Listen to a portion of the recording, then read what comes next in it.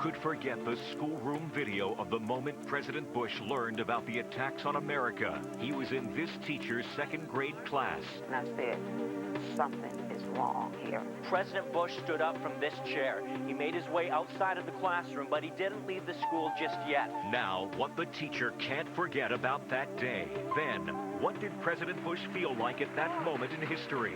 He interviewed the president. At some points, he's just desk-pounding angry. Then, after all we've learned about the September 11th hijackers, how could getting fake ID possibly be this easy? I got Florida, Michigan. Phony identities with shocking ease. You just made an ID for somebody who's a terrorist. I mean, this is dangerous, isn't it? I mean, you're making IDs for people who commit crimes. Then see what happens when we try to use a phony driver's license to board a plane. Plus, as one of the battling beauty queens leaves the Miss America pageant to go to court over her crown, her mother talks.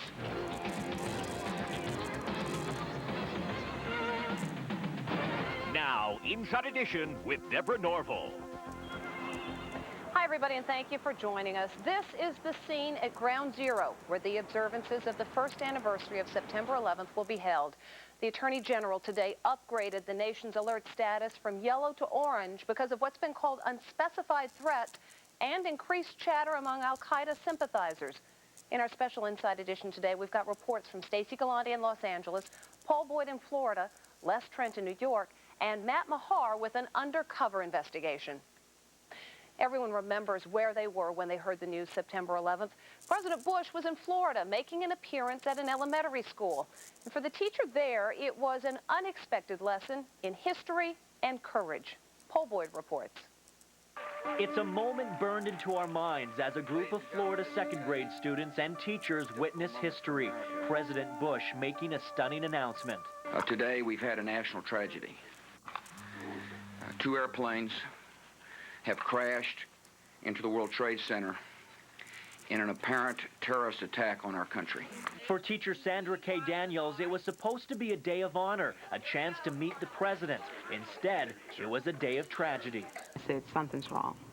Something is wrong. The drama unfolded with President Bush arriving at Emma E. Booker Elementary School in Sarasota, Florida, prepared to speak about education. As these powerful images were being revealed on television, the president was about to read to a class of second graders. At 9:07 a.m., White House Chief of Staff Andrew Card whispers unimaginable news. The president's face immediately tenses. He totally changed. He was not the same man that entered my classroom that morning. His whole demeanor changed. His presence changed. This tiny school quickly becomes a command center for the biggest crisis in American history. A few minutes after learning that America was under attack, President Bush stood up from this chair. He made his way outside of the classroom, but he didn't leave the school just yet. For the next 15 minutes, surrounded by Secret Service and top advisors, he made important phone calls from this room to people like the Vice President and the Director of the FBI.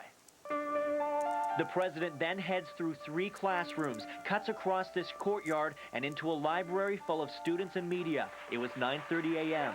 May God bless the victims, their families, and America. While these students may not fully understand the impact of that day, they'll never forget being in the middle of it. And many people died and lost their kids, children. And so we say. Today, these students are preparing for their 9/11 tribute, and the chair used by the president remains blocked off. A way to mark the day this school was part of history. When they write it in the books, it'll say President Bush was at Emma E. Booker School. Yes, he was here, and I'm a part of history, and I go on. We will pursue the killers and bring them to justice. We owe that to those who've lost their lives. On September 11th, CBS's 60 Minutes 2 will broadcast the first interview with President Bush about his recollections of September 11th. April Woodard has details on what to expect. I can remember sitting right here in this office, thinking about the consequences of what had taken place and realizing it was a defining moment in the history of the United States. It's just a few hours after the attacks, and President Bush is on Air Force One, wondering what was coming next, getting ready to strike back. I knew we were at war. I'd made up my mind we were at war. 60 Minutes 2, Scott Pelley went aboard the presidential jet for an exclusive minute-by-minute account. Who's Abbott? Conklin's boss. He shut down Treadstone. Is he here in Berlin? Did he run Treadstone? Very hopeful, and other times is very tearful as he remembers the pain of those days. The president also reveals scary moments aboard Air Force One.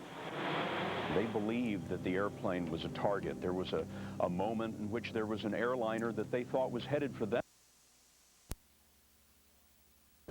And that was to set a strategy to seek justice, find out who did it, hunt them down, and bring them to justice.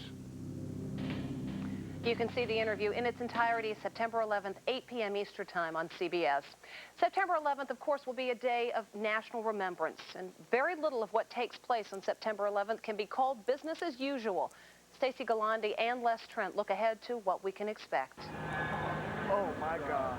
It was the day a stunned world gasped, and on the first anniversary of 9/11, America will come to a virtual standstill once again. From New York to L.A., it seems few people plan to travel, shop, or go about their daily lives Wednesday. Airlines have canceled 3,200 domestic flights. 2 carriers are fully booked. Spirit Airlines is flying passengers for free, National for $1 a seat. Broadcast networks plan news specials and somber memorials. Cable networks will air documentaries with 9/11 themes. Among them, a National Geographic special, Inside the Pentagon. Oxygen focuses on the widows of just one New York neighborhood. Even MTV will examine post-9/11 pop culture. Some networks like A&E, the Food Network, and HGTV will suspend programming for part of the day. These tribute spots were designed to match the nation's reflective mood. HGTV President Burton Jablin has given 800 staff time off to join the day of remembrance. Whatever they want to do, be with their loved ones, we think that's the right way to handle a day that for many people is a very emotional day. Some top advertisers, including Pepsi, GM, and Target, are staying away from 9/11. Les? Stacey, I'm in Times Square. Movies shooting on location here in New York will halt production. And despite the motto, the show must go on, most Broadway shows will be dark. Roz Ryan and Roxanne Carrasco are in the musical Chicago. I think it's a matter of respect, because they were forced to shut down on the 11th, and now they're shutting down by choice. For me, it's going to be important to be by myself and to be quiet and reflective on that day, and I'm happy that we're not having a show. New York Fashion Week and glitzy parties linked to it have been put back 10 days, as has the launch of J-Lo's new perfume. The ill-starred date is almost a blank day for weddings. The event, the banquet rooms in the city are practically a ghost town that day. Howard Givner is one of New York's top event planners. I don't think people really needed to be told not to plan events on September 11th, and that carries through a lot of different areas of business in the city. Even hardened news pros like Fox News Channel's Bill O'Reilly say it's going to be a long, tough day. I don't want to rehash all this. I'm not looking forward to it. I'll be happy when September 12th is here. After the September 11th observances, the focus will likely switch to Iraq. On Thursday, President Bush will address the United Nations seeking international support for his more aggressive stand against Saddam Hussein. Next, after all we've learned about the September 11th hijackers, how could getting fake ID possibly be this easy? You just made an ID for somebody who's a terrorist. But could a fake ID get us past security and on a plane? Then, as one of the battling beauty queens leaves the Miss America pageant to go to court over her crown, her mother talks. See how her daughter told her about the topless photos that could ruin her career. Plus, a fireman calendar honors the ones who are gone. Inside Edition with Deborah Norville will be right back. Coming Mondays. What's it like having a dad who's famous? You want to hate him, but you can't. He's saving lives. The bond the son never shared with his father. Amy, why are you talking to me? He seeks in a stranger. He's got kind of a tragic, lonely thing going on. I dig it. But to trust his heart, she's playing you, dude. he must first risk the pain. Go ahead, Amy. Why don't you tell him why you're really hanging out with him? Everwood. Premieres Monday at 9, only on the WB11. The Big Monster Truck jet cars return to Raceway Park for the 26th annual U.S. Diesel Walk-In Nationals and Motorsports Spectacular. See America's finest diesel trucks this Saturday. Over 2,000 Kenworths, Peterbilts, Freightliners, Max and more. Plus 300-mile-an-hour jet cars. Car-crushing monster trucks, including Bigfoot, Black Stallion, Bulldozer, Demon, Green Digger, and more. The Bob Most Jet Car and Kenworth this Saturday at Raceway Park near Englishtown, New Jersey. All tickets at the gate. Kids under 12 free. Be there. Do you have a great idea for a new product? Every year, literally billions of dollars are spent on products new to the market, and this could be your year. Advent Product Development can help. Advent Product Development specializes in marketing new ideas and inventions, and we're interested in talking to you. If your idea qualifies, we can patent or trademark it for you and take it to market. Or we can create a TV infomercial and sell your product directly to the public. Don't let your idea slip away. Call 800-36-INVENT now for your free inventor's kit. Call now. Charles Stanley teaches that the Bible's a book of practical answers. The practical application of his word on a day-to-day basis has impacted my children, my relationship with my husband. His message for practical Christian living are really solid. He brings the message just in those few little words that doesn't make it complicated. It's really that easy. So my life has really changed because of his ministry. In Touch with Charles Stanley, sharing biblical truth that touches our lives. Sunday at 7 on the WB11. That's one of the world's most wanted terrorists, believed to be the mastermind of the September 11th attacks. Could someone so notorious obtain top-quality fake IDs like a driver's license in the United States today? And could a phony ID be used to charter planes? As Matt Mahar discovered, the troubling answer to both questions is yes. Are you a police officer? No. Are you working with the police? No. I work with the DA's office? No. Why is this man asking our undercover researcher all these questions? Because he doesn't want to get busted. You see, he'll sell just about anybody who walks through his door a phony driver's license. Just pick your state. I have Florida, Michigan, Arizona, Pennsylvania.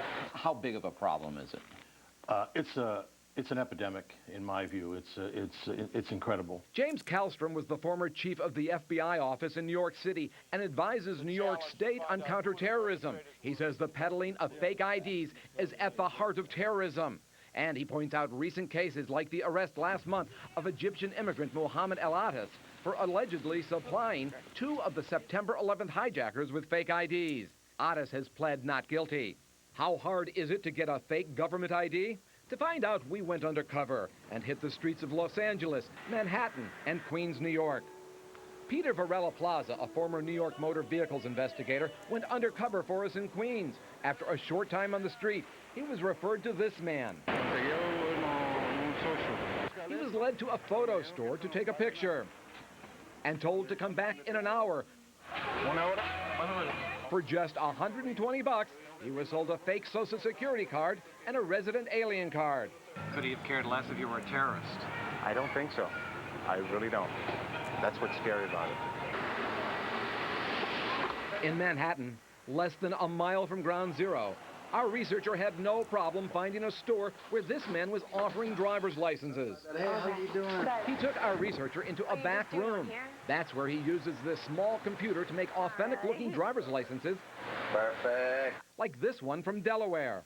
Matt Mahar with the TV show Inside Edition. Okay, how you doing? Good. We were here August 20th, and you sold one of our undercover associates a phony Delaware's license. All right. I don't make phony licenses. These are not phony licenses. This isn't a phony license? No. What's that say? Because I've never seen this before. You made it. Oh, yeah. All I did was, my friend actually, all he did was change her date of birth. This girl wanted to go to the club. Right, so you don't so think my you're, friend, you don't think I you're didn't aiding do or it. abetting I terrorism. didn't, of course not. All you're doing is helping kids get into bars. What's going on? And near downtown Los Angeles, the counterfeiters practically chase you down to make a sale. A 4-block area is filled with men offering fake IDs. These 2 men said they'd sell me a California driver's license for $125. I said I wanted 2, one for me and one for this man, Khalid Sheikh Mohammed. An hour later, we had the 2 very real-looking California driver's licenses.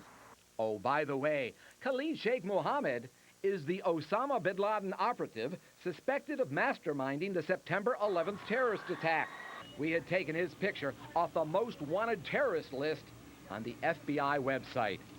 You just made an ID for one of the terrorists that the government's looking for. You just made an ID for somebody who's a terrorist. I mean, this is dangerous, isn't it? I mean, you're making IDs for people who commit crimes. With my fake California driver's license, I had no problem buying an airline ticket for cash and then used the fake license to get past security at Newark International Airport in New Jersey. Be safe.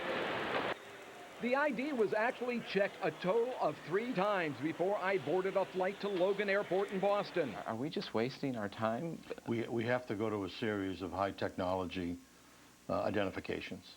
In all, we acquired 7 fake IDs. Document expert Cindy Kromholtz teaches law enforcement officials around the country on how to spot fake identifications. How good or professional do you think this California license looks? It's very good, and the problem is people who are checking your identification are not trained. So if you went to try and get on an airplane, basically they're going to look at your photograph and that it matches your name and it matches you, and you'll be on that flight. Kromholtz said that many of the phony documents could be discovered with simple, inexpensive lights that uncover hidden markings on many government-issued documents. Where you just need, basic equipment, these ultraviolet lights that are $20, $30, yet people aren't even equipped with a basic magnifying glass. With this small light, a New York emblem can be found embedded in the ID, and an ultraviolet light uncovers the word Texas throughout this license. I've never seen one of these used at the airport or anywhere. Right. Basically, what you'll find is the people who are really checking your identification are the bouncers in the bars. And, the bars will invest in a $20 light to check your ID. And it's said that a bouncer in a bar is checking your identification more than an airline ticket agent. With the apparent lack of security when it comes to detecting phony IDs, it's not surprising how many people are willing to take the chance of buying and selling fake documents. You're making IDs for people who commit crimes. Legislation to set national standards for driver's licenses has met with resistance from many state officials who consider driver's licenses a state responsibility.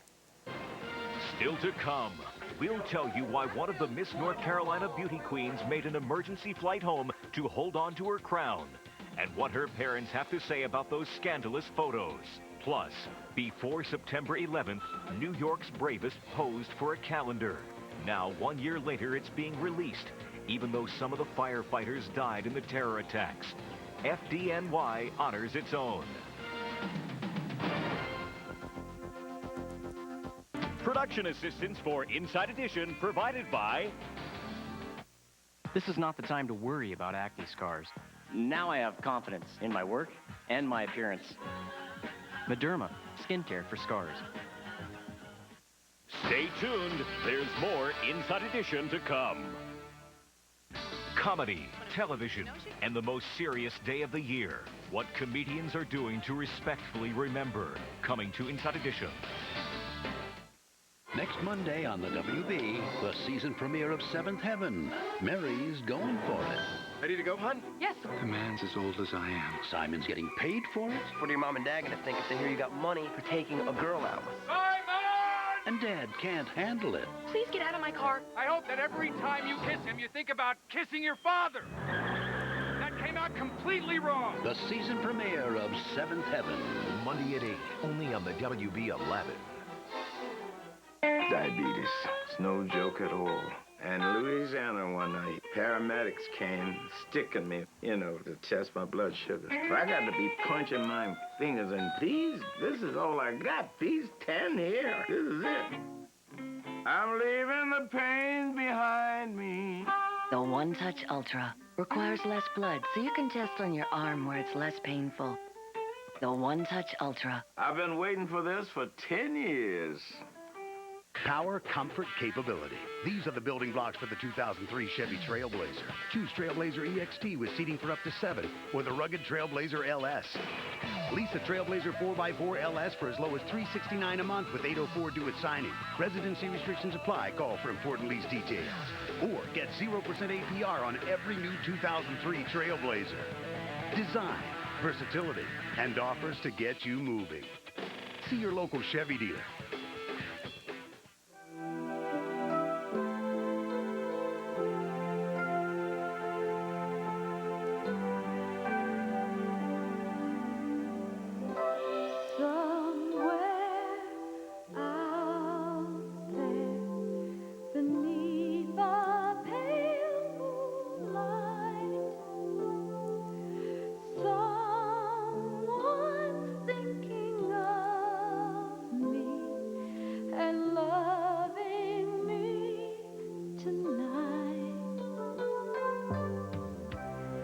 Somewhere out there, someone saying a prayer that we'll find one another and meet somewhere out there.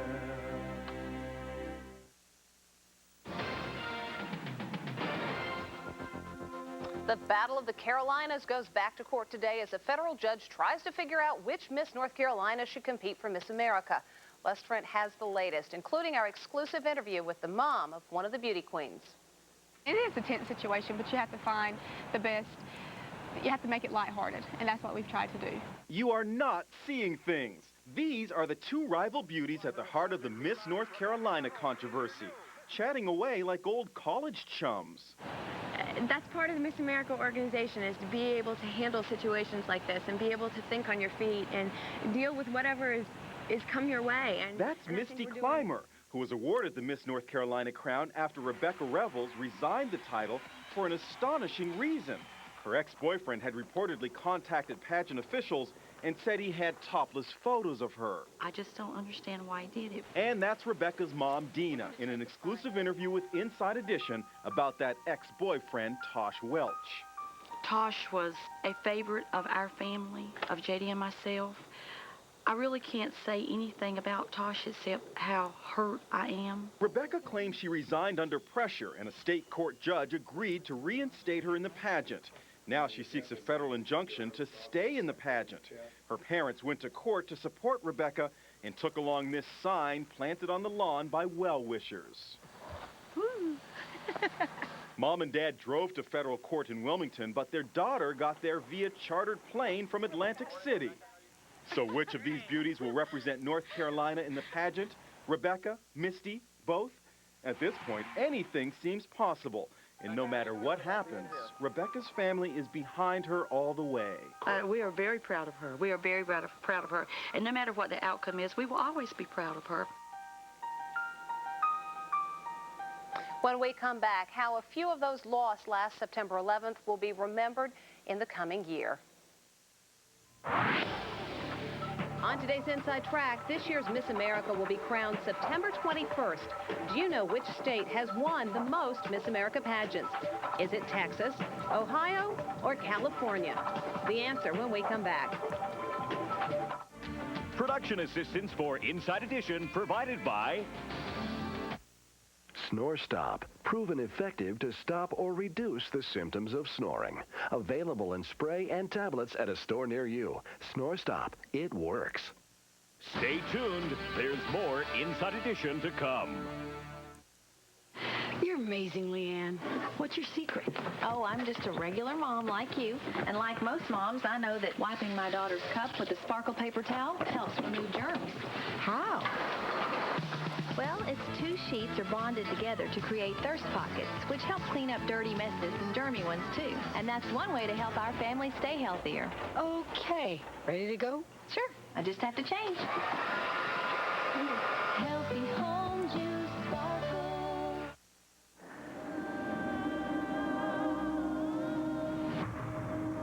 I am one of the many people. We used to think they're frequent, persistent heartburn. It's just plain old heartburn. But if you've treated your heartburn, changed your diet, and the pain still comes back 2 or more days a week, it could be from acid reflux disease. And over time, that acid churning up can wear away the lining of your esophagus. I didn't know. I didn't know. I didn't know. Today, there's a purple pill called Nexium from the makers of Prilosec. For many people, one prescription Nexium a day means complete 24-hour. Day and night heartburn relief. And Nexium is also proven to heal erosions in the esophagus caused by acid reflux. Only a doctor can tell if you have this damage. Other serious stomach conditions may still exist. The most common side effects of Nexium and Prilosec are headache, diarrhea, and abdominal pain. Talk to your doctor and call this number for more information and a free trial offer for Nexium. Relieve the heartburn. Heal the damage. It's possible with today's purple pill called Nexium. So do you know which state has won the most Miss America titles? It's actually a tie between Ohio and California. Both states have won 6 pageants each since 1921. Still ahead, despite tragedy, a tradition among New York's bravest continues. Save up to 80% buying factory direct. The Jewelry Factory makes most of their jewelry in their state-of-the-art factory, imports their diamonds direct, and guarantees the lowest price. Compare Tiffany's 1-carat platinum band for $5,800 with the Jewelry Factory's for $1,500. 1-carat hearts are $199, 2-carat bracelets $349, 1-carat studs $399. The Jewelry Factory has a huge selection and guarantees all the jewelry they make to appraise for at least double. Buy factory direct. The Jewelry Factory in Hackensack. On the WB Thursday night, it's the premiere of Family Affair. Mr. French runs the house, but it's these two kids and their teenage sister who raise the roof. Dear God! The WB one-hour comedy premiere, Family Affair. Plus, during Family Affair, be the first to see the WB exclusive preview of Harry Potter and the Chamber of Secrets, including never-before-seen footage. Premieres tomorrow at 8, only on the WB11. Finally today, post 9/11, a time-honored tradition of New York City firefighters will continue. The Firefighters Calendar, which April Woodard tells us will include 3 firefighters who paid the ultimate price. Every year, 12 handsome firemen strike a sexy pose for the New York Firefighters Benefit Calendar. But this year, it's less about sex appeal and more about honoring the true heroes of September 11th. 3 of the men on the just-released 2003 calendar lost their lives that day. Tom Foley, Robert Cordice, and Angel Juarbi. We all knew each other, and so it's got a very personal touch. This is something they wanted to do. This is why it was important for us to go ahead with this calendar.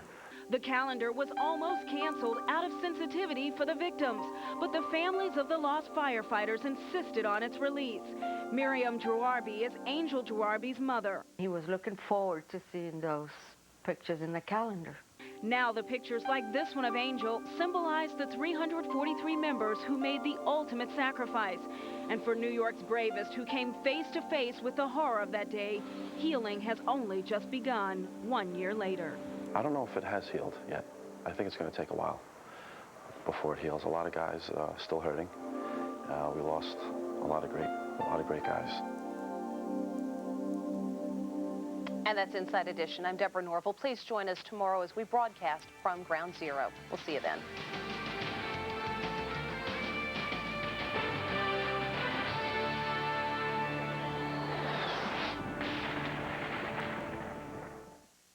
Coming Mondays, Everwood. The show critics are calling genuinely touching, brilliant, and A+. She said you were crazy. And newsflash, you are. Hey, that's pretty good. What else you got? It's the best new show of the season. It's okay, Dad. I know what's wrong with you. You do? Will you stop asking me questions? You have to start hard. I'm making pancakes. You want some? Go to hell. That's my boy. Everwood. Premieres Monday at 9, only on the WB11. Now there's a better way to buy carpeting. Empire Carpet, America's largest shop-at-home carpet service. Instead of driving from store to store, call Empire. We'll bring carpet samples to you, then install your new carpet next day. And with our warehouse direct prices, you'll save on all our brand name carpet. Plus, no payments for 1 full year. Shop-at-home service, great sale prices, and next-day installation. Call Empire now. It's a better way to buy carpet. 800-588-2300 Empire. Next Monday on the WB, the season premiere of Seventh Heaven. Mary's going for it. Ready to go, hon? Yes. The man's as old as I am. Simon's getting paid for it. What are your mom and dad going to think if they hear you got money for taking a girl out? And Dad can't handle it. Please get out of my car. I hope that every time you kiss him, you think about kissing your father. That came out completely wrong. The season premiere of Seventh Heaven. Monday at 8, only on the WB11. This is a special presentation of the WB11 News. 9/11. America remembers. Good morning, I'm John Muller. And I'm Lynn White. Thank you for joining us. It is Wednesday, September 11th, 2002. Our coverage of the terror attacks commemoration begins in a moment. But first, let's check on the morning commute and weather.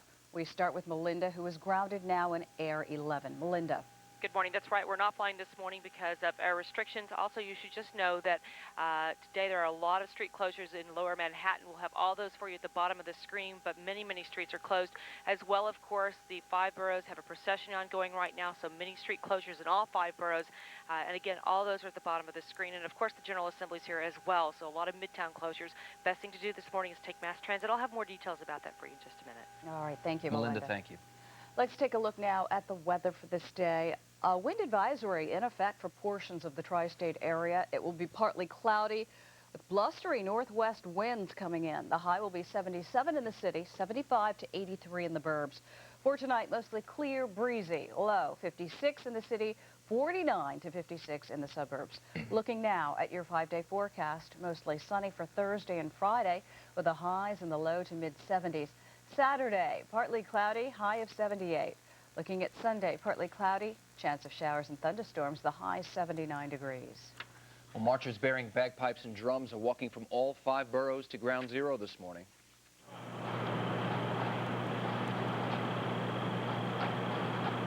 The procession began at 1 a.m. It includes representatives from the FDNY and Port Authority. The procession will arrive at Ground Zero at 8 a.m. Thousands are expected to descend on Ground Zero this morning to remember those who lost their loved ones exactly 1 year ago. Our Craig Treadway is live at the destruction site with more on the city's plans to commemorate the anniversary of September 11th. Craig. John, we're having some trouble hearing you out here. Hopefully we'll get those technical difficulties ironed out on this solemn anniversary. That's right, a number of things planned for today. Of course, the centerpiece of all observances, this ceremony at Ground Zero. And let's give you an idea of just what is to come. 8:46 a.m., a citywide moment of silence. 8:46, the time when the plane hit the North Tower last year. Afterwards, the Gettysburg Address will be read by Governor Pataki. Mayor Rudy Giuliani will then begin reading the names of 2,801 victims. At 9:03, a second moment of silence. That is the time that a plane struck the South Tower last year. After that, families will begin filing into Ground Zero, families of the victims. 9:59, a third moment of silence. That will mark the time when the South Tower fell. And then at 10:29, a fourth moment of silence, which will mark the time when the North Tower fell. Now, as for security, it is tight here in New York and around the nation, also at American installations across the country. It is the second highest state of alert that America is in right now. But just as there is some fear of further terrorist attacks on this solemn anniversary, Mayor Michael Bloomberg says the spirit of New York City is alive and stronger than ever. There is no better evidence that the terrorists have not and will never win. On September 11th, all of our lives were changed. But 1 year later, we are more united than ever and more committed to defending the liberty and freedoms that sustain our city and our nation. Again, at 8:46 this morning, a moment of silence, and that will be followed by church bells ringing throughout the 5 boroughs. Officials asking the churches to ring their bells for 140 seconds. For now, we're live here at Ground Zero. We'll be bringing you updates all morning long. I'm Craig Treadway for the Morning News. Back to you in the studio. All right, Craig, thank you very much. Friends and families of the passengers on board United Flight 93 have visited the crash site in Shanksville, Pennsylvania. The hijacked plane crashed on September 11th. Passengers overwhelmed the hijackers. The flight apparently headed for the White House. President Bush and the First Lady will attend a public memorial in Shanksville today.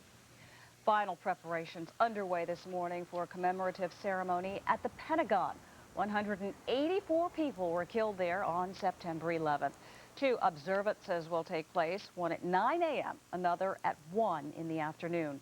The first ceremony will include a moment of silence at 9:37 a.m. That's the approximate time when the Pentagon was hit. President Bush scheduled to speak a little past 10 o'clock. The second ceremony will honor workers involved in the reconstruction project. The first of the morning's events in Washington, D.C. includes lowering the flags. The Stars and Stripes are brought down to half-staff and honor those who died a year ago. The flag was lowered at the Capitol building after midnight. Marines were also on hand at the White House to lower the flag there. For the first time since the Cuban Missile Crisis, missile launchers are being set up around Washington. Pentagon officials say it's a precautionary measure The Army Avenger air defense system can fire 8 Stinger missiles at once. The exact locations of the portable air defense equipment are not being disclosed.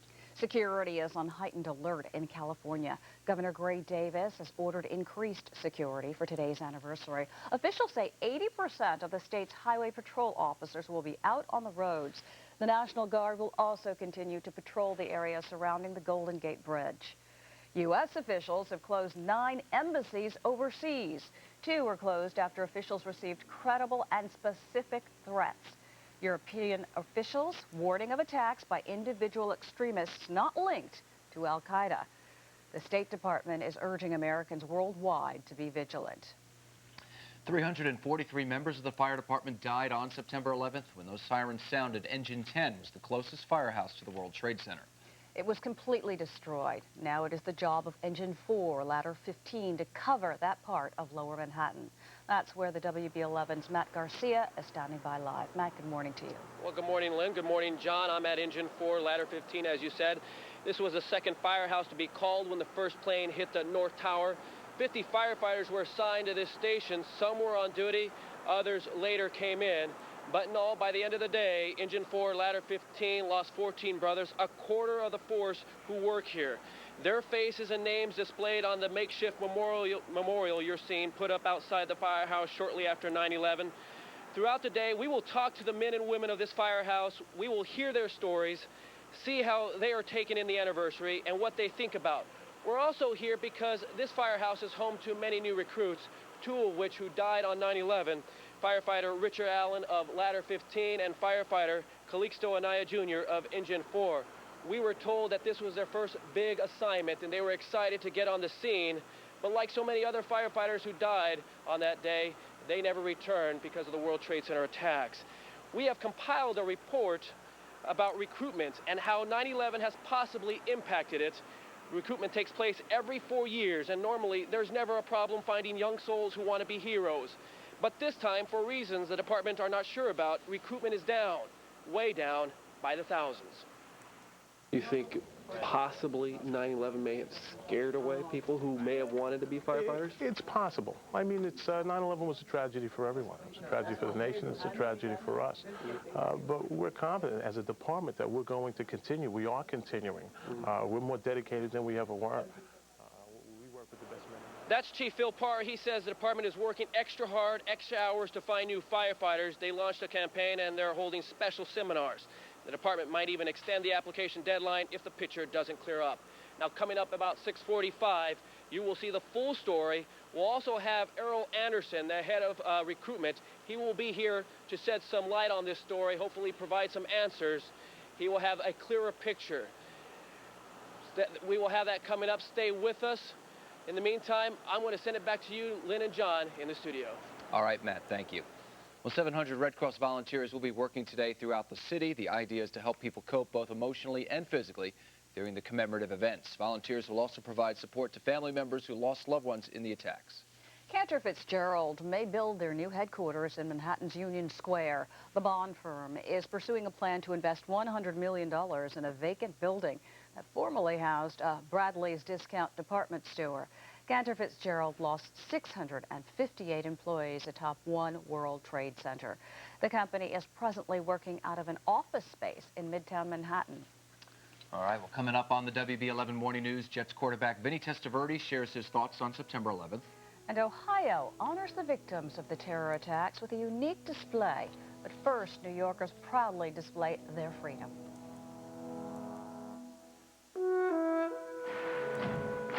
This is my right, a right given by God to live a free life, to live in freedom. Talking about freedom, I'm talking about freedom. I will fight for the right to live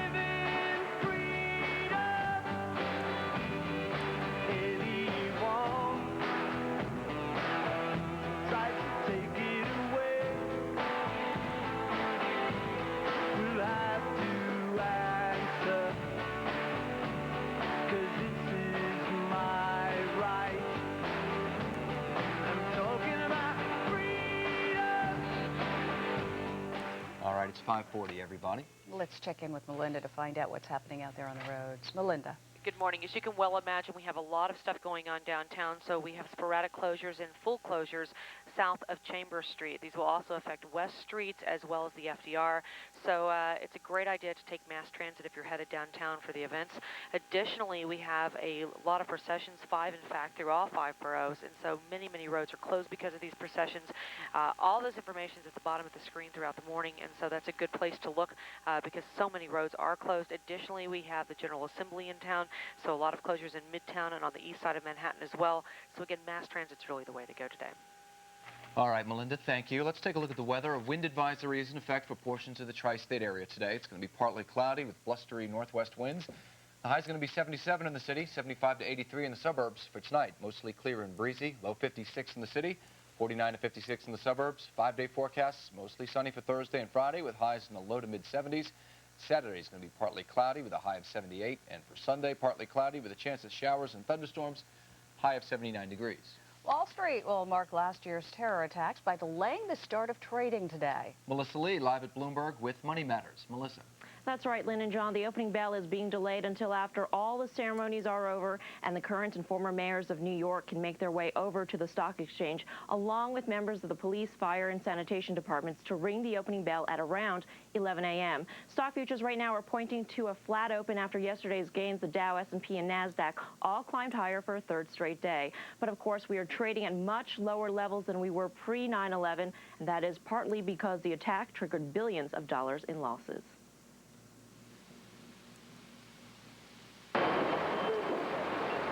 The recovery and cleanup efforts at Ground Zero have long been over, but businesses are still recovering and could be in for more losses 1 year later. Companies and business travelers have not yet returned in the numbers that are necessary to boost airline operations and return them to profitability. Neidl says the airlines, which had been on the brink of bankruptcy a year ago, could slump again as travel slows around the anniversary of the attacks. United, American, and Delta have all cut flights, with capacity down more than 10% compared to a year ago. That could impact third-quarter earnings. If September 11th turns out to be a very weak 2-week period, it's going to increase the loss for the summer, and a couple of airlines that might have been able to do modest profitability like AirTran will probably then end up having a moderate loss. Airlines with heavy operations in New York and Washington, D.C., such as U.S. Airways, Continental, and Delta, could be hurt more than others. Hotels, especially those that rely on the business traveler, will also suffer a second round of losses. Given that the first 2 weeks of September look fairly poor, we see the third quarter as being pretty bad for the public companies. The average occupancy rate over the past 10 years is 63%. Analysts expect that number to drop to between 53 and 55% this week. And the companies that cater to business travelers will feel that drop the most. Four Seasons and Starwood, operator of Westin and Sheraton hotels. But analysts say the psychological toll of the 9/11 anniversary will also impact businesses. Consumers may not be in the mood to spend, so Merrill Lynch recently downgraded 16 retailers, including Ann Taylor and Williams-Sonoma. And Americans will likely retreat to their homes to watch TV coverage of the anniversary. In observance, advertisers have pulled out. Lazy Boy and Coca-Cola are among those that are not running ads. And that will translate into more losses for the networks, although analysts expect those losses this year to be less than last year's ad revenue drop of $219 million during the week of the attacks. Now, in recognition of the day, many corporations are observing moments of silence, and thousands of stores, including Lord & Taylor, Filene's, Brooks Brothers, and Kmart, will be opening late. From the Bloomberg Financial News Desk, I'm Melissa Lee for the WB11 Morning News. Lynn and John, back to you. Thank you, Melissa. Thank you. Up next on the WB11 Morning News. The primary results are in, and they may surprise you. The results ahead, but first, our commemoration of the September 11th attacks with a look at the men and women who led New York in its darkest moments. Sometimes in our lives, we all have pain, we all have sorrow, but if we are wise, we know that there's always tomorrow. Lean on me when you're not strong.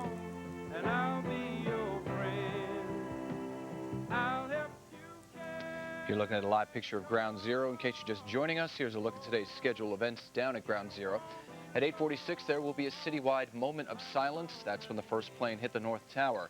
Governor Pataki will follow with a reading of the Gettysburg Address. Former Mayor Giuliani will then begin to recite the victims' names.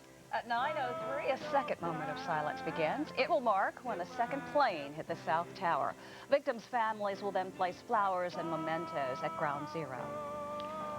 Then at 9:59, the city will go silent again to mark when the South Tower collapsed. At 10 o'clock, New Jersey Governor James McGreevey will read an excerpt from the Declaration of Independence. And a fourth moment of silence will occur at 10:29. It will mark when the North Tower fell. Bells will then toll citywide. Well, certainly. There wasn't anyone in the country not affected by what happened 1 year ago. But for those who were trapped inside the towers and survived this collapse, it's a different story. They have chilling tales to tell. Sukanya Krishnan joins us live now with the story of the last mound down. Sukanya. That's right. Good morning to you, Lynn, and good morning, everyone. His name is Chief Richard Picciotto. He's the highest-ranking firefighter to actually survive the World Trade Center collapse. When the South Tower of the World Trade Center fell down, Chief Richard Picciotto and his men were on the 35th floor of the North Tower. They were trying to get everyone out. Picciotto, fearing that the tower he was in would fall, made an order to evacuate, and he and his men made it all the way down to the 6th floor when the unthinkable happened again. The same horrific rumbling he heard just a short while ago was happening once again.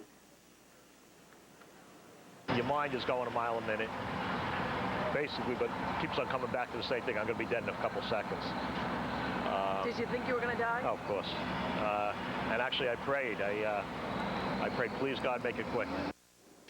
Coming up a little later on in the show, we will have the harrowing tale of how Richard Picciotto and his men of Battalion 11 made it out of the North Tower alive. It was a frantic tale that he says in his own words in our special story coming up. Of course, that's coming up a little later on in the show. That is the very latest reporting live. Ground Zero, I'm Sukanya Krishnan for the WB11 Morning News. Back to you. All right, Suki, thank you.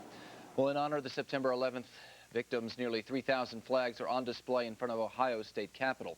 A group of volunteers set up the patriotic exhibit yesterday. Those flags are displayed in the shape of the Twin Towers. There are spaces between them that represent the Pentagon and the site where United Airlines Flight 93 crashed in Pennsylvania.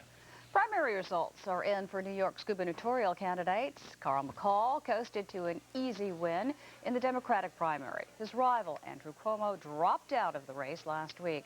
Still, Cuomo's name remained on the ballot. Governor George Pataki ran unopposed for the GOP nomination, but he lost his bid for the Independence Party ballot to billionaire businessman Thomas Golisano. He garnered 53% of the vote to Pataki's 47%.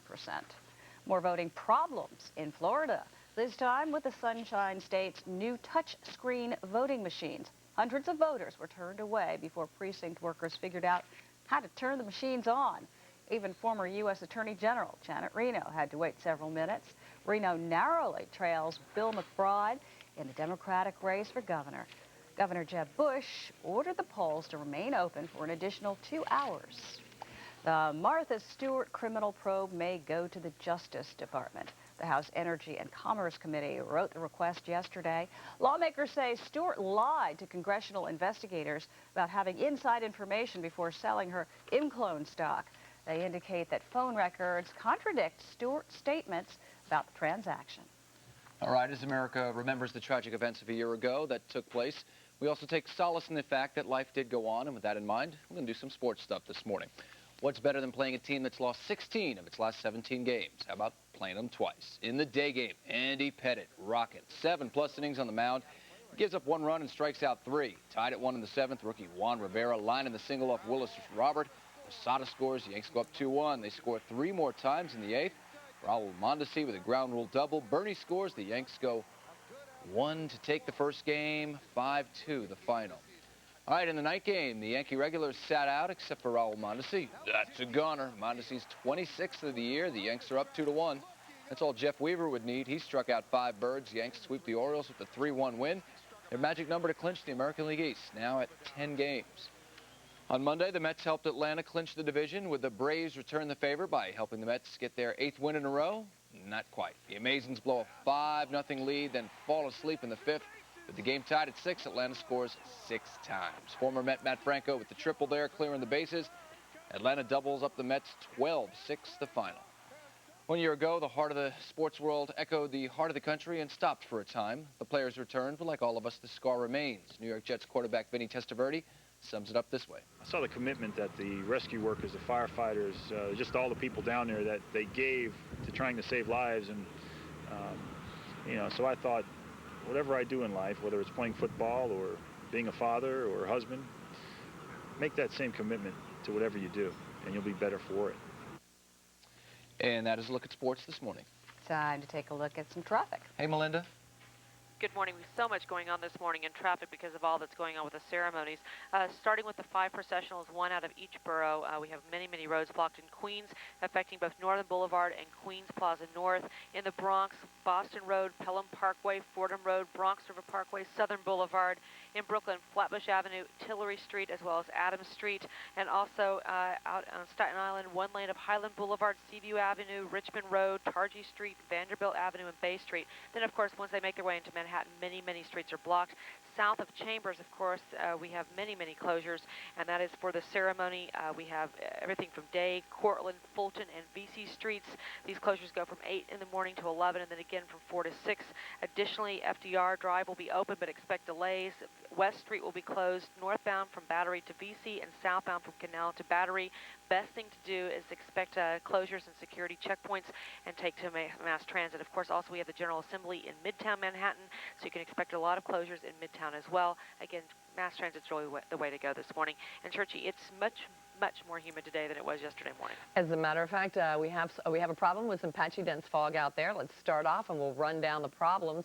First of all, in the weather today, we have a dense fog advisory, and when you've got the humidity high and the wind is calm early on, that's when you tend to get this fog. We're going to look at the visibilities in a second. We're going to have another problem as the morning continues. Later on this morning, just before the noontime hour, I'd say around 10 or 11 o'clock this morning, you'll start noticing it, the wind really starting to pick up.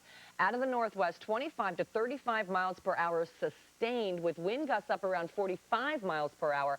And because of that, the National Weather Service has issued a wind advisory. Right now, temperatures holding in the 60s and 70s, 62 Andover, 73 Newark, 70 degrees Belmar, 72 Islip. All the temperatures very similar. There's a look at the visibilities. No problem really for LaGuardia, Newark, even back to Trenton. 8 miles is not a problem. It's out on the eastern end of Long Island. West Hampton right now down to about a mile. Also look up in the Hudson Valley. White Plains down to a quarter of a mile. If you're trying to drive into the city from those areas, you definitely need more time.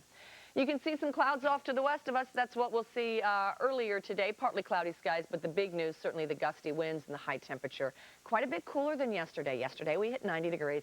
Today's high 77. Overnight tonight, boy, is that fall. 40s and 50s, breezy and much cooler. And then on Thursday, the high just 71. So temperatures really cooling off quite a bit. We've got the patchy dense fog, but not just for like another hour or so out on the eastern end of Long Island. And other than that, the big news in the weather is how windy it's going to be as the morning progresses. Okay, we're falling into fall. Yes, we are. Thank you. Thank you, Linda. All right, up next, Kurt the Cyber Guy live in our studio. He shows us how technology is being used to archive the events of September 11th. But first, look at the rescue dogs who tirelessly searced for rubble and for victims in the debris. Night is yours alone. When you're sure you've had enough, this life, hang on.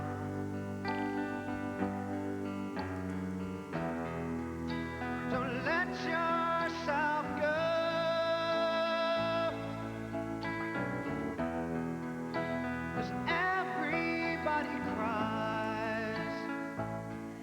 Technology playing a huge role in our remembrance of September 11th. That's right. Kurt the Cyber Guy here with more on the digital archive. Kurt. You know, we heard about this a few weeks ago, and we thought we'd look a little bit more into it. The online world, of course, holding many untold stories of 9/11.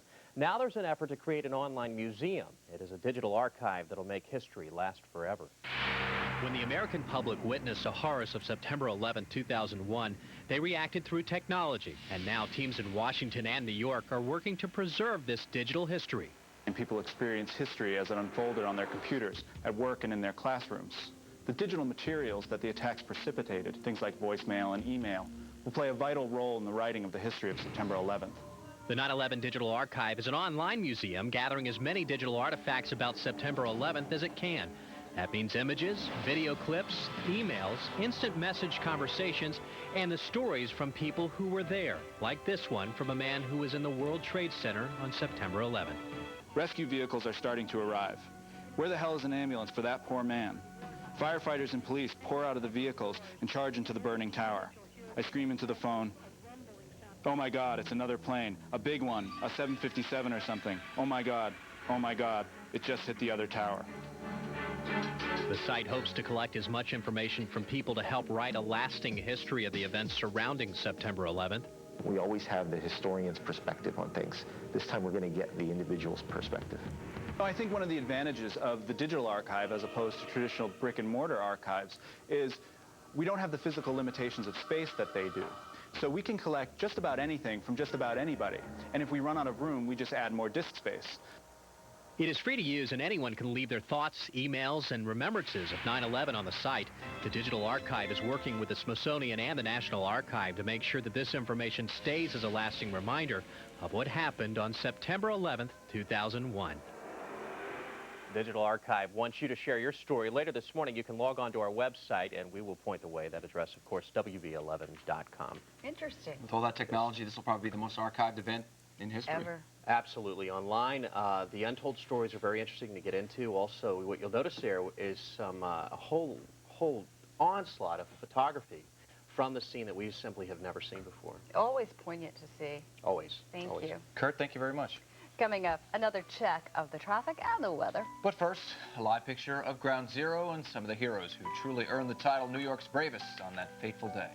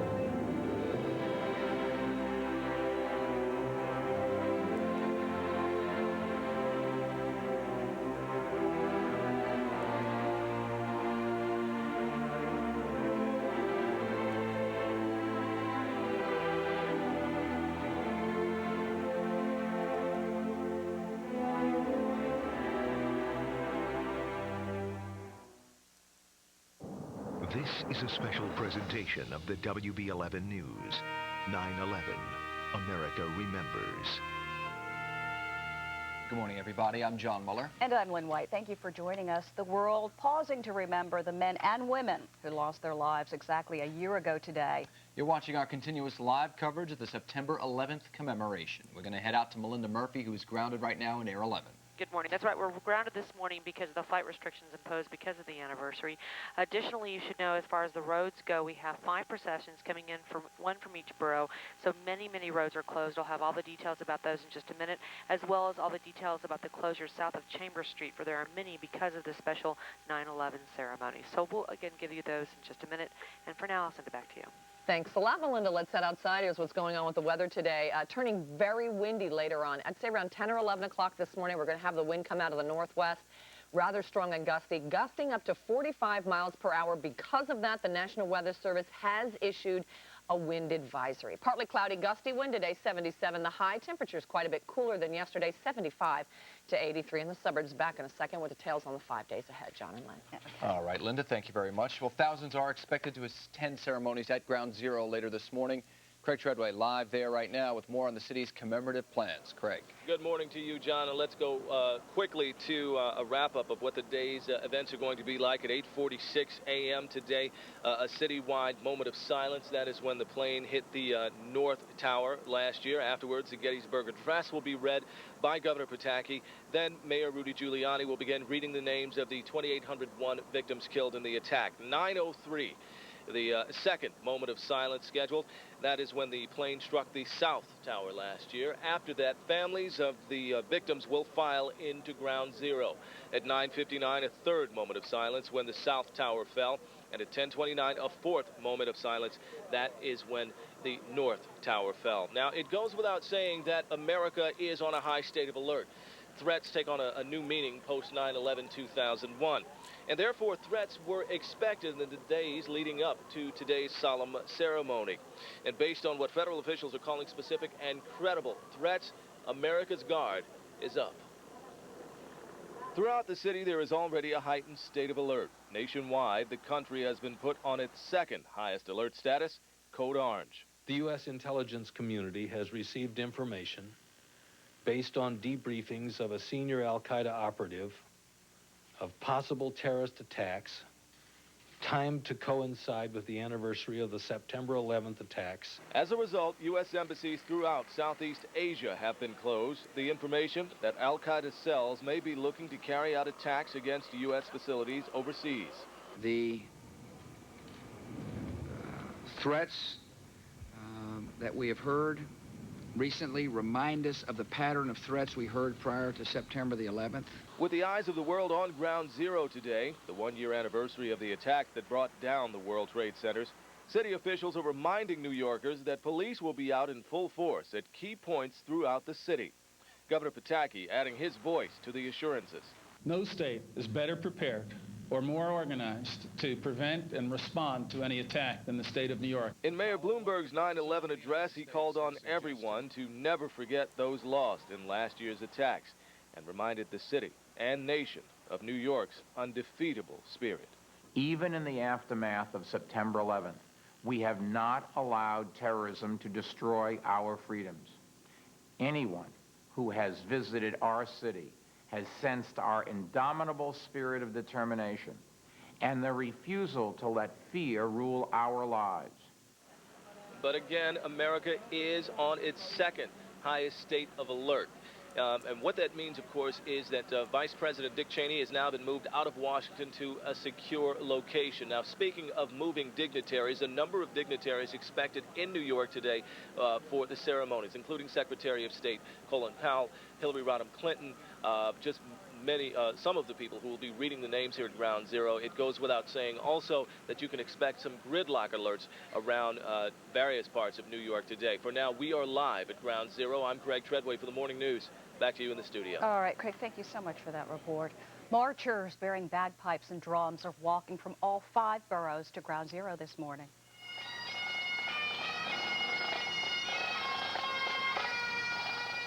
The procession began at 1 a.m. It includes representatives from the FDNY and Port Authority. The procession will arrive at Ground Zero at 8 a.m. Friends and families of the passengers on board United Flight 93 have visited the crash site in Shanksville, Pennsylvania. The hijacked plane crashed on September 11th. Passengers overwhelmed the hijackers. The flight was apparently headed for the White House.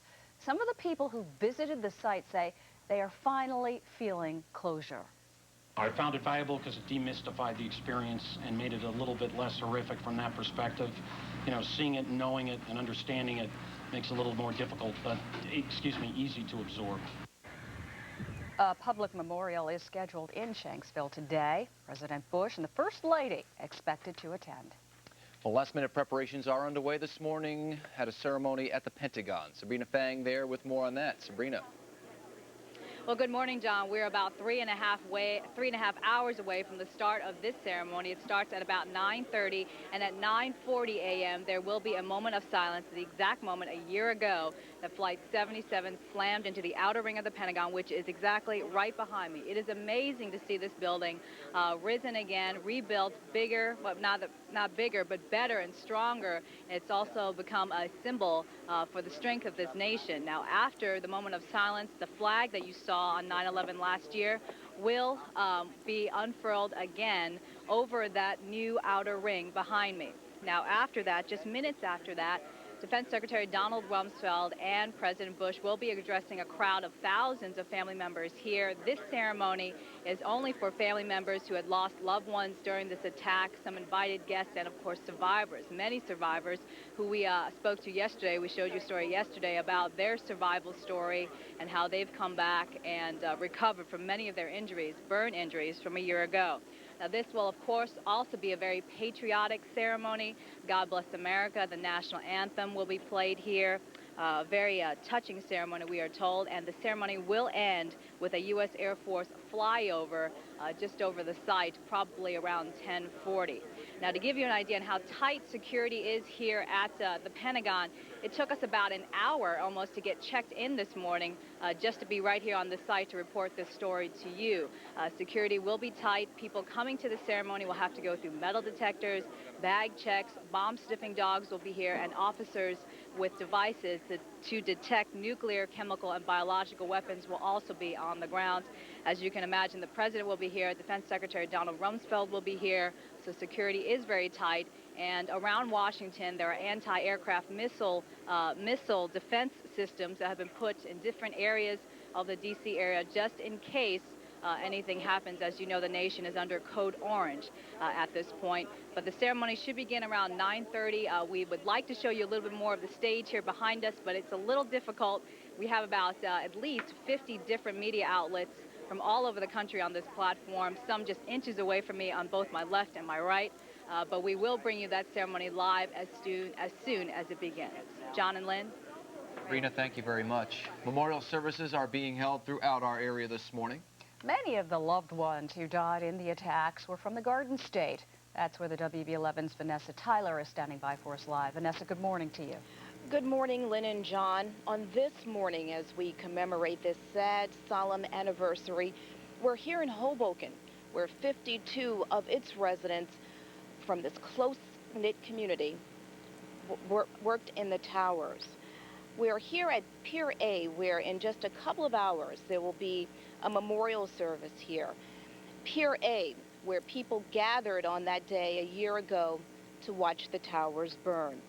That day changed us all. Of course, it changed the lives of those who lost friends and loved ones. But what about the rest of us? What about the ordinary Americans living in our area? I had the opportunity to meet a few people like Jennifer Van Zandt, a high-powered female executive who decided to take a different path in life following 9/11.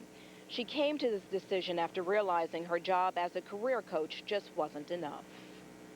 After 9/11 would come to me and say, I'm not sure what's wrong, but I have everything I want in my life, and I can't seem to get at the root of my unhappiness.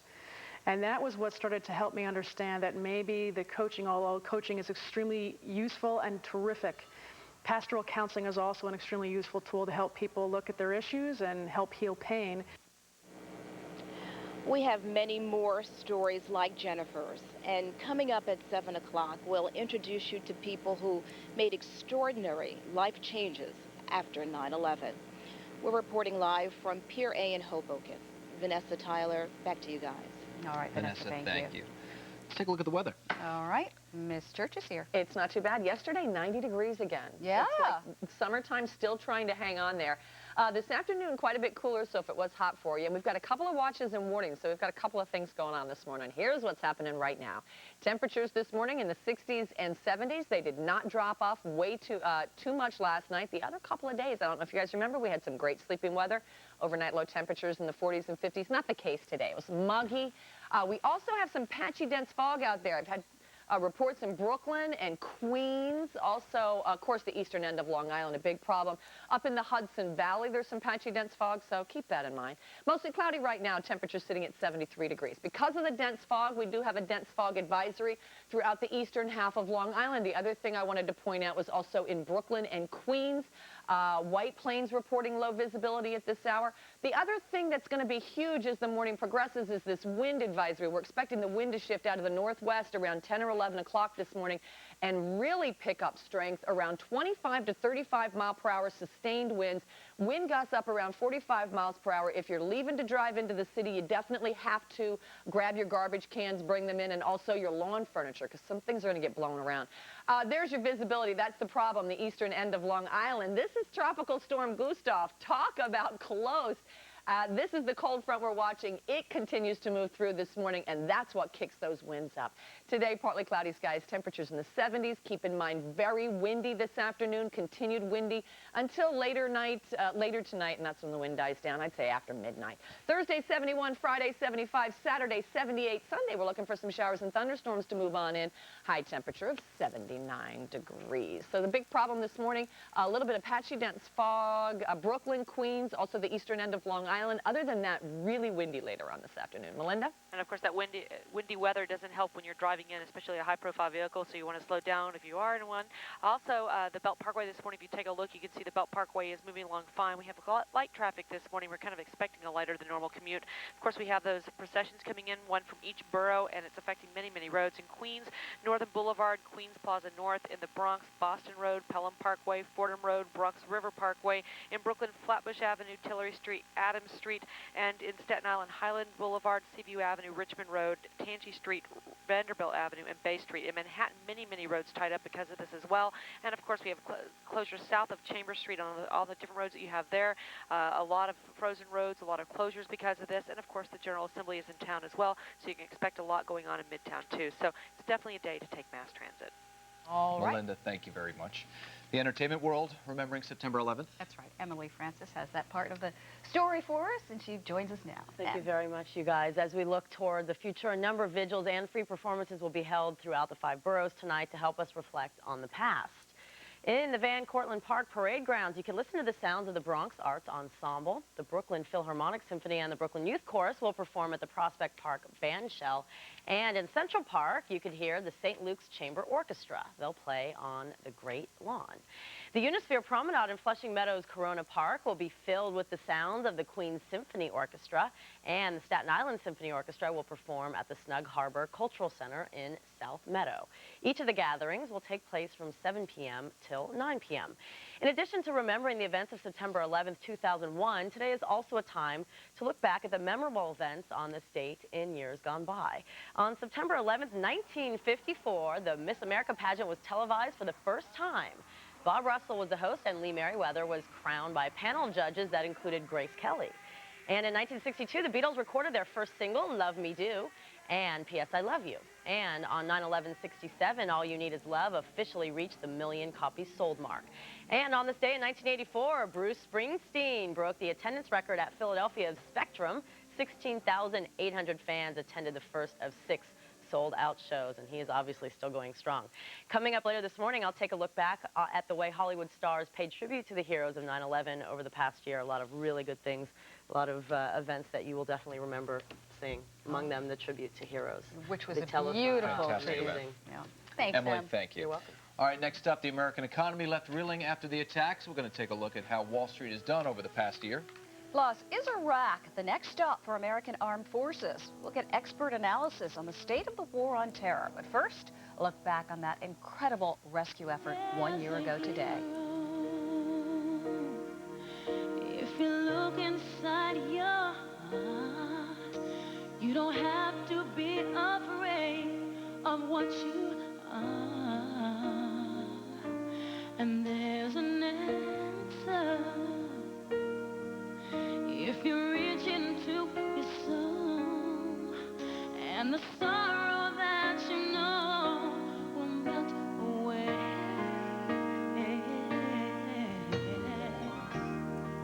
and then a hero comes along with the strength to carry on, and you cast your fears aside because you know you can survive.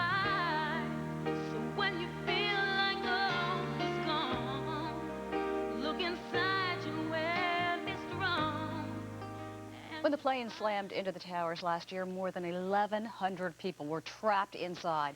Hundreds more went in to help. Only a few made it out alive. And they have chilling tales to tell. Sukanya Krishnan spoke to FDNY Battalion Commander Richard Picciotto about his experience. Sukanya. That's right. Good morning to you, Lynn. Good morning, everyone. There are thousands of people who made it out of the World Trade Center alive, and it was because of the hard work of the firefighters, of the EMS workers, of the police officers who went into the two towers as they were burning. Now, Chief Richard Picciotto, the chief of Battalion 11, which is located on the Upper West Side, was in the North Tower when it came crumbling down. He spoke to us, and he tells us a chilling tale. Listen to his story. It was a terrible tragedy that happened, and the people that weren't in New York, they were affected. This whole country was affected. The whole world was affected. When the South Tower of the World Trade Center collapsed on September 11th, Chief Richard Picciotto of Battalion 11 on the Upper West Side and his men were inside the North Tower on the 35th floor, trying to get everyone out. When I was on the 35th floor, the building started shaking. This tremendous noise started. I didn't know what it was. I was calling on the radio to try to find out what happened because I was saying something major happened. I thought it happened in the North Tower. I got word that the South Tower collapsed. Immediately, Picciotto gave his men the evacuation orders, and then it was a race to get out of the North Tower alive before it also collapsed. But when they reached the 6th floor, the unthinkable happened again. The building is shaking like crazy. It went black. There was a lot of wind because it was compressing, and your mind is going a mile a minute, basically, but keeps on coming back to the same thing. I'm going to be dead in a couple seconds. Then all of a sudden, the floor went out from under me. I had this falling sensation. I was falling, tumbling, and then it was deathly silent, complete silence. Black. No noise, black. I was covered with about 6 inches of debris. My first few seconds, I thought I was dead. The darkness left him disoriented. The silence that surrounded him was deafening. As he came to, he called out, "Is anyone here?" Miraculously, myself and 12 other firemen, along with a Port Authority police officer and a civilian, a grandmother from Brooklyn named Josephine, we fell into this void. The stairwell that remained semi-intact. The time sequence gets a little fuzzy, but it was about an hour and a half, 2 hours before I raised someone on the radio, because the scene outside, which I didn't know, I mean, the two buildings collapsed, hundreds of people died, we lost 343 firemen, there were thousands of people dead. This whole area was covered with debris, so as more companies were coming in, they started, you know, they were stunned as they were coming in, but someone finally heard and answered me. It was Mark Moran, another chief who I know. He heard me, he answered, and I told him where we were. I said, "Mark, we're in the North Tower, the beach stairway, approximately the 3rd floor." His first response was, "Richie, where's the North Tower?" After a while, after a couple hours, we started seeing a little bit of light filtering in from above. At first it was like gray, then it got brighter and brighter. When the smoke would shift, you could see a little bit of light. So we were able to climb up to it. When you made it out, Chief, when you first saw the vision of what was the World Trade Center complex, what went through your mind right there? It was just that devastation. I thought it was like a nuclear attack, a nuclear war. In the line of work we're in, you can't second guess yourself. You have to. We go into burning fires every day.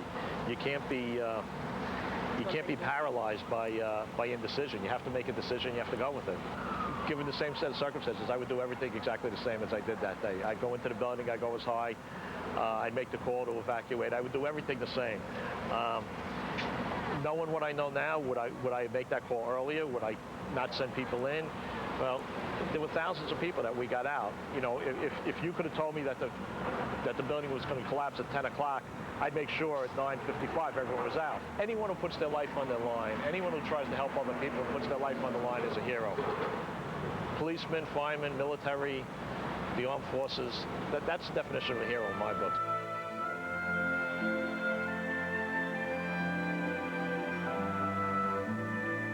There were thousands of people that men like Richard Picciotto got out on that fateful day of September 11th. And sitting here, as you look at Ground Zero, you see the enormity of the tragedy that took place here. We thank Richard Picciotto and all the countless men that saved us and gave us a sense of what it is to live. That is the very latest. Reporting live and Ground Zero, I'm Sukanya Christian for the WB11 Morning News. Back to you, Lynn. All right, Sukanya, thank you. New Jersey Senator Robert Torricelli will be among the dignitaries at the anniversary ceremonies today. Sukanya Christian is live again at Ground Zero. She's going to be speaking with him a little bit later. In the meantime, the market's closed until 11 o'clock this morning. It is in remembrance of the people killed during those horrible 2 hours when we were under attack. An attack that struck the heart of the world's financial district. Maggie Legg takes a look at whether a year later, New York can remain the financial capital of the world.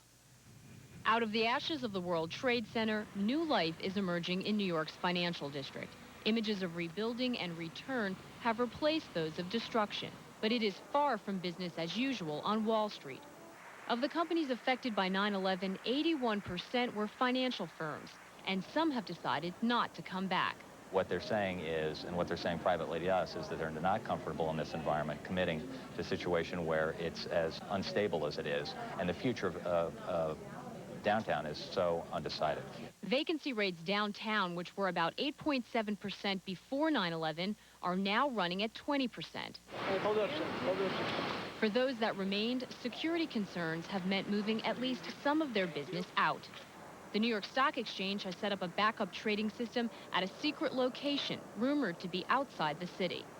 Financial giants like Merrill Lynch and Goldman Sachs have accelerated their move across the river to New Jersey. But while business continuity has caused the physical parameter of Wall Street to expand, the spirit is still intact. The fact that New York City as a whole remains the financial center and the capital of the world in terms of business is unquestionable, and we are at least as strong today and probably stronger than we were before. Whether that will continue is another question. Not only has the address of some of Wall Street's players changed, but so has the origin. Let's face it, for the first time we have a number of foreign companies that don't have any national allegiance, let's say, to New York or the United States. We have Deutsche Bank, Credit Suisse, First Boston, UBS, all playing a much broader role in the financial markets than they ever have before. But who's to say that the growth in the next 5 to 10 years won't be in Brussels or in Singapore in the Far East? No one can say for sure, but traders contend the smart money is on New York.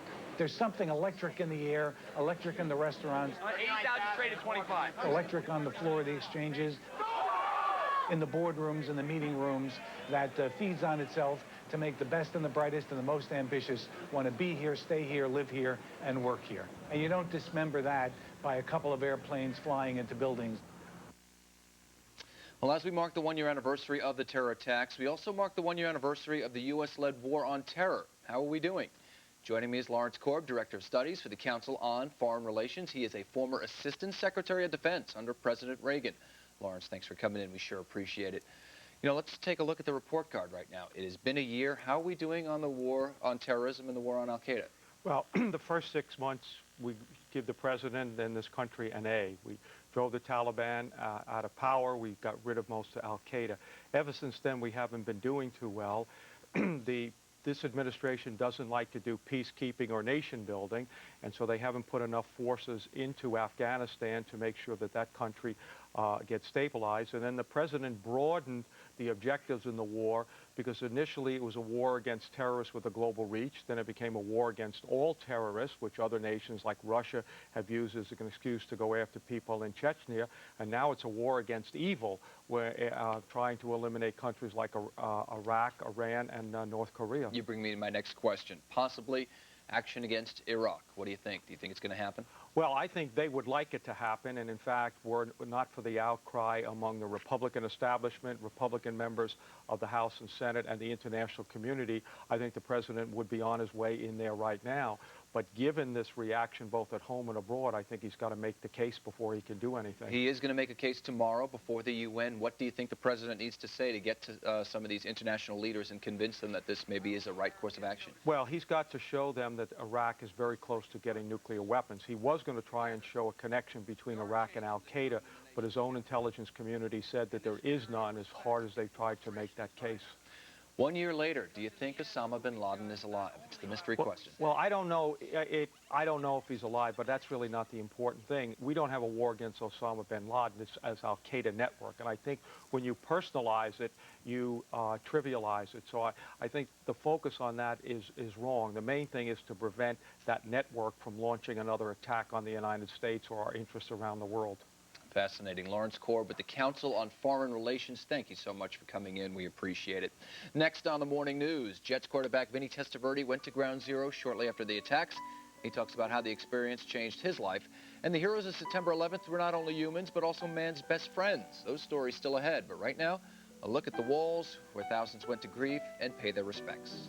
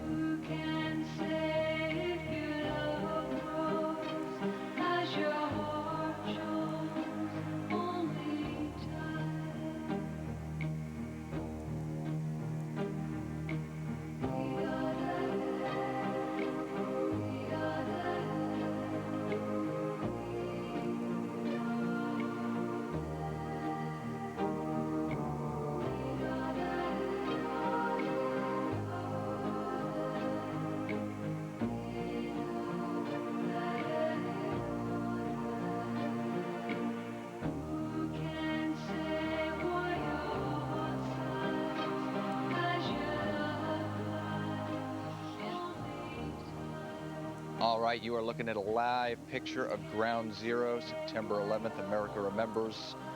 We have reporters down there at the scene. Busy day of events. We're going to get right to them in just a little bit. First, we want to get back to the real world a little bit, talk about some sports. The Mets and Yankees both play tonight in Atlanta. September 11th logo will be painted on the field. The Braves will release a bald eagle, while the Mets will bring out 6 New York City policemen. The Yanks will hold a pregame ceremony at the stadium. A dedication will be made at Monument Park. Well, perhaps the best tribute they can give is simply playing ball. After September 11th, our games took a back seat for a time. The tragic events not only changed our look on life, but the athletes' looks as well.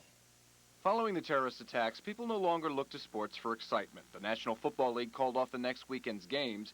Major League Baseball followed suit, as did college football, the PGA Tour, and auto racing. America took a timeout from its games.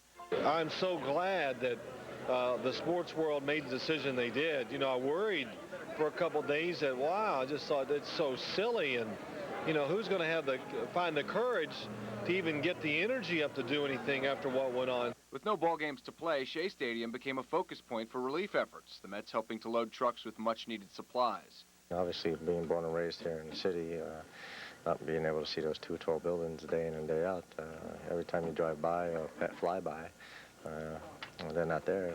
You always think about what happened on 9/11. So you think of all the families that were, you know, hurt by the terrorist attack, and you know, I lost some friends there, but you know, you're trying to cope with it as best you can.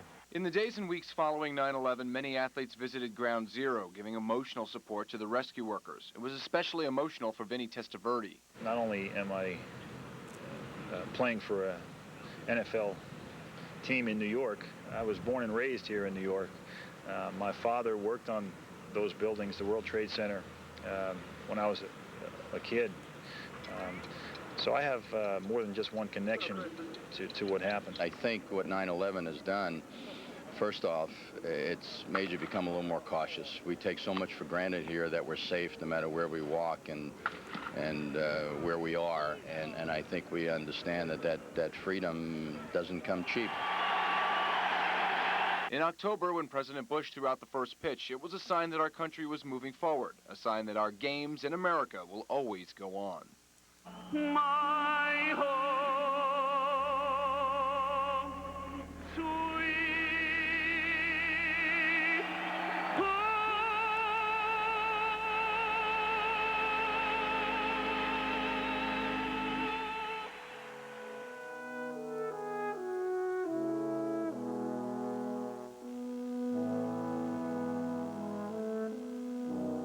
An emotional day. Day of solemn remembrances throughout New York, throughout the country. Melinda Murphy was on the scene when it happened from our helicopter. She joins us now. That's right. Good morning. Of course, today we're grounded because of all the air restrictions that are in place today. And as far as what's going on with the roads, we now have a report of a broken down slowdown northbound FDR just after 72nd Street. A tow's on the scene. Also, you should know that the big story this morning is that we have so many closures. There's 5 processions, 1 through each borough, and it's tying up major roads in those boroughs. Additionally, we have closures south of Chambers Street, tying up many of the roads. And of course, the General Assembly is in town as well, so Midtown has a lot of closures. So with all that said, the best thing to do this morning is take mass transit. New York Waterway, by the way, is suspending service out of Pier A after 1 o'clock, and that is because of the lighting of the Eternal Flame at Battery Park. You'll have to go to Pier 11 instead. I'll give you more details about other traffic stuff in just a while. Okay, Melinda, thank you. Well, Americans are remembering the men and women and children who lost their lives on September 11th. Observances are being held in New York, Washington, and Shanksville, Pennsylvania. In case you're just joining us, here is a look at today's scheduled events at Ground Zero. At 8:46, there will be a citywide moment of silence. That's when the first plane hit the North Tower. Governor Pataki will follow with a reading of the Gettysburg Address. Former Mayor Giuliani will then begin to recite the victims' names. At 9:03, a second moment of silence begins. It will mark when the second plane hit the South Tower. Victims' families will then place flowers and mementos at Ground Zero. Then at 9:59, the city will go silent again to mark when the South Tower collapsed. At 10 o'clock, New Jersey Governor James McGreevey will read an excerpt from the Declaration of Independence. And a fourth moment of silence will happen at 10:29. It will mark when the North Tower fell. Bells will then toll citywide. Meantime, search dogs have played an important role in the recovery efforts at Ground Zero. Sukanya Krishnan joins us live with that story. Sukanya. Yeah, good morning to you, Lynn. 250 dogs from all across the country came here to Ground Zero the days following the September 11th attacks. It was so crucial to find people alive, and they did their job. Now, we are joined live with Tom Fay, and also we're joined live with Joe Allegro. Joe, tell us, what was it like that day when you came here to the site? It was a horrific event, of course, for myself and Tom and the dog. It felt like Armageddon. It felt like it was the end of the world when we walked out into the World Trade Center site.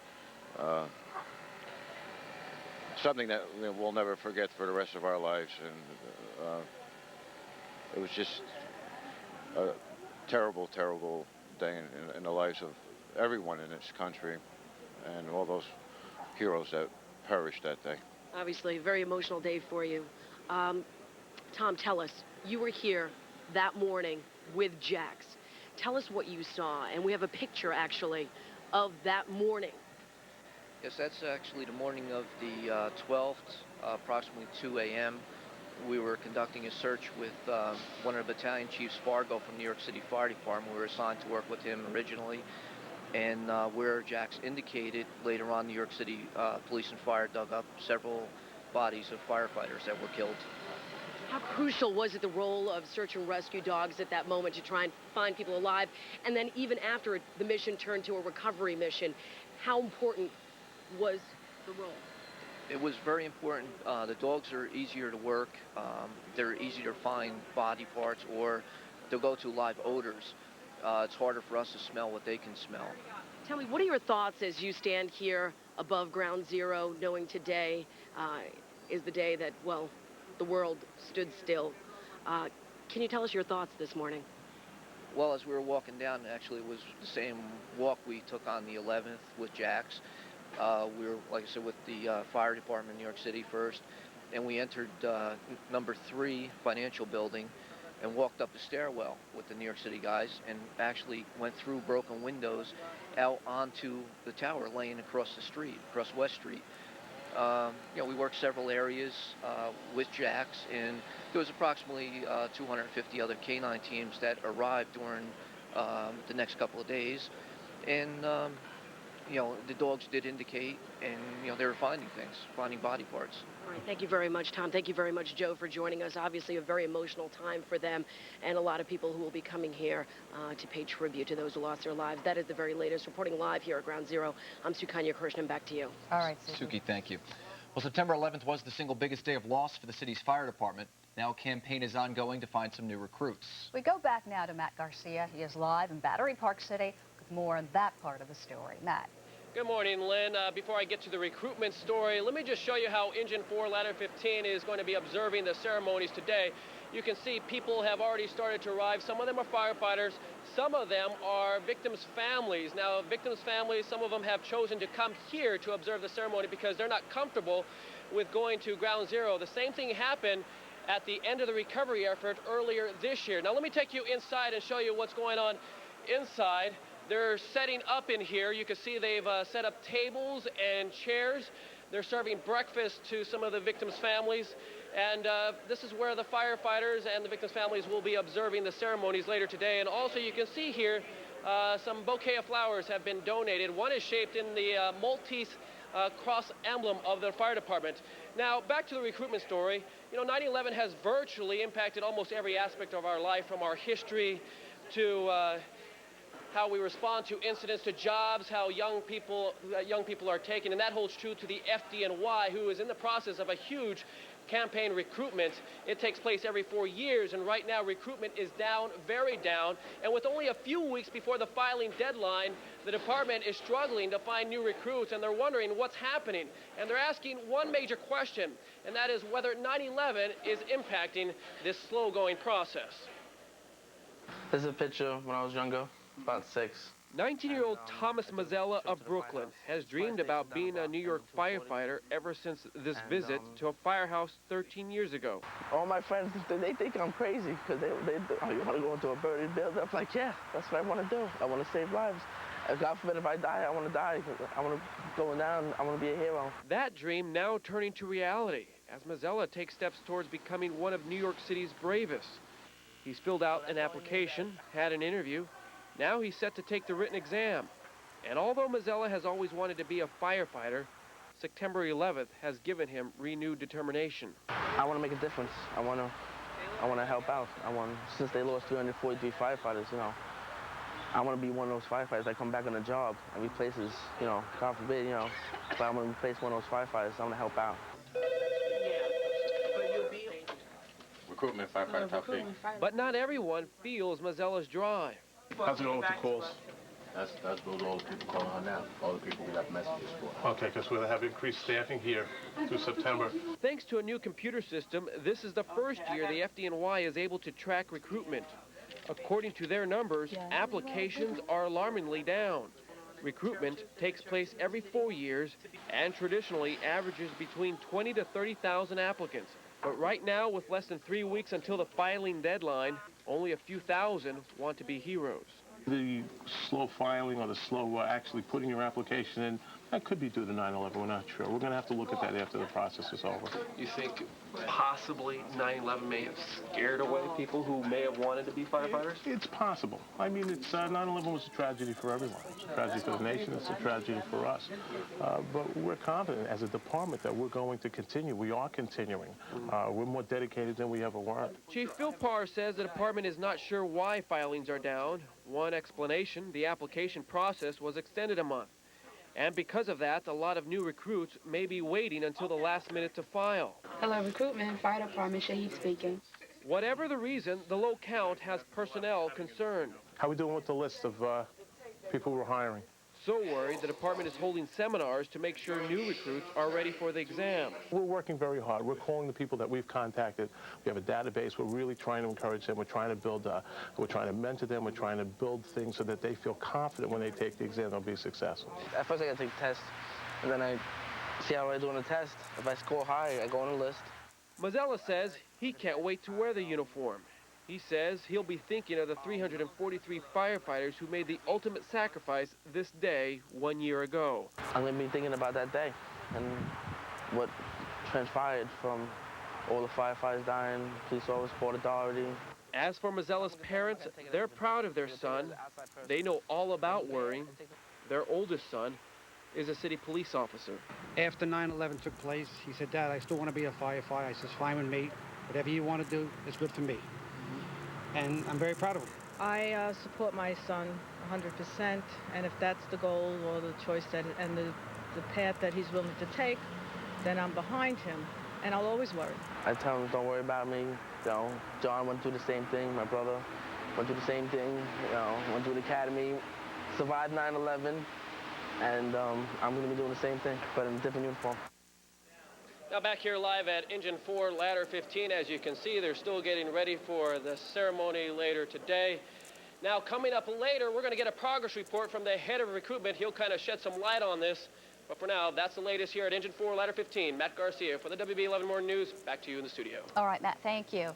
New Jersey Senator Robert Torricelli will be among the dignitaries at the anniversary ceremonies today. Sukanya Krishnan is live with him right now at Ground Zero. Suki. Good morning to you, Lynn. About a quarter of those who lost their lives on September 11th were residents of New Jersey. Joining us live is Senator Torricelli. Senator, you're going to be partaking in the ceremony itself. You're going to be reading those names. Tell us what goes through your mind, sir. You know, I wasn't sure how I'd react being here this morning, but you're overcome just to an enormous sense of sadness and the scale of what is here. I haven't been here actually since the weeks following September 11th, through all the months of cleanup, and then there was so much rubble and so much commotion and so much people. Now there's just vast empty space. New Jersey was hit hard, a lot of the towns, Hoboken, Union. Tell us about how you're dealing and how you're helping your residents of your state deal. Trying just to be in the places where people gather. Last night in Middletown and Monmouth County, the community that lost the most people, several thousand people gathered. Relatives of victims spoke and did readings and dedicated a monument. Tonight in Jersey City and Hoboken, we do the same. People gather more just in silence and sadness than anything else. Silence and sadness. Thank you so much. We'll be feeling a lot of that this morning as the ceremony continues. Senator Robert Torricelli joining us live. Back to you, Lynn. All right. Thank you very much, Sukanya. Rebuild the Pentagon by September 11th, 2002. That was the goal, and it was met. Sabrina Fang is live for us at the new and improved Pentagon with more on that story. Sabrina. Well, good morning, Lynn. And it was definitely the goal of construction workers to finish this Pentagon before the one-year anniversary, and they did it, and it looks unbelievable. The site where that plane, Flight 77, hit is right behind me, and by looking at that outer ring of the Pentagon, you would never know anything had happened. The rebuilt Pentagon has become a symbol of strength for this nation.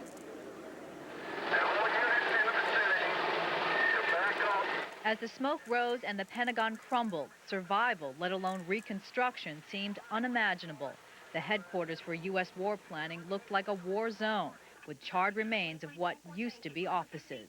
Despite the damage, officials promised the Pentagon would rise again, setting a completion date for the outer ring of September 11, 2002. I think it was something that simply every day we just worked towards to ensure that we would actually meet it. And here we are. We're several weeks ahead of schedule. We've already moved in about 300 people in the E-ring. 3 million man-hours reconstructed over 400,000 square feet of damaged building, with the final limestone laid in early June. We had worked 24 hours a day, 7 days a week until Christmas. And at that point in time, we said, we want you guys to take 2 days off for Christmas and 2 days off for New Year's. And the workers came to us en masse and said, no, we don't want to take any time off. We want to work straight through. We want to work Christmas Day. You don't get people that work much harder than that. 1,000 hard hats working each day put the project a month ahead of schedule, bringing the building new safety features. Inside, additional sprinklers and new low-level exit signs visible to those crawling to safety during a fire. The exterior facade is reinforced with additional support beams between each floor. While new additions emphasize the structural strength of the Pentagon, the most important addition is the quick return of its tenants. I think it's really a way that these tenants can sort of snub their nose at the terrorists and say, here we are, we're back, and we're really back in business and fighting the war. And that is one of the themes of today's ceremony, defiance against those terrorists that attacked us a year ago. Other themes of this ceremony, of course, will be patriotism and freedom. Now, the ceremony will begin in about 3 hours at 9:40 with a moment of silence, the exact moment a year ago that Flight 77 slammed into the Pentagon. We will bring that to you live. At the Pentagon, Sabrina Fang, WB11 Morning News. Back to you. Sabrina, thank you. Well, the residents of Long Beach, Long Island, paying tribute to the victims of September 11th this morning. Larry Hopp is there all morning long, and he's participating in some of those events. Larry, what are you up to? Well, you guys, a foggy day today, but let me tell you, surf is up And that's important for today because this is the site for a big memorial paddle today, raising money for a scholarship fund for the family of one of the victims of 9/11. One of the men here, Mike Nelson, helped organize the event. We're having trouble seeing all the surfers out there, but there are a lot of them out there today. Go ahead, why did you do this? We just thought it'd be good for surfers to have something to do on today. I mean, you know, we're setting up a scholarship fund for Stephen Hoffman. He's a surfer from Long Beach, died in the Trade Center. Going to set up a scholarship fund at the local high school for his daughter. For his name, yeah, yes, and just give a chance to surfers come down and express ourselves. I know you have dozens of people out here. We'll be able to see it when it clears off a little bit more. You know, one of the ironies of 9/11 was that it was a beautiful day. Everybody remembers that. Yeah. It also was a tremendous day for surfers. Yes. And there were a number of people that didn't go to work that day in the trade centers. Saved their lives. And it saved their lives. And so this is somewhat of a chance to give back to the ones that weren't so fortunate. Absolutely. I mean, it's an old surfer custom or tradition. When someone dies, surfer dies, you know, you do a paddle out in the ocean, form a circle, let some waves pass. Basically, that's their spirit supposed to fill the wave, and you know, just a tribute to. So the surfers are here this morning, already gathered. You can see them right now. A number of them have gone out. And by the way, again, the waves are very large. We've been out here a bunch of times doing the show. It is going to be a great day. Sun should be breaking that fog down. So I'll send it back to you, Linda. You got it. And the waves certainly are rather dangerous this afternoon. As a matter of fact, we do expect some rip currents out there as well. We have Tropical Storm Gustav out in the Atlantic, but we've got a lot really going on in the weather this morning. I just want to run it down as quickly as I can for you. A wind advisory is in effect throughout the evening hours. By around 10 or 11 o'clock this morning, that wind is really going to kick up out of the northwest, 25 to 35 miles per hour, with higher wind gusts up around 45 miles per hour. If you've got lawn furniture, garbage cans out, you're going to need to bring them in, because by the time you head back home tonight, there's going to be a problem. Wanted to break the day down piecemeal for you so you can get an idea of what's going to happen. As you saw in Larry's live shot, we do have some patchy, dense fog out there. So we have fog and then clearing skies at around 10:30, 11 o'clock this morning. Temperatures in the 70s. By noon to 4, that's when it becomes partly cloudy and very windy, and then from 4 into the evening hours. A lot of sunshine, beautiful clear skies late this evening, but very windy. 77, the afternoon high temperature in the city, mid-70s out on Long Island. Overnight tonight, clear autumnal, down in the 40s and the 50s on Thursday, 71, on Friday, 75, Saturday, 78, Sunday, we're looking for some showers, 79 degrees. Melinda, how's traffic? Well, good morning. We have a couple of accidents now. I-80 eastbound at exit 42, which is Route 202. Tractor trailer lost its wheel, and there's a two-car accident there as well, and that's taking out the center lanes. Also, westbound LIE at New Hyde Park Road, left lane taken out with another accident, and those are delays back to Glen Cove Road. Meanwhile, of course, the big story this morning is all that's going on with the memorial service, starting with the processionals coming in from the different boroughs. Right now we know that the one in the Bronx is already into Manhattan, so the Bronx roads are reopened. We're efforting to find out about Queens, Brooklyn, and Staten Island. Of course, Manhattan is tied up as well because of all this. And below Chambers Street, we have a lot of street closures there, and those are all in effect this morning. So definitely a good idea to take mass transit this morning. Mass transit is running on or close to schedule. Of course, we also have the General Assembly going on in Midtown, so really it is a wonderful idea to not drive into the city. If you do, alternate side of the street parking rules are in effect this morning. But again, it's just a kind of a nightmare on the roads once you get it, as you work your way into the city. Okay, thank Melinda, you. thanks. Coming up next on the morning news, celebrities show their love for New York. But first, a look back at the men and women who worked around the clock in search of survivors on September 11th and the days that followed.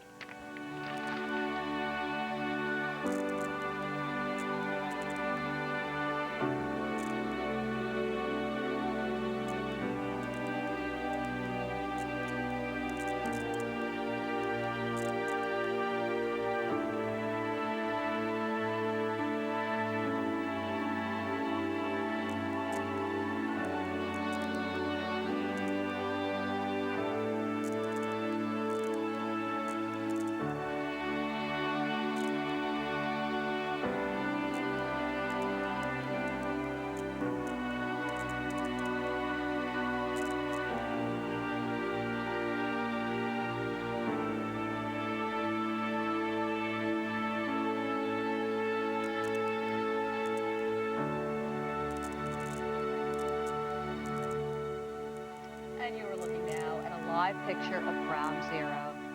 The commemorative process begins 1 year later. You can see the cars going down there, processions coming from the FDNY, from other organizations. Many of the families who suffered losses on that day there, waiting to hear the remembrances, the names called out, the speeches from the politicians. Our reporters are on the scene. We will have a lot coming up for you in the next several hours. Right now, Emily Francis is here. Well, thank you very much, Lynn. No one will ever forget the amazing show of support from the world's biggest celebrities over the past year. Everything from serving food at Ground Zero to raising millions of dollars for victims and their families. They were truly the stars that guided us through those dark hours. I was born here, and there is no place I would rather be. I learned how to be a stand-up every night in New York City in the World Trade Center. I did comedy in the World Trade Center. I did comedy in the Courtyard every summer. They were the faces that brought us comfort during our time of grief. Our favorite celebrities, New Yorkers and non-New Yorkers alike, stepped up to the plate to do their part for the families of victims lost on September 11th. We all feel the need to do something, however small, symbolic.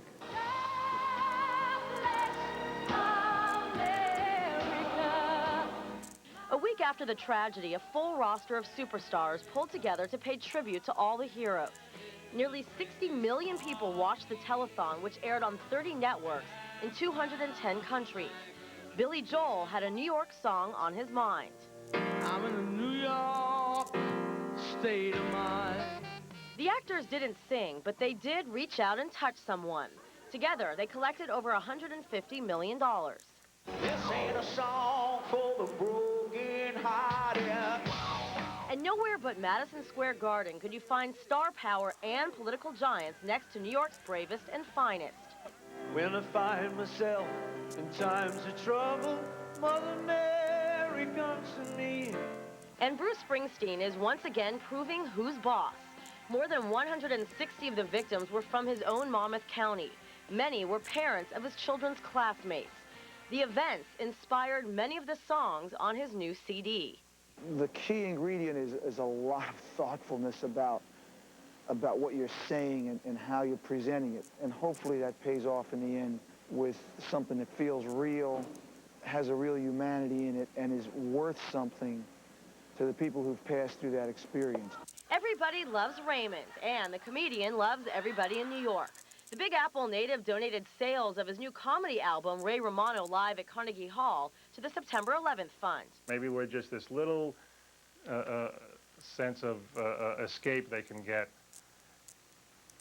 You know, that's what I used in my head to justify going on and giving it to them if they want it. Even the most private celebrities stepped up to the plate. Stars like Woody Allen and Robert De Niro lent their faces to this I Love New York ad campaign. One thin Stiller. Oh, and could I get that with bacon? With bacon, you got it. Hey, Stiller, table 3, with bacon. Everyone has a New York dream. De Niro even took a break from his prolific movie schedule to host the first ever Tribeca Film Festival. It lured tens of thousands of people to Lower Manhattan. I feel good. I hope that it works out. And who could forget the Spend Your Regards to Broadway performances? Broadway's biggest stars hit the Times Square stage, pumping in $15 million into the economy. Even the nation's top tennis stars served up food for dollars. Andre Agassi teamed up with the city's top chefs to benefit the Windows of Hope Family Foundation. All those that are victims of it, that have suffered direct loss, to be able to give back a little to them of what they've had to lose and go through is my privilege. It's my honor to be here. But no matter how rich or how famous, the celebs who call New York home are here to stay. This is my home. I think it's the greatest city in the world. And I'm a New Yorker from the beginning to the end. You know, I'm always going to be a New Yorker. it was like a bad dream. Country has rebounded, I thought, beautifully. Lived up to the challenge, and I think we'll be a stronger country for it. You know, move ahead with your life, but also try to keep this feeling of unity. I love the city more than ever. I'm so proud of New Yorkers. And you finally see the truth that a hero lies in you. And the tribute concerts and events are far from over. Monday night, singers like Enrique Iglesias, Gloria Estefan, and Aretha Franklin performed at the Concert for America in Washington, D.C. That concert will be televised tonight. And here in New York, celebs like Callista Flockhart, Julianne Moore, and Edie Falco are performing in one-day theater workshops. And all proceeds will benefit the New York Children's Foundation, which is a charity for children of victims of 9/11. It's always so emotional to see the performances, even a year later. It gives me Never chills. forget. Oh, those commercials, the ad campaign were my favorite. Thanks, Sam. Up next on the Morning News, emotional moments captured on film.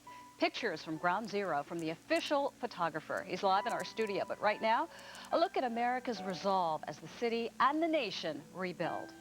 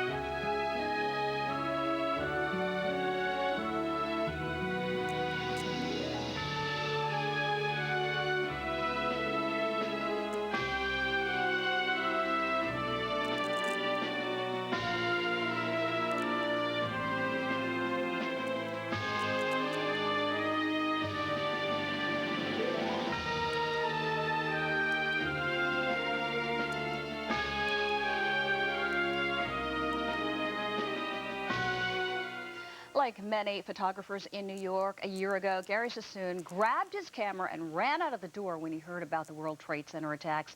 But Gary never stopped shooting. He was granted access by both firefighter unions, and he shot the entire cleanup of Ground Zero. He now has compiled those pictures into a book, Requiem Images of Ground Zero. Thank you so much for being with us. Thanks for having me. You're a professional photographer. You lived on 14th Street. You ran out of your door. You went down there. You gained access where others couldn't. How did that happen? Well, initially I began shooting, getting in there through the NYPD. But in December, the Firefighters Union learned of my September11.net website. They felt it was very tributary, so they made me the official photographer of Ground Zero. You were down there from day one. What were your feelings like when you saw what you saw? Overwhelmed.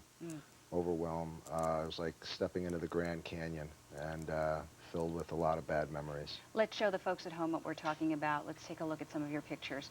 Tell us about this one. This is my very first image taken from my roof. Both towers were smoking, and it was a beautiful day, and it was a horrible sight. From there, you left your apartment. There you are. You're on the street. Volunteers, yeah, the volunteers tearing bed sheets and ready to hand them out to people to use for face masks. It was incredible how everybody just banded together to help. Yeah, it was. New Yorkers came together, and they should be proud.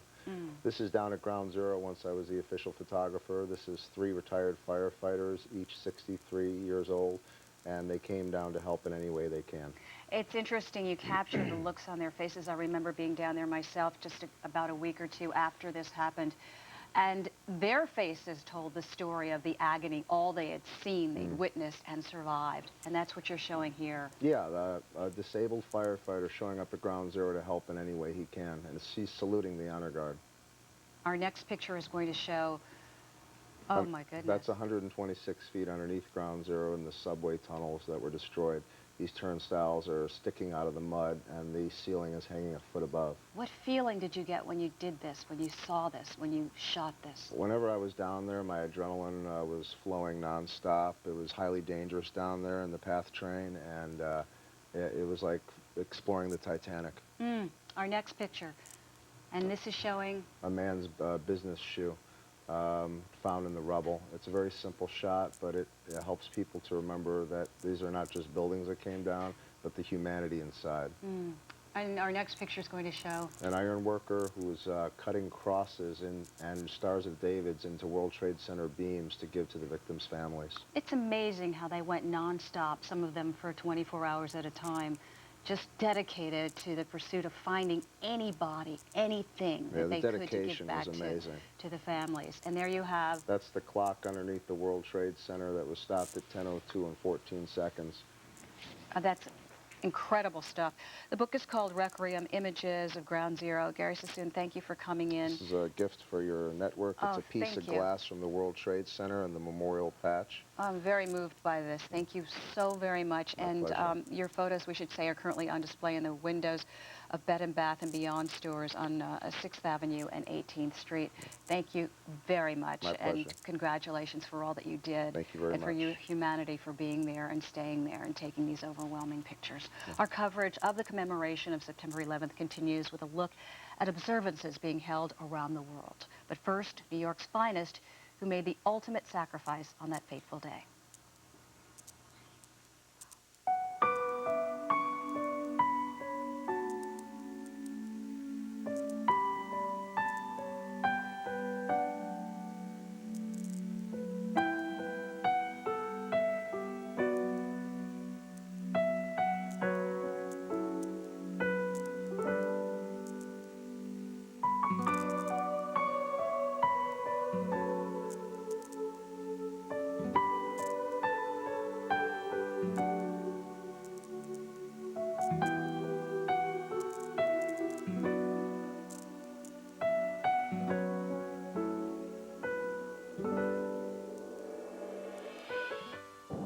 This is a special presentation of the WB11 News. 9/11, America remembers. Welcome back to our special coverage at 7 o'clock. Melinda Murphy checking out the traffic for us.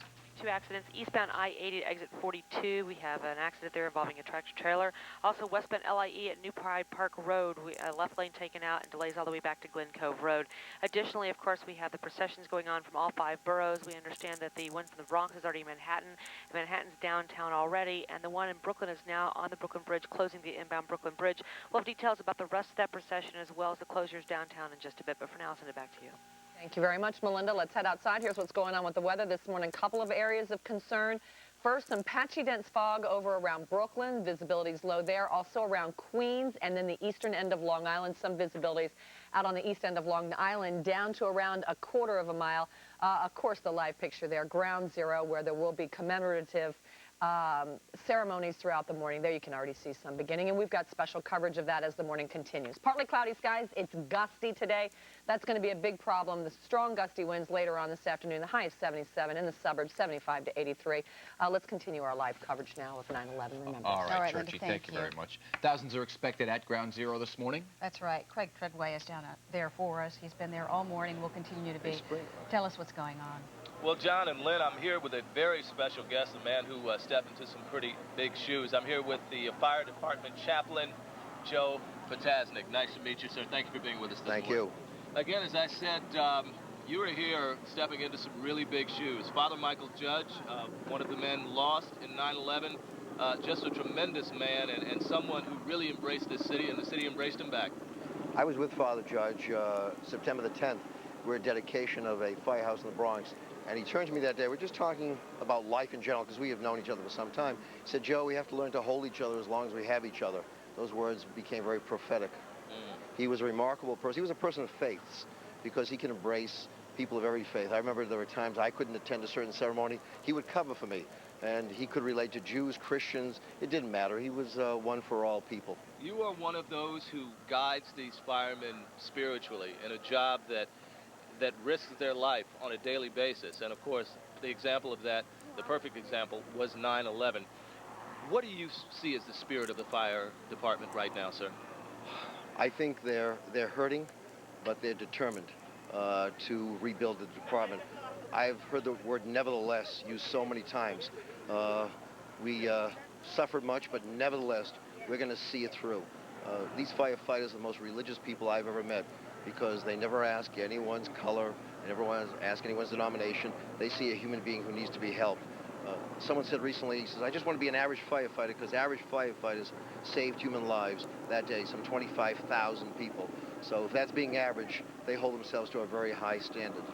And of course, one of the very prophetic things Father Michael Judge said on September 10th at the dedication of the firehouse in the Bronx was that you never know when you're going to be called.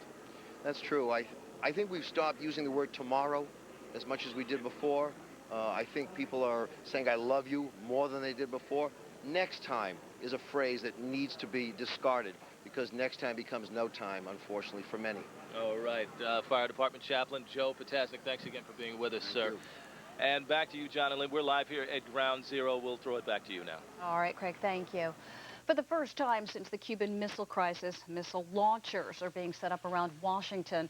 Pentagon officials say it's a precautionary measure. The Army Avenger air defense system can fire 8 Stinger missiles at once. The exact locations of the portable air defense equipment not being disclosed. U.S. officials have closed 9 embassies overseas. 2 were closed after officials received credible and specific threats. European officials are warning of attacks by individual extremists not linked to al-Qaeda. The State Department is urging Americans worldwide to be vigilant. The first of the morning's events in Washington included lowering the flags. The Stars and Stripes were brought down to half-staff in honor of those who died a year ago today. The flag was lowered at the Capitol building after midnight. Marines also on hand at the White House to lower the flag there. Nearly 3,000 flags on display in front of Ohio's state capitol. A group of volunteers set up the patriotic exhibit yesterday in honor of September 11th. The flags are displayed in the shape of the Twin Towers. There are spaces between them that represent the Pentagon and the site where Flight 93 crashed in Pennsylvania.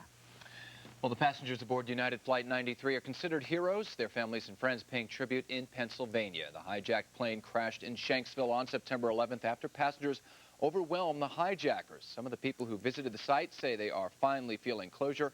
President Bush and the First Lady are expected to attend a public memorial there today. The passengers and crew of that doomed flight changed the future when they fought back. They sure did. Sakanya Christian joins us live with their story. Suki. Yeah, good morning to you, Lynn and John. New information we just learned this week was that United Flight 93 was headed to the Capitol. Now, we don't know if the passengers on board knew what the intended target was, but what we do know is they knew that something was terribly wrong. As a result, I sat down with Jerry Longman. He's a New York Times reporter that went to Pennsylvania and spoke to all of the family members of those passengers who were on United Flight 93, and he came down to the conclusion that this was a flight filled with heroes. 40 lives with one destiny. They made the ultimate sacrifice. I don't think we really wanted to believe it, but once you see it, you know it had to have happened. United Flight 93 took off from Newark Airport at 8:42 in the morning on September 11th. 33 passengers and 7 crew members were on board. But also on board the plane, 4 hijackers who sat in first class. According to the government, the hijackers knew how many people would be on the plane, but they had no idea who these people were. Type A personalities, successful business people, people with a lot of varied skills. You had a guy with a pilot's license, a guy who was an air traffic controller, 3 women who were emergency medical technicians. You had a lot of people who had, skills and knew how to be calm in times of stress. Jerry Longman, a New York Times reporter, covered the story of Flight 93 from the ground in Shanksville, Pennsylvania. In his book, Among the Heroes, Longman gives us astonishing new evidence about what really happened on board the doomed flight. According to Longman, the flight seemed to be on course. Then, all of a sudden, the plane takes a sharp turn over Cleveland. At 9:28 in the morning, air traffic control in Cleveland picks up an odd transmission, screams on board the flight. Apparently, at this point, the pilots were being attacked. And then the voice of one of the hijackers, Ziad Jarrah, comes on the frequency saying, "Ladies and gentlemen, take your seats. We have a bomb on board." Within minutes, a phone call is made by a passenger, Tom Burnett, to his wife, Dina. He tells her the plane was hijacked and a passenger was stabbed. Then Burnett makes a second call. That's when his wife tells him about the World Trade Center crash. Burnett quickly asks for more information. The hijackers were down a man. Flight 93 only had 4 hijackers instead of 5, and that, according to Longman, may have made the difference. There's some suspicion that one might have been in the cockpit the whole time, or that one chickened out, or one was kept anonymous, or they just didn't see him. The passengers were then herded to the back of the plane, and that's when more than 30 phone calls were made, including Todd Beamer and Mark Bingham. Mark Bingham, a San Francisco public relations executive, called his mother Alice, who was also a United Airlines flight attendant. I'm on a flight from Newark to San Francisco, and there are 3 guys that have taken over the plane, and they say they have a bomb. And I said, Mark, who are they? I said, Mark, I love you too. And I said, who are these guys? And then he seemed to be pulled away from the phone. His voice was calm. He seemed very much composed, even though I know he must have been under terrible duress. Burnett's wife, Dina. On the last phone call, he said that a group of them were getting ready to do something. And then he hung up and he never called back. But doing anything would require the help of some previously unsung heroes, like Cece Lyles, a former cop, 2 emergency medical technicians, Lauren Grancolis, who was pregnant with her first child, and Linda Grunland.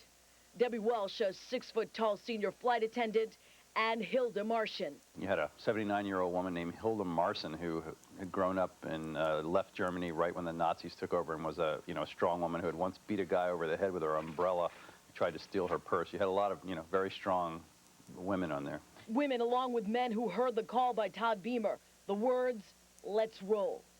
According to Longman, the image of the passengers together rushing to the cockpit is wrong. Instead, this is his theory. The passengers actually reached the cockpit by barging in with a food cart. And, in that kind of plane, it's a very narrow aisle. There's not 4 people could not have charged abreast. It would be single file. So it would take remarkable courage to, to go forward single file and not knowing what you would find when you reach the front of the plane. The family of the passengers who heard the plane's cockpit recorder believe that United Flight 93 went down in Shanksville, Pennsylvania because the passengers were trying to take control of it. By fighting back, they made the ultimate sacrifice. These 40 men and women sacrificed their lives to save others. Like the memorials being held here at Ground Zero, memorials will also be held in Shanksville, Pennsylvania. Those hijackers failed because of the courage of those 40 passengers. And like this ground you see behind me, Shanksville, Pennsylvania is also hallowed ground. That is the very latest. Reporting live from Ground Zero, I'm Sukanya Krishnan for the WB11 Morning News. Back to you. Very powerful story, Suki. Thank you very much. Well, the commemorative ceremony at the Pentagon will begin in under 2 hours. President Bush is scheduled to be the main speaker. Sabrina Fang there live with more. Sabrina. Well, good morning, John. The theme of the ceremony today will be that of freedom, defiance, and, of course, patriotism. The President, as you said, and Defense Secretary Donald Rumsfeld will be here to speak to a crowd of thousands.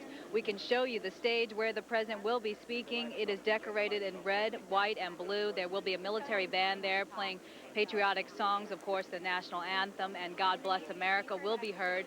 Now, this ceremony is only open to family members who lost loved ones last year and survivors, along with invited guests. Nearly 13,000 people are expected to be here. The ceremony will begin at 9:46 a.m., the exact moment a year ago the Flight 77 slammed into the outer ring. That outer ring, remarkably, is right behind me, completely rebuilt, brand new, and even stronger. It's hard to believe it's been a year, but that building definitely is now a symbol of strength for this nation. And after that moment of silence, the flag that you saw on 9/11 last year will be draped over that new outer ring. At the Pentagon, Sabrina Fang, WB11 Morning News. Back to you. Sabrina, thank you.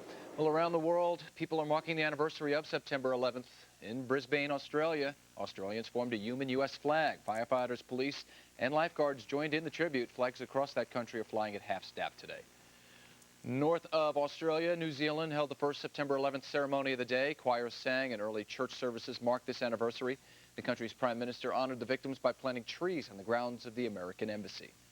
In Paris, 2 giant beams of light honor the fallen heroes of September 11th. The City of Lights modeled the beams after the ones used at Ground Zero in March. The Paris lights sit in the interior courtyards of the city's town hall. The impact of September 11th was felt thousands of miles away. But how are people who live or work only blocks from Ground Zero dealing with today's reflection? Marisol Castro live in Times Square with more on that story. Marisol. Good morning, Lynn. Good morning, everyone. Well, we caught up with some people who were passing through Times Square either on their way to work or on their way to one of the many ceremonies throughout the city. And here's a look at some of their thoughts on this one-year anniversary of 9/11. Just really trying to keep it as normal as possible. I think it's important that we don't impact our lives by terrorists and let them, rule the way we act. So just plan to do things like normal. Just the beginning of it, I think there's going to be a great day. So and we just want to be part of it, just as much as we can. I'm really not afraid. I'm sure everybody's got everything under control, but I know you're never 100%, but I'm all right now. I think okay. Well, in the morning we're going to watch the services from the World Trade Center and then attend a church service, and hopefully tonight go to the Great Lawn and Central Park to participate in the concert and the remembrance up there. Well, my thoughts are going to be pretty tearful, to tell you the truth. We're going to be watching the bagpipes, and then we're going to go back to the hotel and listen to everything on TV. We're going to head down to Ground Zero around noon. Like I said, we're from Texas, and I know George W. will be down there about 4:30 to lay a wreath, and so we want to see that. We want to be part of that. It gets pretty emotional.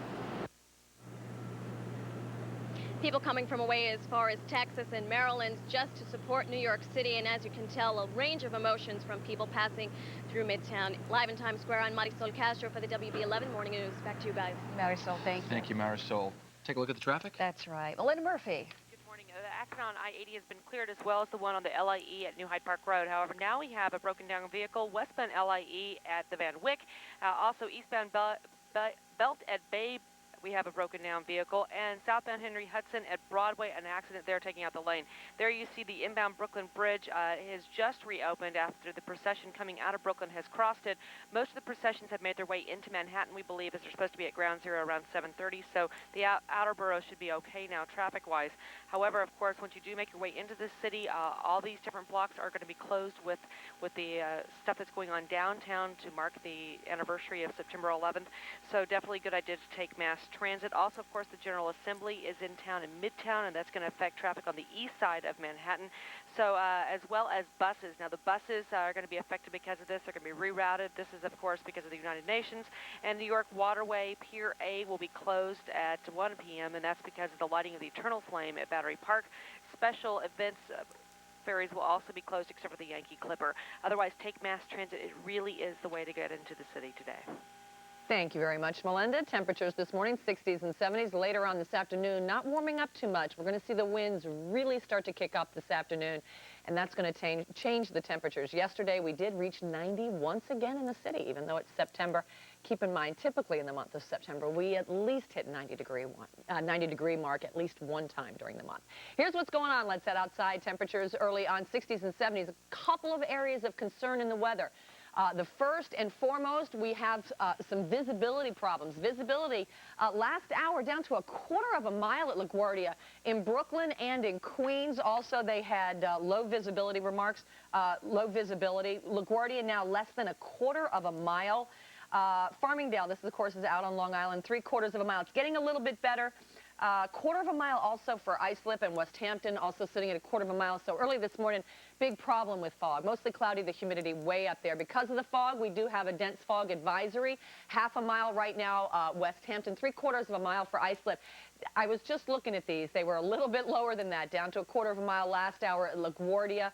So that little bit of a came up, not exactly the way it should have right there. So the regional airport, some problems early this morning. Other big area of concern, wind advisory, strong gusty winds. Kids heading out to school. Schools, of course, are open today. 70s this morning and staying in the 70s throughout the afternoon. Temperatures early on, 60s and 70s. This is how close Gustav was to the area.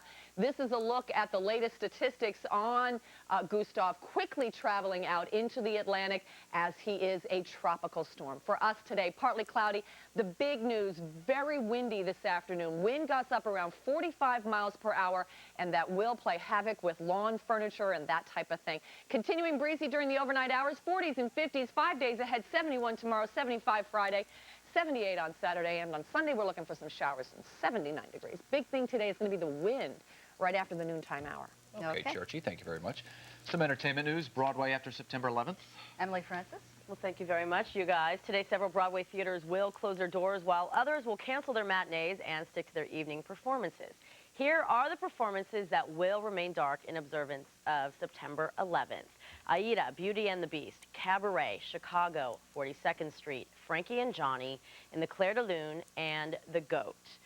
Into the Woods, Les Mis, The Lion King, Mamma Mia, Oklahoma, The Phantom of the Opera, Rent, and Urinetown will also stay dark today. Now, the shows that will hold their matinee and evening performances include The Boys from Syracuse, Hairspray, Metamorphosis, The Producers, Proof, The Tale of the Allergist's Wife, and Thoroughly Modern Millie. The Graduate will cancel its matinee but give an evening performance. Now, the shows that will go on today will pay tribute to the victims of 9/11. The theaters will dim their marquee lights at 8 p.m. sharp. In addition to observing the events of September 11, 2001, today is also a time to look back at September 11th in years gone by. On this day in 1985, Pete Rose broke the Major League record for hits. He made contact for hit number 4,192 against Eric Show of San Diego. In 1995, Janet Jackson's Runaway made history by becoming the first single by a woman to make its debut in the top 10 Billboard's Hot 100. And on September 11th, 1967, Harry Connick Jr. was born in New Orleans, Louisiana. And coming up later this morning, NSYNC's Joey Fatone reveals his personal loss in the tragic events of 9/11. I'll have my one-on-one with the new star of Rent, John and Lynn. All right, Emily, thank you very much.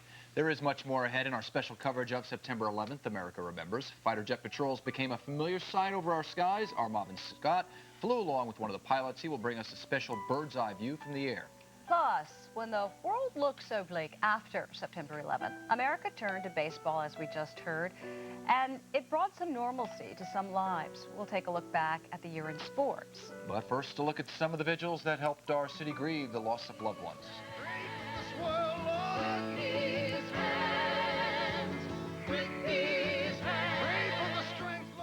I just think back and I thank God every day that nobody in my family was affected by it directly. We do pray for those that were, and we do feel sad, and we'll reflect on 9/11 about all those that lost their lives.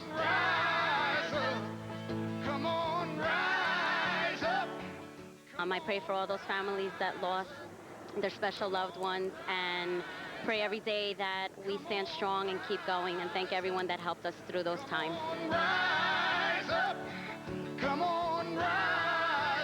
I hope that everyone that can look back at that day and realize in some ways it has unified us all through a tragic event, unfortunately, but you know, together we stand strong. Memorial services are being held throughout our area this morning, including in the Garden State. Vanessa Tyler is live in Hoboken with more on that story. Vanessa. Lynn, John, you know, when those towers fell and those lives were lost, something happened inside many, many people. They looked at themselves and they looked at their lives. And they came to some sobering conclusions. Things like, life is short. You're not guaranteed tomorrow. And those urgings tugging at their hearts, well, they decided to do something and answer the call. From the darkness of the decimated towers emerges light, a realization that now is the time. Change does not come without a struggle, and Jennifer Van Zandt was fighting it all the way. But the signs were too numerous, the pull too strong, and 9/11 sealed her destiny. Friends, trust the good news. In Jesus Christ, we are forgiven. She was a hard-driving, tough-working, top female executive. That was before 9/11. Thankfully, I didn't lose anybody close, but because of 9/11, my business collapsed behind the World Trade Center. She owned a coaching and career training business. Jennifer thought that was her calling. As she tried rebuilding her business, she noticed a longing in her corporate clients, and her calling became much higher. After 9/11 would come to me and say, I'm not sure what's wrong, but I have everything I want in my life, and I can't seem to get at the root of my unhappiness. And that was what started to help me understand that maybe the coaching, although coaching is extremely useful and terrific, pastoral counseling is also an extremely useful tool to help people look at their issues and help heal pain. 1 year after the terrorist attack on America, she's now a student at the Princeton Theological Seminary, turning her life completely around. But at this point now, I'm looking at it from the other side and really ready to make that commitment because the earthly things don't seem to matter as much after 9/11, honestly. Amen. Woo! Good job. Taking it to the hoop, little Andrew Wallenberg. That's it, that's it. Normally during this time on a weekday, Johannes Wallenberg wouldn't be hanging out with his son. He'd be tied to his desk, phone in one ear, his mind on business, his heart at home. After September 11, to re-evaluate the priorities that we have to set in business life, we really should be setting those in personal life as well.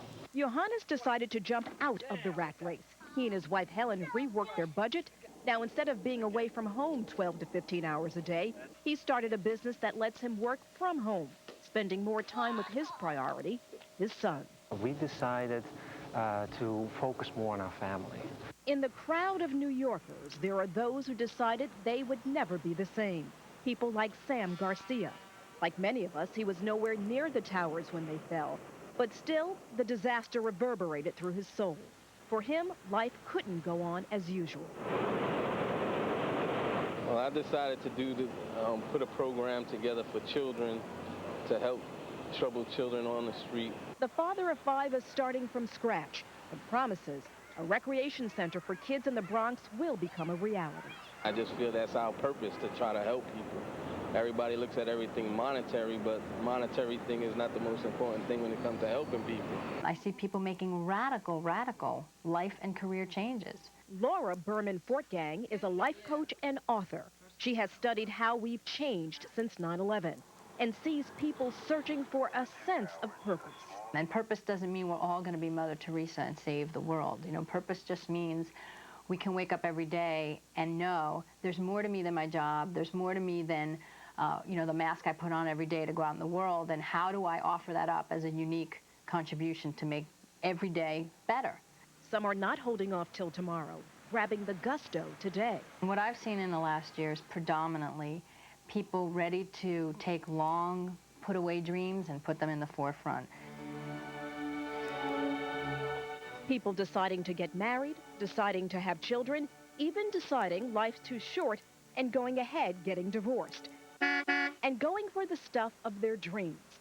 A few making post-9/11 purchases of a lifetime. Luxury car salesman Walter DeUrso says a handful of his customers told him they're using the money they've been saving, one man using his son's college tuition, and plunking it down on Rolls, Bentleys, or Ferraris, enjoying life now. Decide to just go out and buy a car to reward life, to celebrate being still alive. And you are watching over me from above. It just sort of takes me away from all my problems. Like when I'm dancing, that's the only thing I'm thinking about. 15-year-old Lauren Meisenheimer's biggest problem, coping without her dad. Ray Meisenheimer of Rescue 3 in the Bronx was in the South Tower. He was never found. They found his hood, which goes under the helmet to protect the face. So we have that. We'll bury that in October when we have a funeral for him. After 9/11, she thought, what is there to dance about? Lauren has been through a lot in her young life. In an article in Cosmo Girl, she told how she beat cancer at age 3. But can she beat this loss, this change in her life? My dad always told me never to give up on something that I believed in or something that I was good at or that I liked. You are watching over me from above. You know, in a way, all those life changes are like a silver lining in all the smoke and debris. We're about an hour or so away from a memorial service here on Pier A in Hoboken, a city where 52 residents lost their lives in the tower. And we'll bring that to you in the next hour. Reporting live from Hoboken, Vanessa Tyler, WB11 Morning News. Back to you. All right, we look forward to it. Thank you, Vanessa. Well, the Mets and Yankees both play tonight in Atlanta. A September 11th logo is going to be painted on the field. The Braves will release a bald eagle, while the Mets will bring out 6 New York City policemen. The Yanks are going to hold a pregame ceremony at the stadium. A dedication will be made at Monument Park. Well, perhaps the best tribute the athletes can give us is simply playing those games. After September 11th, the games took a back seat for a time. The tragic events not only changed our lives, but the athletes as well. Following the terrorist attacks, people no longer look to sports for excitement. The National Football League called off the next weekend's games. Major League Baseball followed suit, as did college football, the PGA Tour, and auto racing. America took a timeout from its games.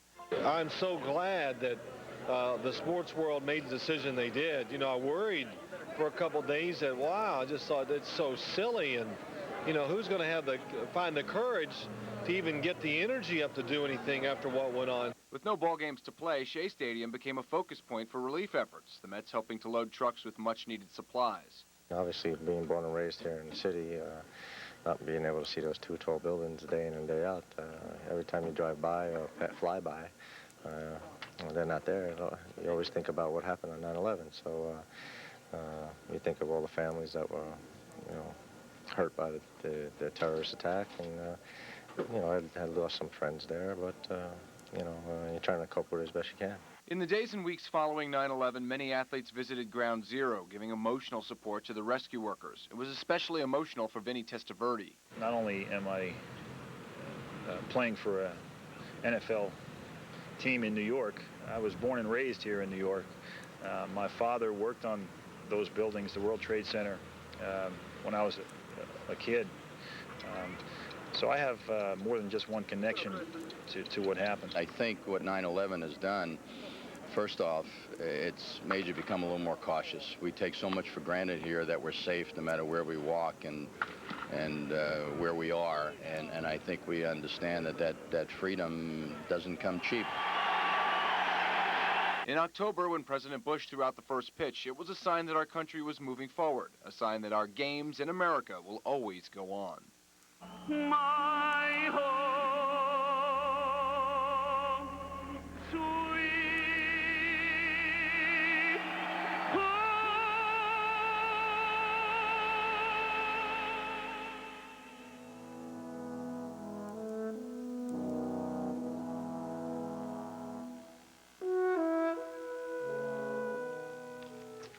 Moving morning. Yes, welcome back, everybody. Kathy Mazza was the Port Authority's only female captain to lose her life on September 11th. Now, she was a woman who worked in a man's world and died doing what she loved, helping others. Sakanya Christian joins us now with more on Kathy's life. Sakanya. Kathy was a hometown girl. She was an officer. She was a nurse. She was the only female Port Authority police officer to lose her life on September 11th. Joining me live is Rose Mazza. Rose, tell us your thoughts and your emotions as you sit here above Ground Zero. What goes through your mind this morning? Well, it's a year since Kathy left us, and we miss her dearly. We miss her dearly. But Kathy would be the first person to say, don't mourn me, celebrate my life. What's it been like? I lived a good... It's been hard. It's been very, very difficult. As a mother, it's very, very hard. Her brothers miss her terribly. Her father and everybody who knew Kathy missed her terribly. They all called and want to know how we're all doing. They've been wonderful. We have a wonderful support system. But Kathy wanted to live her life. She wanted to make a mark for herself, and she did. She made it a mark for herself as a nurse and as a police officer. The ceremony is just about to get underway. What are you going to be thinking about when those names are read aloud? I'm going to think about Kathy's heroism, her strong heart to come in and to save people. That's all she wanted to do, was to save people, and she stayed till the very end. She had opportunities to come out. She was out several times, I was told, but she came back and helped and helped. And I've been told that she would not have left the place until the last person was out. As a mother, as a family member, as one part of this community, how do you feel this morning? And how do you hold on and how do you keep strong? Well, because Kathy would want me to be strong. She would not want me to cry. She would always say, get over it, Mom. You know, go on with life. But I don't want her memory to be forgotten. I'm going to do all I can to keep it alive because she lived such a wonderful life. She was a very strong person. And I hope to pass that on to other women. She was the only female in a man's world, She doing was. a job. Yes, she had a lot of, she had to fight her way up. It was not easy for her, and many times she vented with me that things were difficult, but she would tell me stories that make you laugh, you know, and how she would counteract the resistance. I mean, one story after the other is just so funny. But people, they respected her. They knew that she had their interests at heart. She wanted them to be good officers. She didn't want them to be passive in their jobs. She'd make them toe the line. And that's what we all should do and when we have that opportunity to lead. Kathy Mazza, one of the many people, one of the many heroes we'll be thinking about this morning. Thank you so much, Rose, for joining us live. Thank you. And telling us about your daughter. Thank you very much. Lynn and John, just one of the many people here who will be mourning the loss of their loved one, and they shared their stories with us this morning. Just a touching tribute. Back to you. What a story it is. Thank you so much, Sukanya. Well, this past year has brought two huge challenges to members of the FDNY. First, how to recover from the attacks, and next, how to perform daily duties. Matt Garcia has more on this. Matt. Well, John, I'm going to get to the recruitment story in just a bit, but again, family members of the victims and also firefighters, you can see they're still gathering, going to view the ceremony from here, some choosing not to go to Ground Zero. We're going to talk to family members and firefighters later in the special, but about the recruitment story. As you know, the fire department is undergoing a huge recruitment campaign. It happens every 4 years, and right now the numbers are down. They are down tremendously from previous years. In the past, they had 20 to 30,000 applications filed. Now, we're talking as few as 1,000 or 2,000. And here to shed some light on this is head of the recruitment, Earl Anderson. Earl, thank you for joining us. We really appreciate you coming out here. Thank you for having me. Tell us, give us a progress report. Where are the numbers now? Have recruitment filings improved? As of last week, we have about 6,000 applicants that has filed. We still have 3 weeks in which to go with the filing period. And we urge that everyone go out and file for this test. We're hoping with the last, say, couple of weeks, we'll have a rush come on with the filing. And partly because you extended the application period to extend the entire summer. What is the need as far as firefighter positions with the department? Well, with quite a few retirements coming up in the next few years, this is one of the times that we have to get the numbers up in regards to filing. So again, the department will fill the slots as needed. With regards to 9/11, do you feel that possibly had an impact as to changing youngsters' minds as to whether or not they want to become a firefighter? What are you gathering on that? I'm sure it did, and that's one of the things we were hoping that they would have realized by now, that we still have the need for them to become firefighters. And again, 9/11 is something that we can never forget about, and we're hoping they would change their mind and become firefighters. And one last question, what is the solution if when it gets close to the deadline and the numbers are still the same, what happens then? There are other things that we're looking at. Maybe we'll have the test in another 2 years instead of every 4 years. So we'll have a close test period. So hopefully expanding the deadline. Yes. Okay, thank you. That is Earl Anderson, FDNY recruitment. Hopefully the numbers improve. That's the very latest from Engine 4, Ladder 15. I'm Matt Garcia with the WB11 Morning News. Back to you in the studio. All right, Matt, thank you. An already terrified city became even more anxious as fighter jets, usually assigned to combat zones, whizzed through the skies of Manhattan. Marvin Scott joins us now with a rare look at those air patrols. Marvin, welcome. Thank you. Good morning, Lynn. You know, while the initial presence heightened the fears of the city, they did become a source of reassurance. The combat air patrols, which were cut back last April, did resume over the city last Friday. And I got a rare opportunity to fly along with one of the pilots who was the first to scramble last September 11th. And I also learned that the pilots are our first line of defense with the last means of resort. Within hours of the attacks, 300 fighters were in the air across the continental United States, a dramatic increase in the only 14 planes on armed alert that morning. 2 F-15s from the 102nd Fighter Wing at Otis Air National Guard Base on Cape Cod were the first to scramble. We're pretty much in the dark as to what was going on. All we were given was the suspected hijacking of American 11, an altitude and a heading to fly. Identified only by his military code name, Nasty is a veteran pilot who has flown missions over Iraq's no-fly zone. His wingman that day was Duff, a reservist who was a commercial airline pilot. Something just didn't feel right to me. Neither pilot had any idea that the moment they lifted off, 8:46 a.m., American Airlines Flight 11 had sliced into the North Tower. While Duff was at the Pentagon last week for the unveiling of a painting depicting his flight that fateful day, Nasty was suiting up for a combat patrol mission over Manhattan, allowing me to join him in the back seat of an F-15 Eagle, a $30 million aircraft capable of soaring at twice the speed of sound. Pulling 3 Gs, we climb rapidly into the sky above Cape Cod, where we join 4 other F-15s in formation. Armed with Dunny, Sparrow, and Sidewinder missiles for a training mission over the Atlantic, these planes are interceptors designed to take down other aircraft. Mad Dog 1, Huntress, descend flight level 250. Visibility this day is unlimited, much the way it was last September 11th. It was a very clear day, more clear than today. There were no clouds at all, and the smoke was very visible from 100 miles away. Racing to New York at supersonic speeds, topping 1,000 miles an hour, Nasty and Duff were just 8 minutes away when United Airlines Flight 175 struck the South Tower.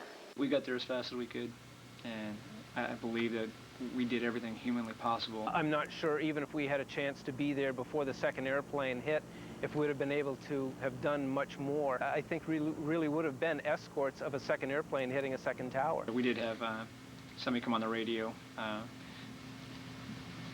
and say, you may have to shoot down the next hijack track. But Nasty claims that was an off-the-cuff remark by a civilian controller. Though armed with Sparrow and Sidewinder air-to-air missiles, the pilot says no order was ever given to shoot down an airliner. Had the order been given, could you have done it? After seeing what happened, yes. I knew it was a terrorist attack. And as far as it being the start of World War III. You have to look at that airplane as a weapon. You can't look at it as a container of individuals or a container of passengers. It is a weapon. From 21,000 feet, New York looks majestic and serene, a kaleidoscope of architectural diversity.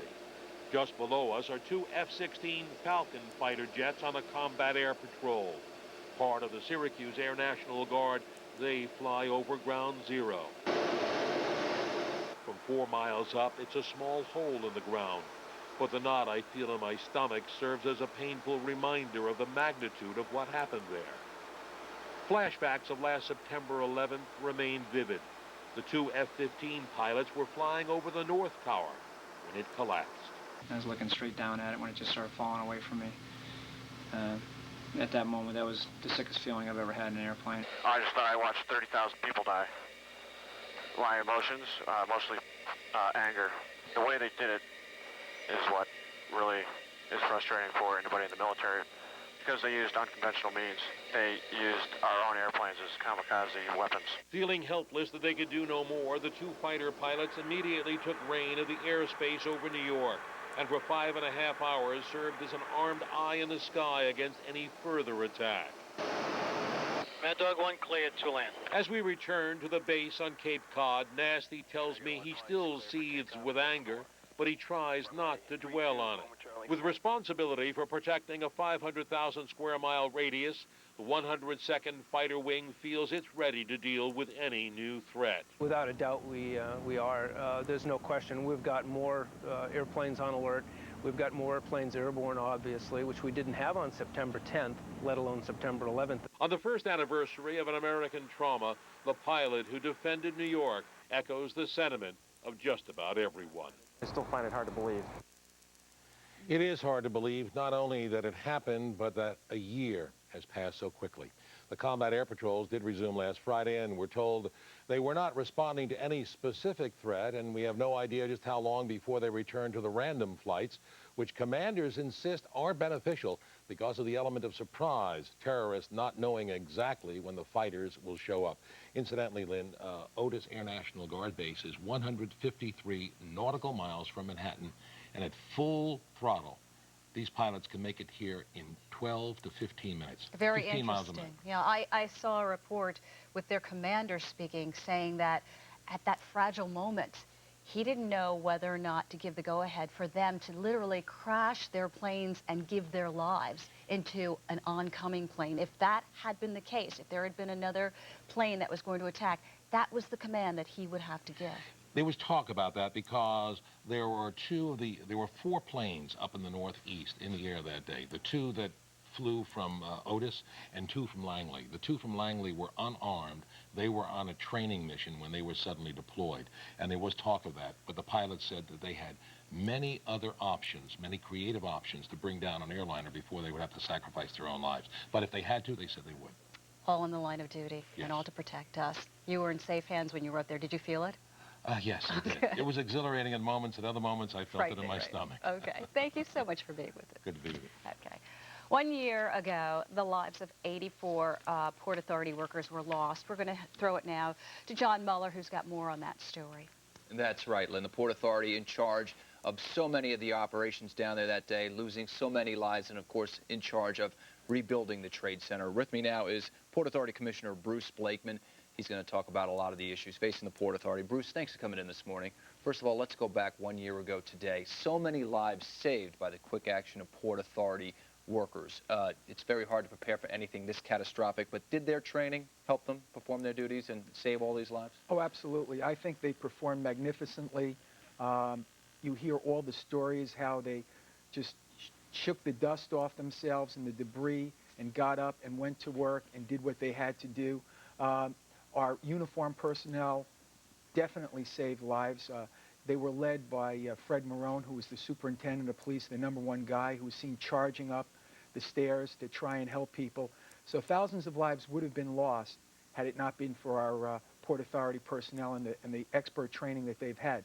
In addition, after 9/11, the second day, the third day afterwards, our people, even though they knew that they lost friends and relatives and colleagues, they went to work, worked 20 hours a day, round the clock, trying to keep the bridges and tunnels open, the airports, the bus terminal. So I have nothing but pure admiration for them. I think we all do. Talking about bridges and tunnels, what is the Port Authority doing to keep them safer? What may be coming down the pike that hasn't even happened yet? Well, included in that, of course, are the airports and the bus terminal. We are putting on between 400 and 500 more uniformed police personnel. We are going to spend close to $1 billion over the next 5 years on technology, surveillance equipment, intelligence gathering technology, fingerprint technology, and things that we can do to try and stop a terrorist attack before it occurs. In addition, we are now interfacing with the federal government. President Bush visited one of our port facilities approximately 2 months ago, and we are working with the Coast Guard, the INS, the Customs Department, the Treasury, the FBI, in gathering information so we get a handle on who these people are who might want to harm Americans. Let's talk a little bit about the rebuilding briefly. A lot of people unhappy with the proposed designs. Where does that stand right now? What stage are we at in getting a plan for rebuilding the Trade Center site? Well, you have people who like the plans and people who would like to see something different. That was the whole purpose of putting the 6 plans out and getting public comment. We're in the public comment phase right now, and we're taking into consideration some of the suggestions that we've received. And sometime around December, we hope to come out with 3 new plans based upon the comments that we've heard from the public and float those out there, get some more public comment, and hopefully by February of next year, we'll come out with a site plan that we feel incorporates most everybody's interests and goals. Most importantly, an appropriate, dignified, and significant memorial. I think everybody's looking forward to seeing those plans. Bruce Blakeman, thank you so much for coming in. We appreciate it. Good luck today. Thank you. Let's check in with Melinda Murphy and take a look at the roadways. Melinda. Good morning. You know, we've got traffic. What a surprise. New Jersey-bound Goethals Bridge. We have a car fire on the ramp getting off just 278, so that's going to really jam up the Goethals Bridge this morning. Also, the broken-down vehicle on the Belt Parkway has been cleared, but now we have one on the westbound LIE at the Van Wyck. Also, we have accidents still being worked on southbound Henry Hudson at Broadway. Meanwhile, of course, there's all those closures downtown, and those closures are just going to mean tie-ups everywhere. Those are all south of Chambers Street. Best idea is to avoid it or to take mass transit if you're trying to go down there. Also, the General Assembly, of course, is in Midtown Manhattan. So mass transit really is the way to go. I'll give you more details about everything in just a while, but for now, back to you guys. Thank you very much, Melinda. Here's what's happening with the weather. We've got a lot going on today, and I want to run it all down real quick for you. Temperatures early on this morning in the 60s and 70s. We have had a problem with visibility. Out at Kennedy Airport, visibility was less than a quarter of a mile, while LaGuardia didn't really report any problems. Here's a look at what's happening right now. Temperatures in the 60s and the 70s. Up to 73 degrees with mostly cloudy skies. The humidity 96%. Wind is calm, barometric pressure falling. First thing right off the bat, we do have a dense fog advisory, eastern end of Long Island. There you go. Visibility down to a quarter and 3/4 of a mile. Wind advisory, wind gusts this afternoon up around 45 miles per hour. Temperatures early on 60s and 70s. That's Tropical Storm Gustav just out in the Atlantic. That's the very latest. He continues to track out to sea. We're watching this cold front move through early this morning. Strong gusty winds moving in behind this system and much, much cooler air. Afternoon highs just in the 70s all the way into Friday. So much cooler than we had on Monday and Tuesday with our afternoon high temperatures in the 90s. Today, partly cloudy skies early on. Lots of sunshine this afternoon. Windy and cooler overnight 40s and 50s. 5 days ahead. By Thursday, 71, Friday, 75, Saturday, 78, and on Sunday, we're looking for some showers to come around and a high temperature of 79 degrees. Larry Hoff visiting some elementary school kids in Long Beach, getting their feelings on everything. What's happening, Larry? Well, Lynn, I'm busy in the craft class. This is the morning program at East Elementary School. Now, everybody together. I know it. Now, don't say that again, will you, buddy? You heard it, didn't you, Lynn? Okay, guys, 1, 2, 3. Good morning, Lynn. Okay, guys, I struggled with my crafts as a kid, and I'm struggling once again. We're making flags to remember here. You're doing very well. And Lynn and John, they have a little poem they want to read to you guys. 2 each. How's that? 2 each. You start first. To remember is honor. Let's honor the memory Good. of all those we lost. Let's say a prayer for all those who passed away. Good. Okay, Sam, right there. Where, right there? Right there. For all. For all who lost loved ones. For all who were Injured. Injured. Very good. You ready there, buddy? I don't know. Yeah, you can hear. I'll read that part for you. For all who helped after the attacks. For all who donated their money. Okay, last 2 lines. Time and prayers and for all who are protecting us now. Okay, what do you think about our flag here? That it remembers the Twin Towers that collapsed, and that it just makes us happy that we're in America. There you go. That's very good. Okay, they've got a lot of ceremonies coming up today around this tri-state area.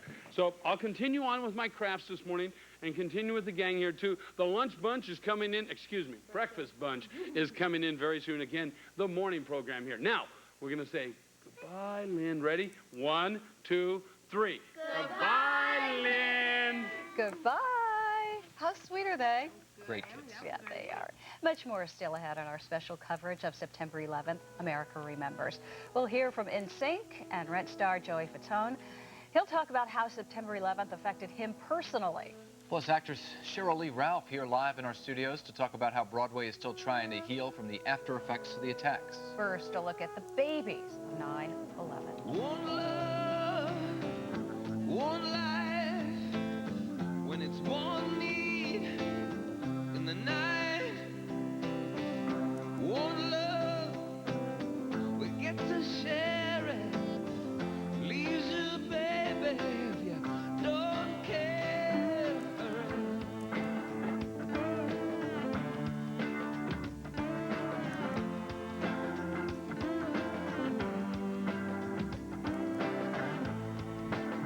Did I disappoint you?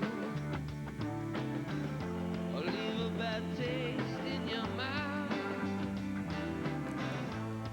You act like you never had love, and you want me to go without. Well, it's too late. One picture worth 1,000 words. And you're looking right now at Ground Zero, a live picture of Ground Zero. Commemorations are beginning right around 8:45-ish, and we will bring you them live. We will continue our coverage as the morning progresses. All right. Meantime, Emily Francis. Back here in the studio, Emily Francis.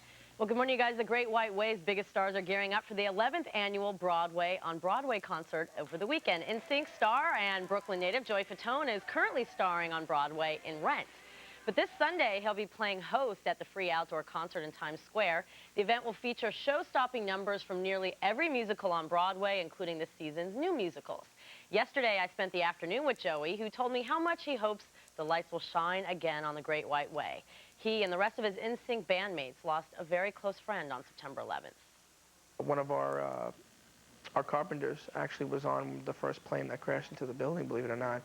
This guy Danny, he was one of our carpenters in Backstreet Boys carpenter, and he was well known. We all knew him, and he was one of the roadies, and he was going home at the time, and He was in, yeah, it was sad to see, but his wife was in such good spirits. We saw her like a little bit after she came to our concert with the baby and everything. It was really cool to see her out and everything, and it had a big impact. I mean, I think it had an impact on everybody's life. There was somebody, almost everybody in the United States, there was somebody that somebody knew that was in that building.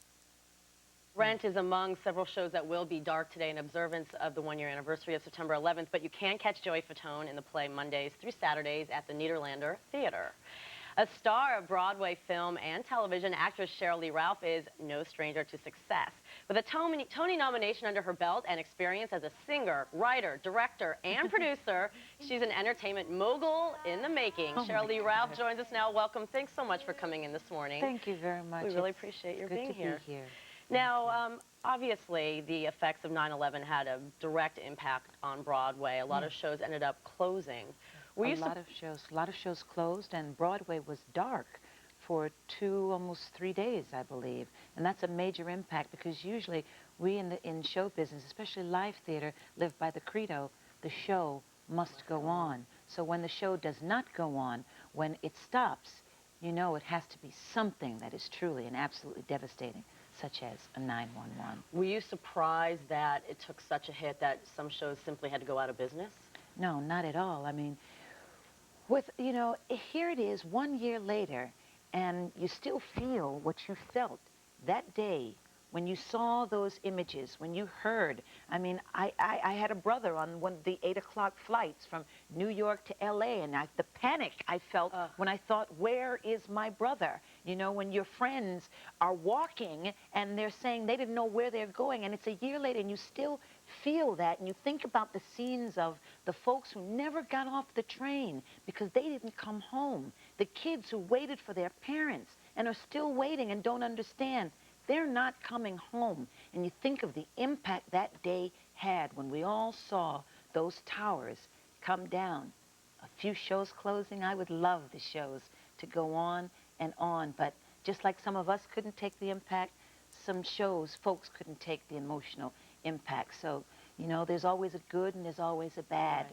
Right. But you're currently starring in Thoroughly Modern Millie. And we were pushed back because of the whole 911. And you never know why God plans things a certain way, but here we are, and our show was never changed for this time period. Our show is now a loving Valentine to New York. Is this why you guys are staying open today? Because there's some people who need a good time. There's some people who are going to want to forget certain images. There's some people who are going to want to go out and hear only in New York. It's that spirit of, you know what? I can make it through this. It's a bad time. It's a rough time. But you know what? There's gold in them there other buildings, and I'm going to get it. You sound like you're about to belt out a tune. But it's in that spirit that, we carried on. And, there's some people who are going to enjoy it, and we'll be there. And in our hearts, we will remember those that didn't make it. We'll remember those that survived, because they'll carry images and memories in their hearts that some of us will never know what that feels like. So we will sing for them. They say there's a broken heart for every light on Broadway. And tonight, that really means something. But, like I get to say, New York, every inch of it, a sky-high mile. Oh, you're bringing tears to my eyes. Fairy tale land, only in New York. Thank you so much for stopping by. I really appreciate it. And you are a native New Yorker, so obviously very important to you personally as well. If you would like to see her in Thoroughly Modern Millie, it is now playing at the Marquee Theater. And for more ticket information, you can log on to our website at WB11.com or call our hotline at 212-210-2838. Thanks again so much for coming in. Thank you. And coming up later this morning, I'll take a look at how New York is becoming a movie-making capital once again as well. John and Lynn, back to you. All right, thank you. Well, look at the symbol of our freedom and how it helped bring us together during these very tough year. This is my right, a right given by God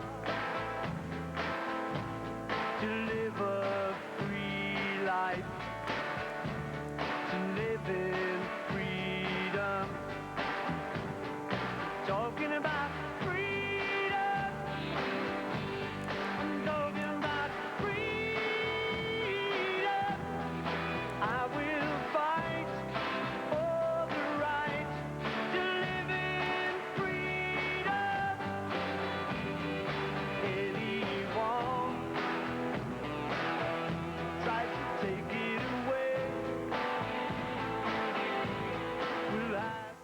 Welcome back. Obviously, there is a tremendous focus today on the tragedy and terrorism that struck our city just last year. Many adults dealing with charged emotions and grief.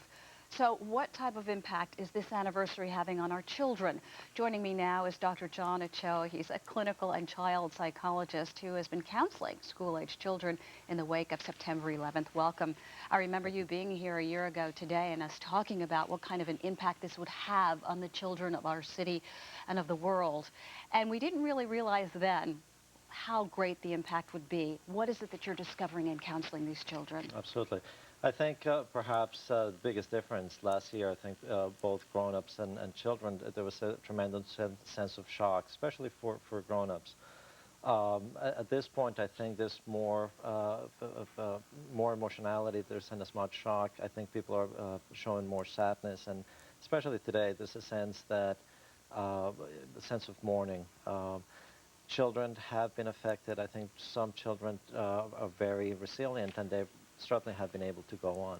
If you're a parent and your child obviously has to get through this day like you do, what do you tell your child? I think we need to differentiate both children that have been directly affected and children who have not. And there are certainly many other children who don't have family members who were lost. Those children who have been affected, I think it's important to not expose them to the media as much. I think we need to just encourage them to go on with their regular lives as much as possible, get them to socialize, get them to just go on about their normal lives.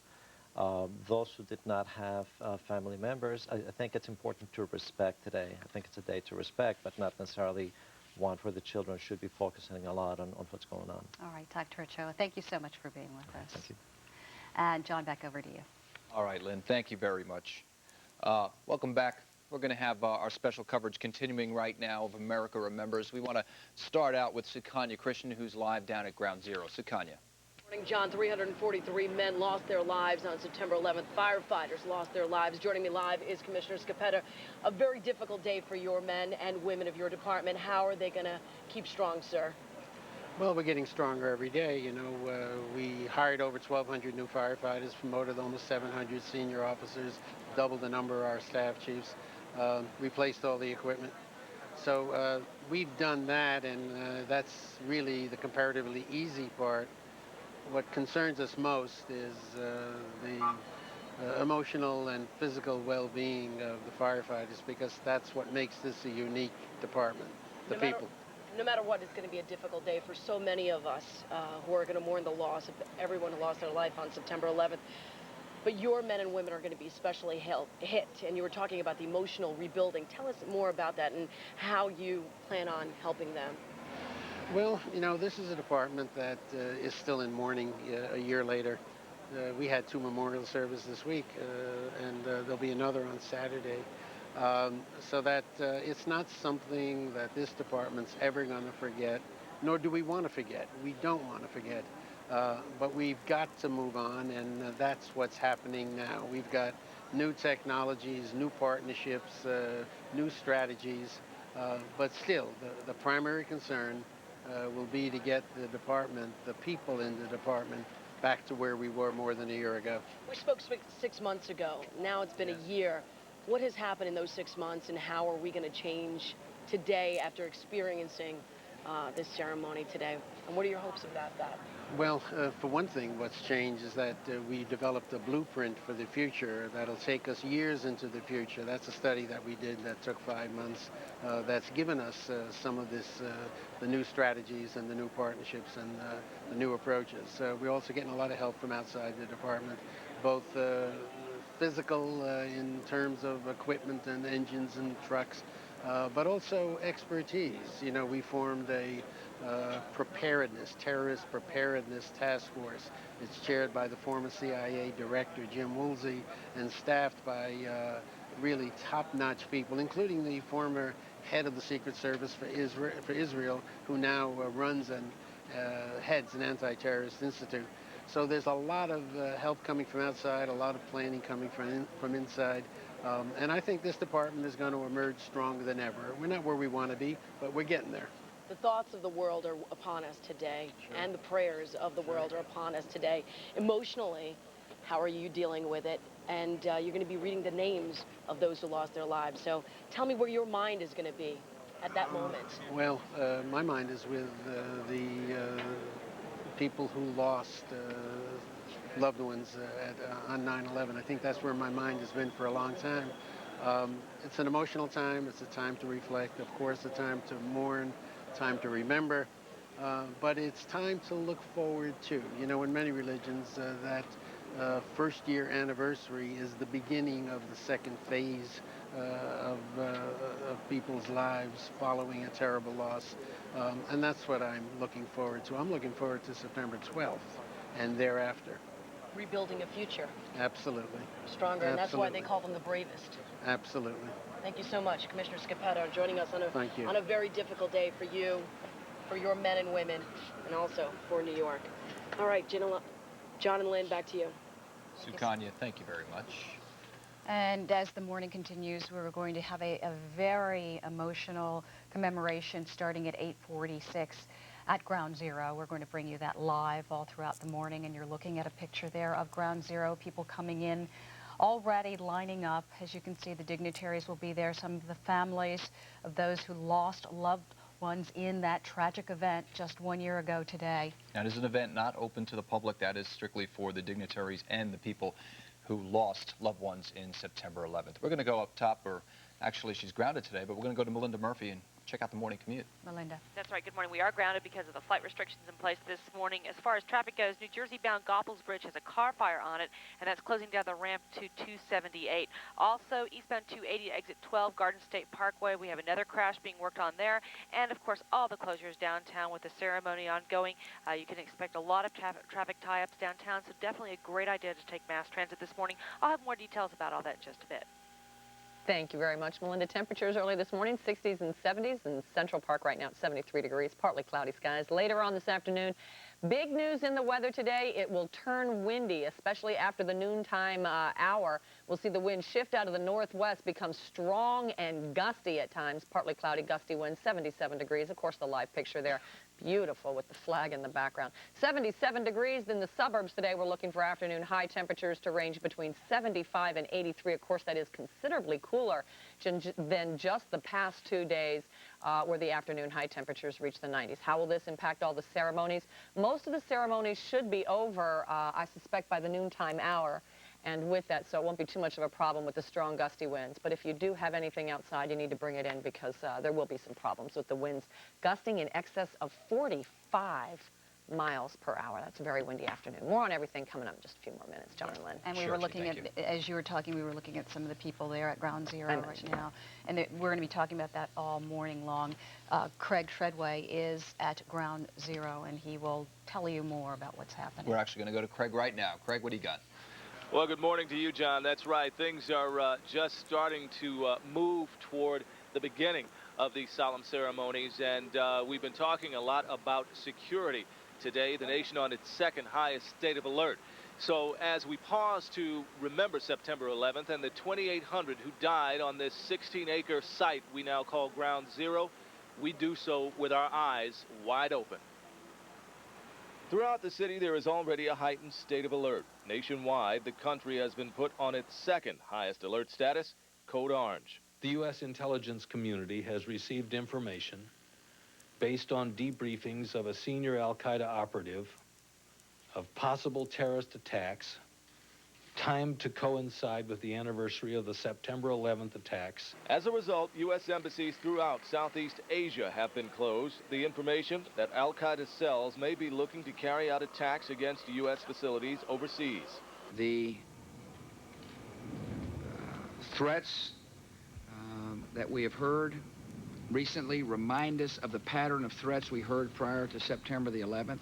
With the eyes of the world on Ground Zero today, the one-year anniversary of the attack that brought down the World Trade Centers, city officials are reminding New Yorkers that police will be out in full force at key points throughout the city. Governor Pataki adding his voice to the assurances. No state is better prepared or more organized to prevent and respond to any attack than the state of New York. In Mayor Bloomberg's 9/11 address, he called on everyone to never forget those lost in last year's attacks and reminded the city and nation of New York's undefeatable spirit. Even in the aftermath of September 11th, we have not allowed terrorism to destroy our freedoms. Anyone who has visited our city has sensed our indomitable spirit of determination and the refusal to let fear rule our lives. But again, federal officials, state and local officials are taking all threats very seriously. Again, security throughout the area is tight, as it is all over the nation at this point. Vice President Cheney has been moved out of Washington to a secure location because of the code orange status that the nation is in right now. And President Bush is expected to be here at Ground Zero sometime in the afternoon, about 4:30, to pay his respects here at Ground Zero. For now, we are live at Ground Zero. I'm Greg Treadway. Back to you. Greg, thank you very much. Well, family and friends are paying tribute to the heroic passengers of United Flight 93. The hijacked plane crashed in Shanksville, Pennsylvania on September 11th. Passengers overwhelmed the hijackers. Some of the people who have visited the crash site say they are finally feeling closure. Others have mixed emotions. Initially, being at the site was not a thing that I felt I needed to do because I did not need to be at the place where my brother perished. However, after the year has gone by and grief has gone through so many different phases, for 9/11 there seemed like there was absolutely no other place that made more sense than to be here.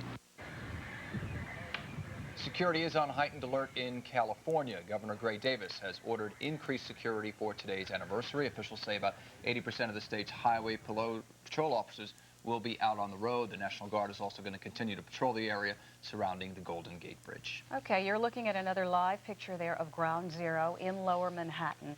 That is where the dignitaries have gathered. That's where the families have gathered. You can see one family member there in particular holding up a picture of a loved one. You can also see the procession is getting into place right now. The official commemoration beginning at 8:46 this morning. Ground Zero as it is 1 year later after the tragic event of 9/11 in the last year. That's right. Governor Pataki is going to read the Gettysburg Address down there at about 8:47. We're going to have former Mayor Giuliani beginning reciting the victim's name, which will take quite a bit. That will go close to about 10 o'clock. We're going to be right back with more. Stay with us. Sometimes in our lives, we all have pain, we all have sorrow,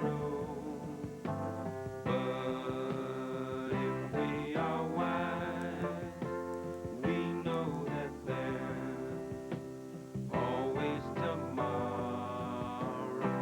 Lean on me when you're not strong, and I'll be your friend. I'll help you carry on, for it won't be long till I'm gonna need somebody to lean on. Please swallow your pride. If I have pain you need to borrow,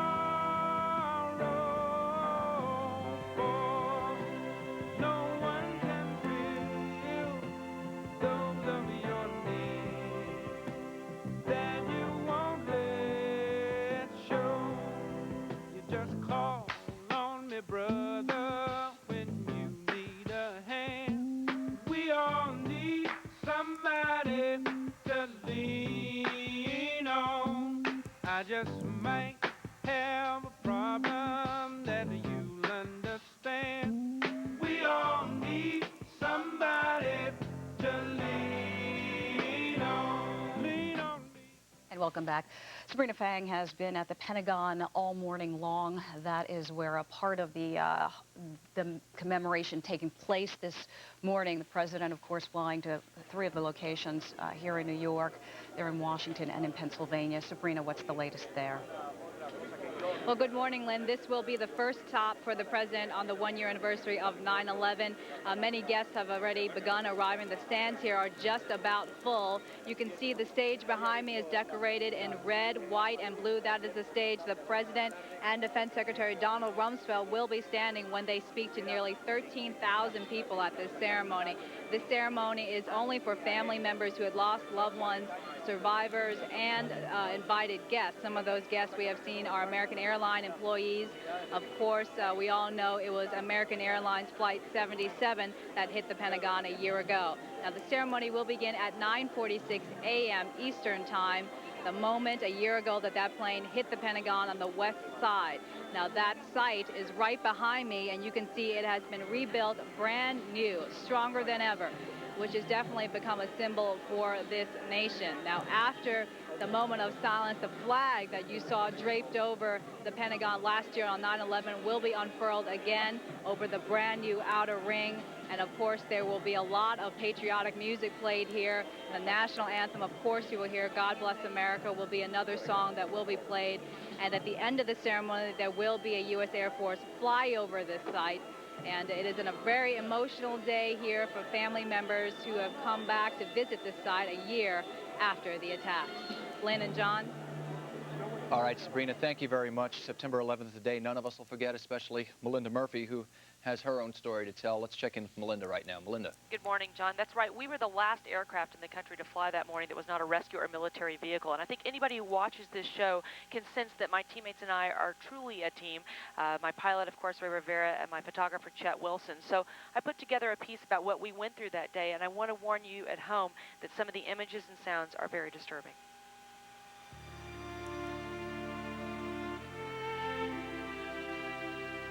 As we took off, we saw this giant fireball coming out of the side of the building, and it was just the most massive thing I ever imagined.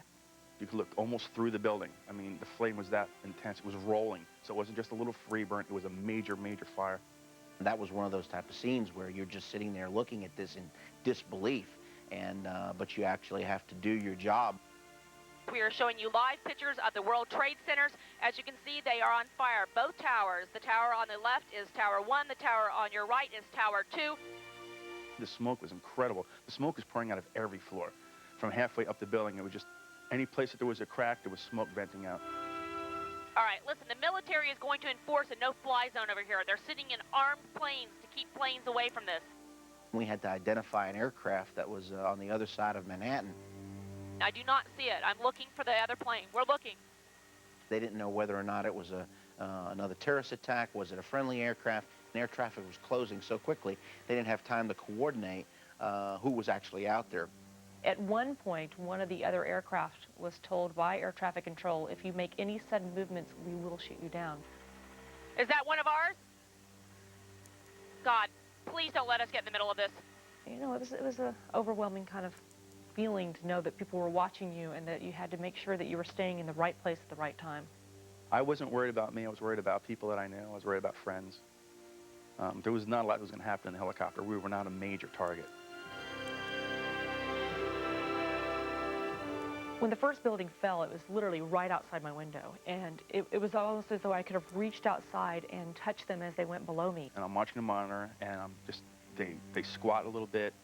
You can see that the flame and the smoke start to shoot out the sides, and the building came down. I had to stop, look out the window, and then look back at the monitor, because it's just not something that happens. Oh, God. It got very quiet. It was weird. I couldn't hear the rotor. I couldn't hear anybody talking on the radio. I couldn't hear Melinda. It was just, for a split second, it was like, did that just happen? The whole second tower collapsed. The whole building is gone. The whole building. I think the hardest part of the day for me was that my husband worked a block and a half south of the World Trade Center. My husband works right there. I had my producer keep trying to call him. The last time I talked to him was in a cab on the way to the heliport. As much as I wanted to go do something, there's nothing I could have done from a helicopter. Let me go back and do my job. They're letting us stay up. I'm not sure why, but they are. The second building, we were in the position where I saw it all. The whole building bowed and squatted like if it was sitting down and then collapsed and pancaked on itself. Oh, those poor people. Oh, God. The second tower is gone.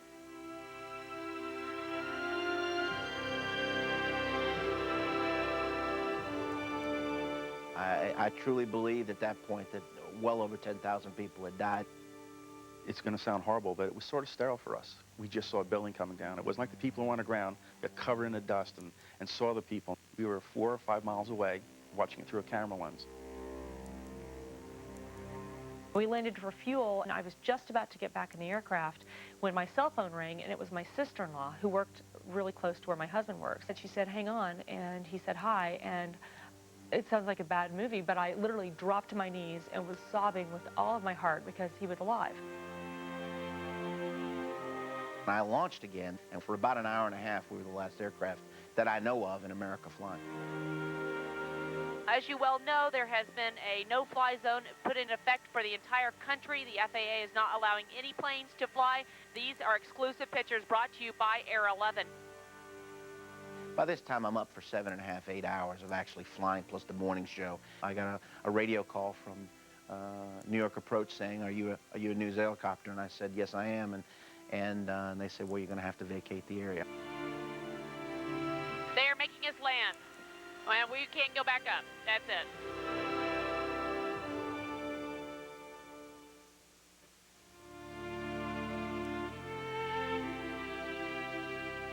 The first time we flew back over Ground Zero was on Thanksgiving. They let us in today for the parade and for other things, and I got to tell you, it's the most emotional morning for me. It's very strange to fly back over the city. It took my breath away. I had tears welling up in my eyes. I looked at Ray and I looked at Chet, and they were exactly the same. And it looked like everything I'd ever seen in my life, every nightmare I've ever had put together. It was just twisted metal. It was still burning. It was still smoldering. I mean, it was a month later, and it was still, you know, smoke coming out of it. Every single day, I still look out that window and look at the footprint of where those buildings used to stand and miss them. Before that, we were just associates and acquaintances. After that, we were linked together for life. I believe, no matter where we are, no matter what happens, they'll never forget who I am, and I'll never forget who they are.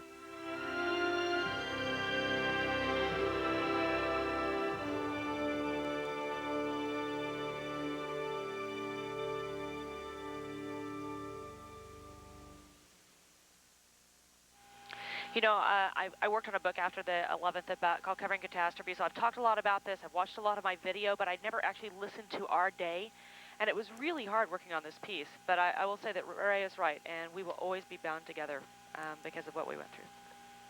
Melinda, that is an incredible story, one of the thousands. Thank you so much. All right, we're going to take another look at Ground Zero with a live picture right there. Ceremony is going to be getting underway very shortly, 8:46. That will be the first moment of silence. The crowd is gathering there. Dignitaries will speak. Ultimately, Mayor Giuliani will start reading the thousands of names that were lost in the Twin Towers, and you can see the crowd gathering there. This is not a public event. This is for the people who lost loved ones. All right, back to the studio. New York's bravest and finest, especially hard hit on September 11th. One couple on Long Island lost their only 2 children. Both of them were civil servants. Mary Murphy has their heartbreaking story.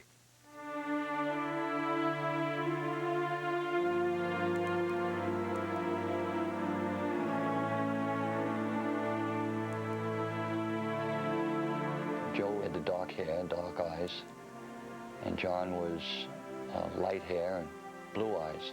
They were Eagle Scouts together. They did everything almost the same time. They even got married 2 months apart. And now they're together again. They had recovered this piece of glass in a piece of the lobby. They put it together and they had my son's names etched in there. John and Jan Vigiano called their lost sons our Twin Towers. Joe, an elite emergency services detective, and John, the firefighter who followed Dad's calling. They would stop in and say, you know, Dad, I got to borrow this. I got to borrow that. And I'd say, well, what do you think this is? He says, Daddy Depot. I was told I couldn't have children. And when I had my first son, he was born on the Immaculate Conception.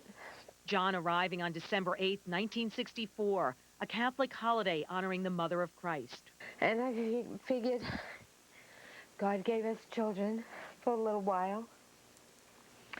And he took them back. He has his reasons. Yet for 12 months, the Vigianos have struggled to find a satisfactory reason for their cruel double loss. You're right, it is cruel. But Mama said it best. God didn't take our sons. This wasn't an act of God. The anger is reserved for an elusive terrorist. Osama bin Laden's a coward. If he was the warrior that he says he is, he wouldn't send young men and women to blow up other people. He should have flew one of the planes. I can almost respect the man that did it for having the guts to do it. The Vigianos have personified guts since they watched the towers fall on TV, rushing from Deer Park to downtown Manhattan's One Police Plaza, sleeping on chairs to wait for word on their boys. On September 13th, John Vigiano ventured for the first time to Ground Zero. When I walked up on Church Street, I knew my sons were gone. There was no way they were going to survive. But Vigiano tried to keep hope alive for his wife, who resisted a police official's offer to provide a hotel room. I just looked at him and I says, why would you want me to go to a hotel? I said, my kids are on slabs of concrete. I can't sleep in the bed. Jan did not return to Deer Park for 3.5 weeks. Her husband, a retired fire captain with 36 years' experience, promised her he'd be cautious as he began an 8-month vigil at the ruins. And I said, look, I'm not a fool. I'm the only one left. I will not do something foolish. He found Joe on October 23rd. Their youngest son, 34, the only detective in his emergency services squad 2, a cop who'd survived 3 different shootouts, was eulogized by his own son, also Joe, then 8 years old. Everyone calls my dad a hero, but I always do that. God has made my dad one of his policemen. Now he is protecting heaven. Joe had christened his 3rd son, John Michael, just 10 days before 9/11. And now the baby's grandparents focused on recovering the remains of their oldest, John Jr., a member of Ladder 132, the father of 2 little girls.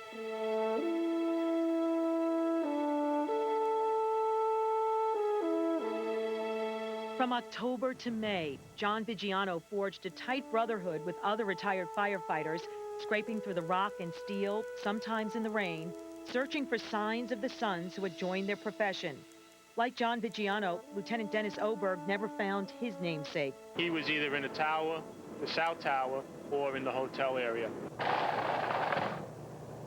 The Vigianos held John's memorial a week before the city closed Ground Zero, putting his personal mementos into a casket. That's what's killing me. You have nothing of it. 2 days later, John Sr. held hands with the other fire dads at the National Memorial Day concert.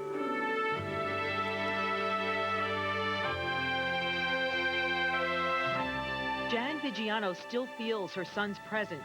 3 weeks after releasing balloons on John's birthday, she was reflecting at the Trade Center site. All of a sudden, a blue balloon come down. Let me know. I said, he's let me know he's there. In mid-July, Jan Vigiano convinced her husband to attend a ceremony sponsored by the Paris Fire Brigade, where the New York City Fire Department received France's highest Medal of Valor. It's probably the most rewarding experience I've ever had. And then they took us up to Normandy.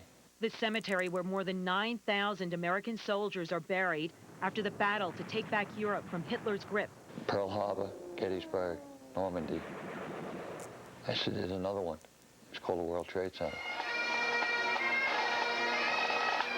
Last month, at FDNY Appreciation Night, the Vigianos joined other fire families brought together by loss to enjoy a Brooklyn Cyclone baseball game. We escaped reality. You know, I love baseball. I was with friends that all of us, we bleed internally. But last night, there was no bloodshed. It was just laughs, good times.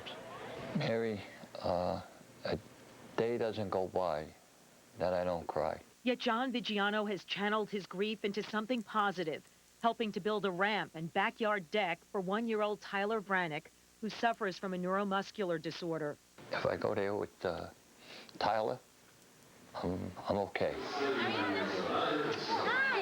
And the Vigianos take great delight in their 5 grandchildren, John's 2 girls, Nicolette, she's a spitting image of her father. and Joe's 3 boys. So I got my kids back, a little smaller version. A lovely sentiment for a dad who now collects stories from his son's colleagues to give to his grandkids, a father who doesn't regret not getting a final farewell. He spoke to each of his sons before they began every one of their shifts. There was the same conversation every week. Be careful. I love you. I love you too, Dad. And hopefully someday I'll be up there with them because I know where they are.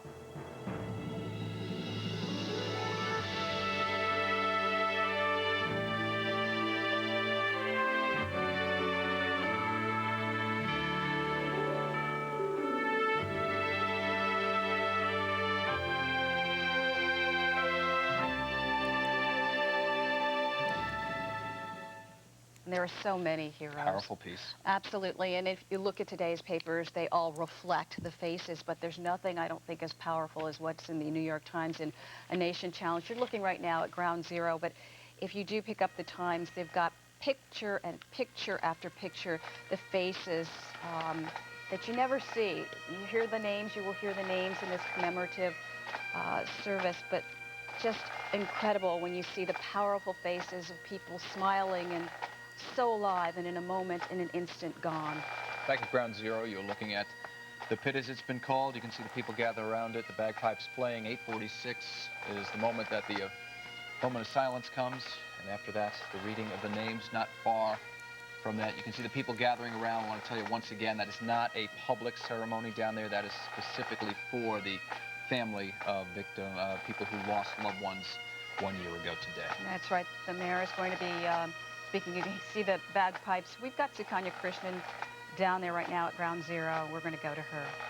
Sukanya. Good morning, Lynn. It's an amazing, overwhelming feeling. Like you said, the bagpipes, you can hear it in the air. Thousands of people have already started gathering out onto the streets. It's a sense of a day of remembrance is really what it is. Joining me live is Frank Noviello. He is the president of Local 79. Your men came out here right away when this devastation took place. Tell me your thoughts on this day. You were here 6 months ago with me talking, and now we're here a year later. Well, today is a day of remembrance. It's a day of sorrow, a day that should never be forgotten. We lost 4 members down here in the North Tower, and all the grieving families, the firefighters, the police officers, the rest of the office workers. It's a day that's close to me because of when I got down here. It was just so the mass destruction that was around us, and you just couldn't imagine. It just brings back a lot of memories today. Just looking down in that pile. It's just it's very, very, very emotional day for me and the rest of the country, and it's rough. You say it's rough, and I definitely am feeling your pain this morning as well. It was a day much like today. It was a day where the sun was shining and there was a nice warm breeze in the air, and then all of a sudden our lives were changed in an instant moment. You were there that moment to lend your hand for help. Tell me if you can take me back there that day. Well, that day, like you said, it was a beautiful day, just like today. And when that destruction, when that first plane hit, our guys from Local 79, our men and women, they ran straight down here. Whoever could make it down here started. I mean, I heard so many stories from our members, what they did before it became contractual. They were just volunteering as they ran down and helped the police officers, the firefighters, the office workers. I was just hearing a story from one of my fellow brothers, Peter, of how he lent a hand of, just handing out water and running for his life, as the second tower came down. And it's just it's very, very emotional, very emotional. Thank you very much, Frank, for joining us live. A very emotional day for us as we come to terms with this September 11th. Back to you guys in the studio. Sukanya, thank you so much. Again, live pictures of Ground Zero. You can see the honor guard there. All the people gathered, people who have just about all of them losing loved ones in this tragedy a year ago. We're coming up not far away. We have 13 minutes from the moment when the first plane hit. That will be a moment of silence, and we'll officially start the ceremonies down there at Ground Zero. The crossroads of the world, Times Square. Hundreds of people saw the images of September 11th there. Now, a year later, as downtown Manhattan rebuilds, Times Square rebuilds and revives in its own way. Marisol Castro is there now live with more. Marisol. Good morning, everyone. Well, you know, New Yorkers have a fighting spirit, and many of the people we spoke to today in Times Square said it's business as usual. They're going about their normal schedules. Many people we spoke to were not from New York and gave us their thoughts on what they think about this day. Let's take a look. Because you have to keep going on. That's all we have. You know, you can't wallow in staying in a room and be scared all the time, so you got to keep going on. No, I feel very safe. I think our country is strong, and we're going to be right there on top, as always. Things must go on, unfortunately, but as long as you have this in the back of your mind, you remember what happened to all our lost heroes, that's what matters. We're going to try and get down to Ground Zero and probably Central Park tonight. So what does this day mean for you? It's kind of special and very sad. Well, I think it's something that everybody, the whole country, thinks is a special day, and that's why I came here this week, so that we could come into the city for this day. Again, a range of emotions from plenty of people here in Times Square who are remembering those who lost their lives on this one-year anniversary of 9/11. We're live in Times Square. I'm Marisol Castro reporting for the WB11 Morning News. Back to you guys in the studio. All right, thank you very much. Former Fire Commissioner Thomas Van Nyssen now works in the private sector. But on September 11th, 2001, he was the commander-in-chief of the New York City Fire Department. That's right. Craig Treadway spoke with him about that tragic day. For former New York City Fire Commissioner Thomas Van Nyssen, the start of September 11th was the perfect example of how life can change in an instant. Like any other day, it was a happy day because we had just had a great ceremony the day before in my firehouse. We had rededicated it because we had totally remodeled it. Father Judge said a mass there. Pete Gansey spoke. Father Judge told us, you know, you never know what's going to happen. Get up, enjoy your life, because you just never know. How prophetic Father Judge's words would be. At 8:46 a.m., a passenger jet with 92 people aboard slams into Tower 1 of the World Trade Center. Arriving at the scene, even Van Nyssen couldn't imagine how bad it was or how bad it was going to get. You get there thinking that we're going to have a fire we can't put out. We'll lose a lot of people above it. But, you know, we're never going to have a tragedy like we had. And then, 9:03 a.m., United Airlines Flight 175, carrying 56 people, punches through Tower number 2. When the second tower was hit, we were still in the lobby of the North Tower. That, I think, is when chiefs and everybody realized that things were spinning out of control. And still, Van Nyssen says he was in awe of his firefighters. From command staff to the foot soldier, everyone was involved in a frantic mission to save the lives that could be saved. Then, the sight that would tear a hole in the city's heart and the heart of the FDNY. 9:59 a.m., Tower number 1 surrenders to its wounds. The first tower came down, and you knew at that point that you had suffered some tremendous losses in your command staff alone. Had to be. You know, our chiefs get right into it, get right in there with the guys. And that's the way they lead from the front. Many of them close friends of Van Nyssen's, like friend and advisor, First Deputy Chief, 72-year-old Bill Field, Deputy Chief Ray Downey, and the hard-charging chief of the department, Peter Gansey. Also, the prophetic Father Michael Judge, the department chaplain. He had that ability all the time to bring us to reality. He had a gift. By the time the second tower came down, the numbers of civilians feared lost was staggering. The number of firefighters and policemen, unimaginable.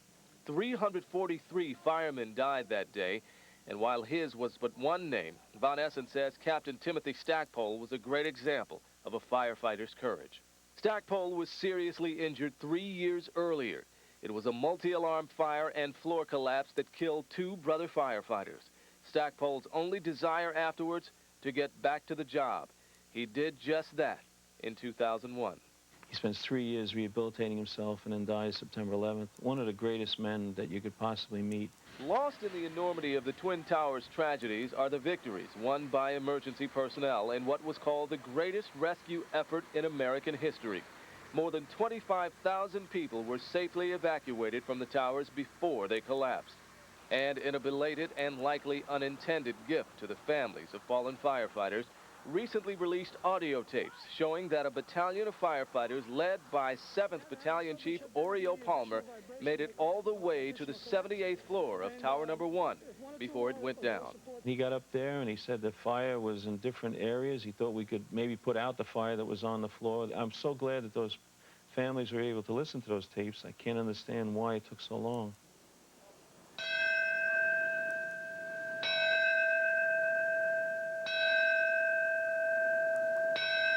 When all recovery work ended at the World Trade Center, it was marked by a solemn ceremony.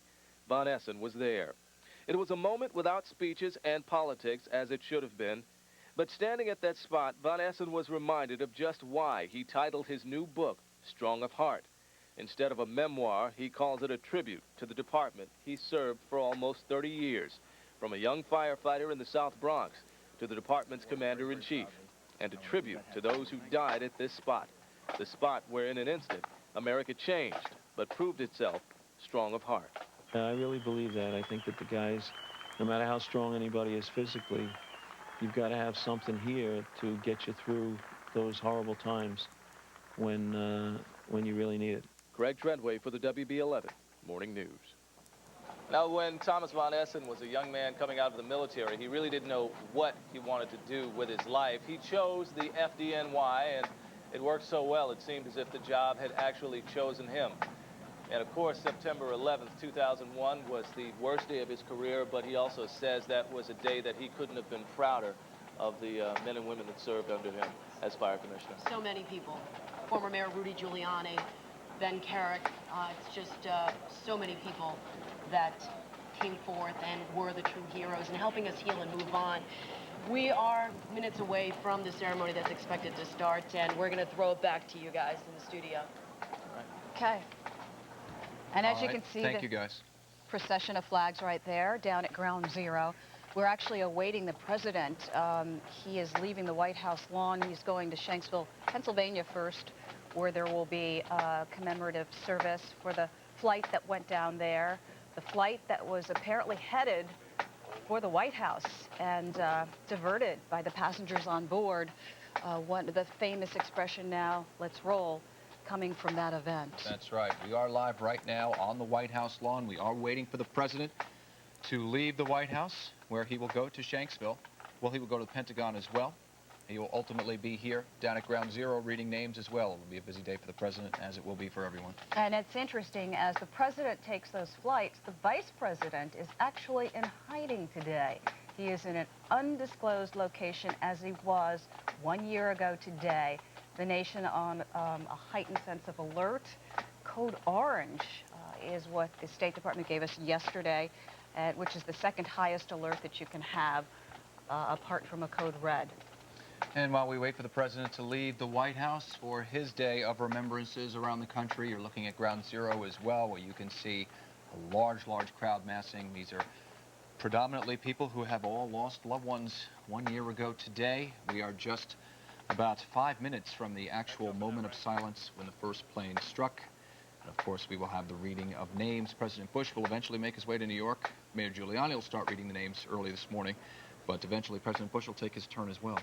There are 2,801 names that will be read. Those are the names of the innocent victims who lost their lives on that tragic day 1 year ago today.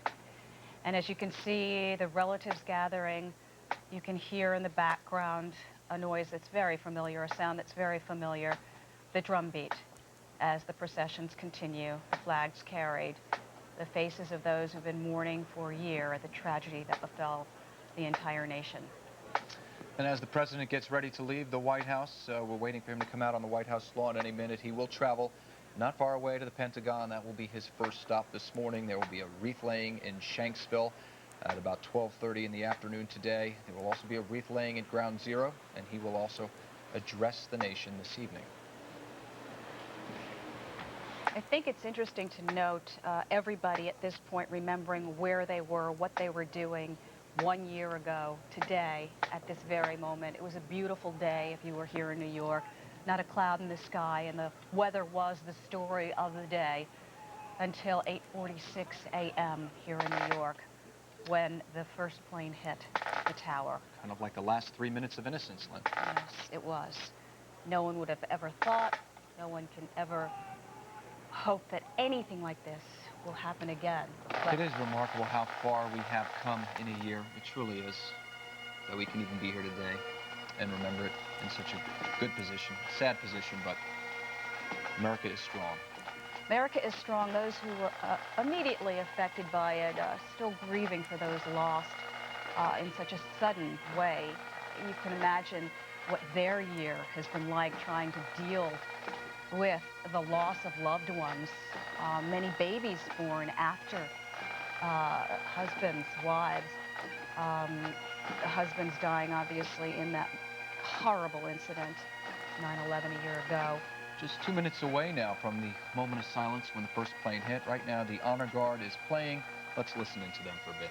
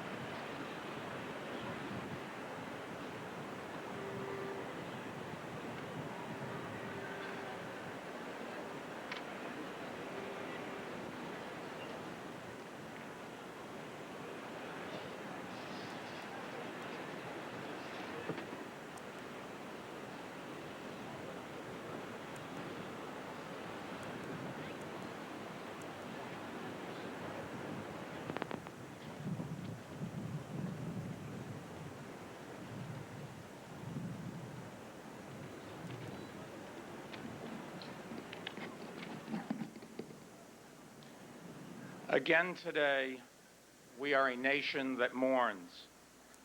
Again today, we take into our hearts and minds those who perished on this site 1 year ago, and also those who came to toil in the rubble to bring order out of chaos, and those who throughout these 12 months have struggled to help us make sense of our despair. Now we join with our fellow Americans in a minute of silence, led by President George W. Bush from the South Lawn of the White House in Washington.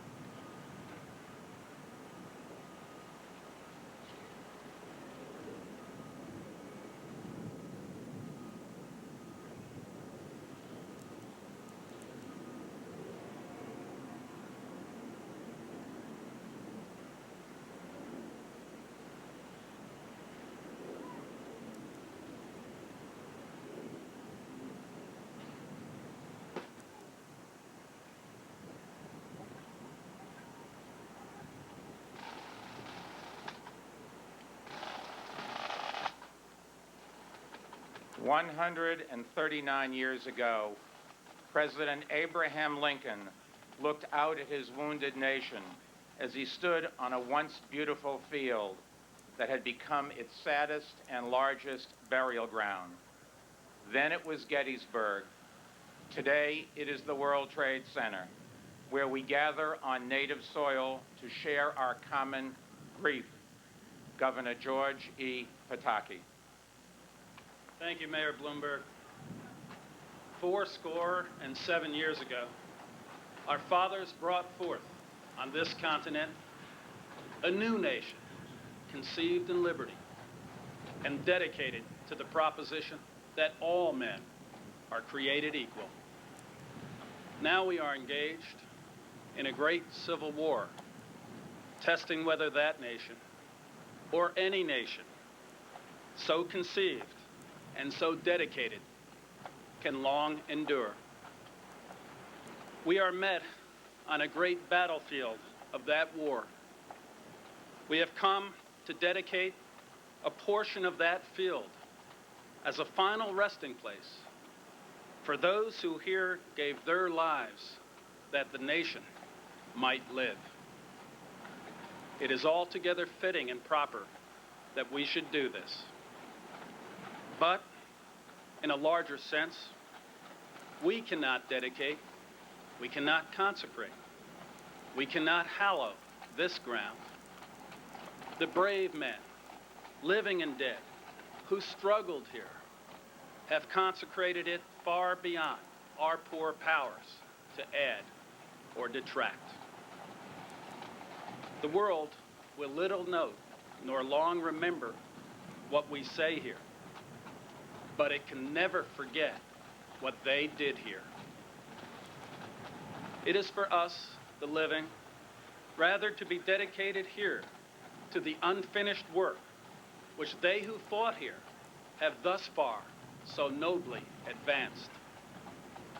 It is, rather, for us to be here dedicated to the great task remaining before us, that from these honored dead, we take increased devotion to that cause for which they gave the last full measure of devotion.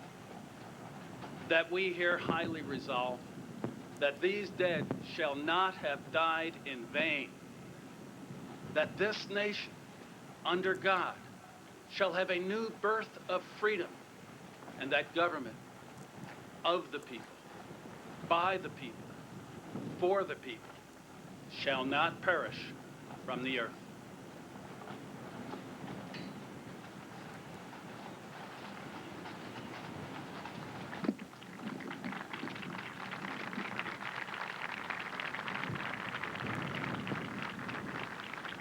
They were our neighbors, our husbands, our children, our sisters, our brothers, and our wives. They were our countrymen and our friends. They were us. Mayor Rudolph W. Giuliani.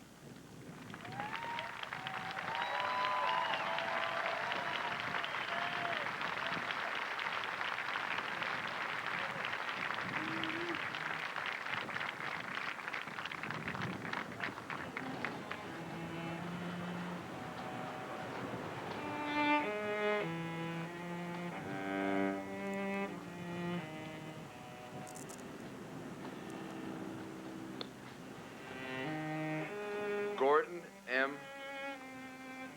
Ahmad Jr. Edelmiro Abad. Maria Rose Abad. Andrew Anthony Abadi. Vincent Abadi. Lawrence Christopher Abel. Alona Abraham. William F. Abrahamson. Richard Anthony Acedo. Jesus Acevedo Rescond. Heinrich Bernard Ackerman. Paul Aquaviva,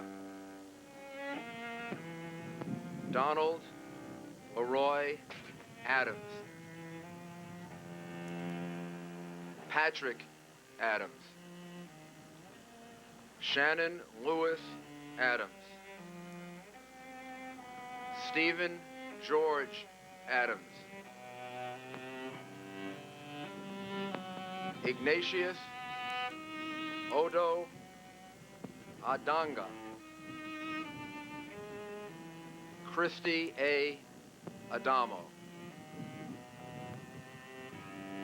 Terrence E. Adderley, Jr., Sophia Boruwad Addo, Lee Allen Adler, Daniel Thomas Afflito, Emmanuel Akwazi Afuakwa, Alak Agarwal, Mokul Kumar Agarwala, Joseph Agnello, David Scott Agnes, Brian G. Ahern, Jeremiah Joseph Ahern, Joanne Maria Alayados, Shabir Ahmed, Terrence Andre Aiken, Godwin Ajawala, Gertrude M. Alagero, Andrew Alameno, Margaret Ann Alario, Gary M. Albero, John Leslie Albert, Peter Alderman, Jacqueline Delane Aldridge, David D. Alger, Sarah Ali Escarcega, Ernest Ali Kakos, Edward L. Allegretto, Eric Allen, Joseph Ryan Allen, Richard Dennis Allen, Richard Leonard Allen, Christopher E. Allingham, Anna Allison, Janet M. Alonzo, Arturo Alva Marino, Anthony Alvarado, Antonio Javier Alvarez, Victoria Alvarez Burrito, Telmo E.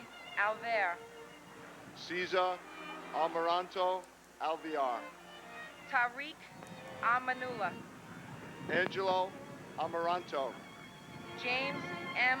Amato, Joseph Amatuccio, Christopher Charles Amoroso, Kazuhiro Anai, Calixto Anaya Jr., Joseph Enchandia, Kermit Charles Anderson, Yvette Constance Anderson, John Andrea Kehoe, Michael Rourke Andrews, Jean Ann Andrucki, Siunia Ang,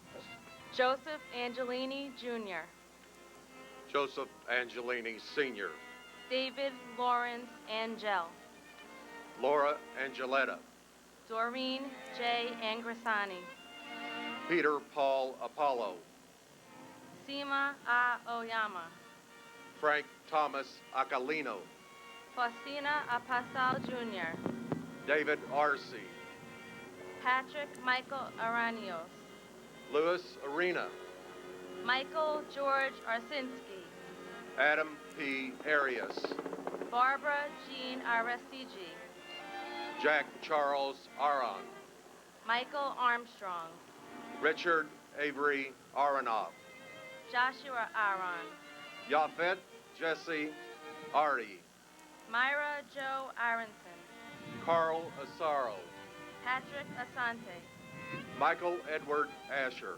Michael Asiak, Thomas J. Ashton, Janice Marie Ashley, Will O. Sittenberg, Greg Arthur Atlas, Gerard T. Atwood, James Otafred, Lois Frank Adversano Jr., Ezra Aviles, Sandy Ayala, Arlene T. Babakitas, Eustace P. Bacchus, John J. Badagliaca, Jane Ellen Bassler, Robert J. Firewalter, Andrew J. Bailey, Brett T. Bailey, Garnett Edward Bailey, Tatiana Bakalinskaya, Michael S. Bass, Sharon M. Balkan, Michael Andrew Bain, Catherine Bantis, Gerard Baptist, Walter Barron, Gerard A. Barbara, Paul Vincent Barbaro, James William Barbella, Ivan Kirillos F. Barbosa, Victor Daniel Barbosa, Christine Barbudo, Colleen Ann Barkow, Davo Michael Barkway, Matthew Barnes, Sheila Patricia Barnes, Evan J. Barron, Renee Barrett Arjun, Natalie Barrios La Cruz, Arthur Thaddeus Berry, Diane G. Berry, Maurice Vincent Berry, Scott D. Bart, Carlton W. Bartels, Guy Bartfi, Ina B. Basina, Alicia Basmajian, Kenneth William Basnicki, Stephen Bates, Paul James Batiglia, Walter David Bauer Jr., Marlene Capito Bautista, Mark Lawrence Bavis, Jasper Baxter, Michelle Beal, Paul Frederick Beattini, Jane S. Beatty, Lawrence Ira Beck, Manette Marie Beckles, Carl John Badigian,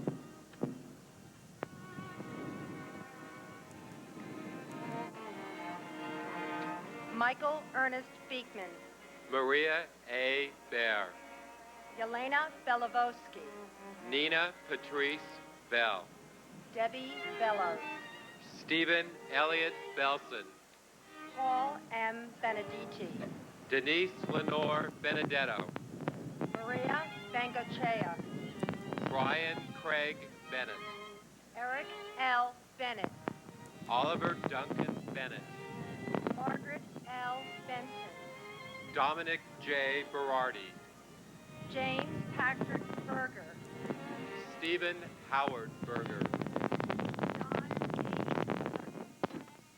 Alvin Bergson, Daniel Bergstein, Graham Andrew Berkeley, Michael J.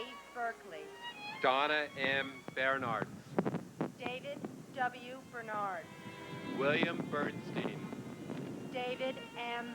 Berry, David S. Berry, Joseph J. Berry, William Reed Bethke, Timothy Betterly, Carolyn Biong, Edward Frank Baye, Paul Bayer, Anil Tahiram Baneve, Bella J. Bokan, Shimi D. Vijayalaisen, Peter Alexander Billfield, William G. Bigart, Brian Belcher, Carl Vincent Binney, Gary Eugene Bird, Joshua David Birnbaum, George John Bishop, Jeffrey Donald Bittner, Albert Baliwa Blackman Jr., Christopher Joseph Blackwell, Susan Leigh Blair, Harry Blanding Jr., Janice Lee Blaney, Craig Michael Blass, Rita Blau, Richard Middleton Blood, Jr. Michael Andrew Bucardi. John P. Baki. Michael Leopoldo Buccino. Susan M. Buccino. Bruce D. Bowen.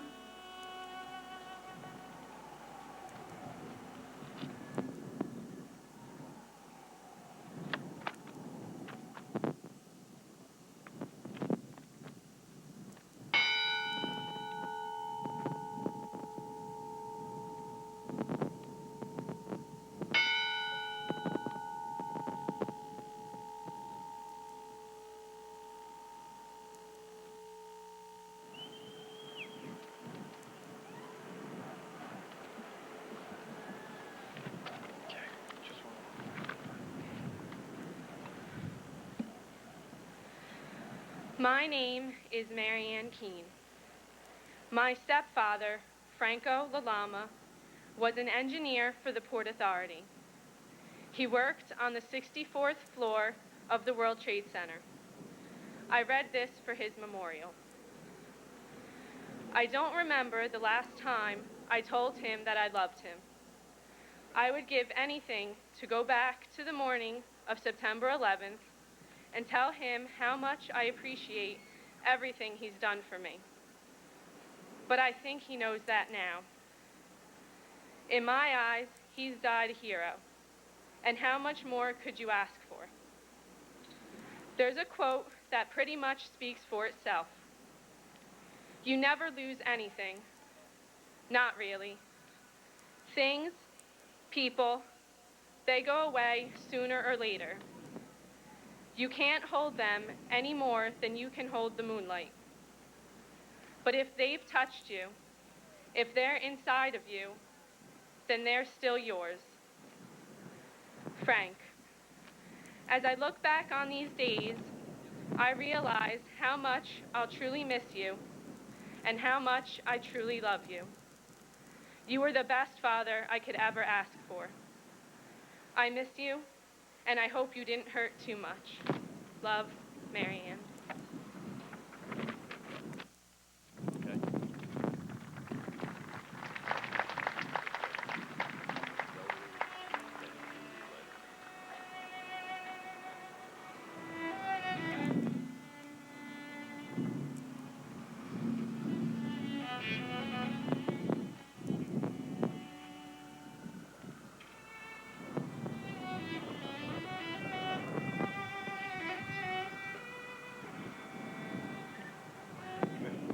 Mary Catherine Bofa.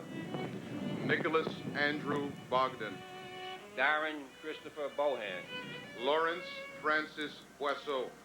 Vincent M. Bolin, Jr. Tori Belorchi. Alan Bondarchenko. Andre Bonhier Jr. Colin Arthur Bonet. Frank Bonamo. Yvonne Lucia Bonanno. Janine Bonsignore. Sean Booker. Kelly Ann Booms. Sherry Ann Bordeaux. Christine Bordinabe. Martin Borziski. Richard Edward Bosco. Claus Volte. Carol Marie Bouchard. John Bolton. Francisco Eligio Bordier. Thomas Harold Bowden, Jr. Kimberly S. Bowers. Veronique Nicole Bowers. Sean Edward Bowman, Jr. Larry Bowman. Kevin L. Bowser.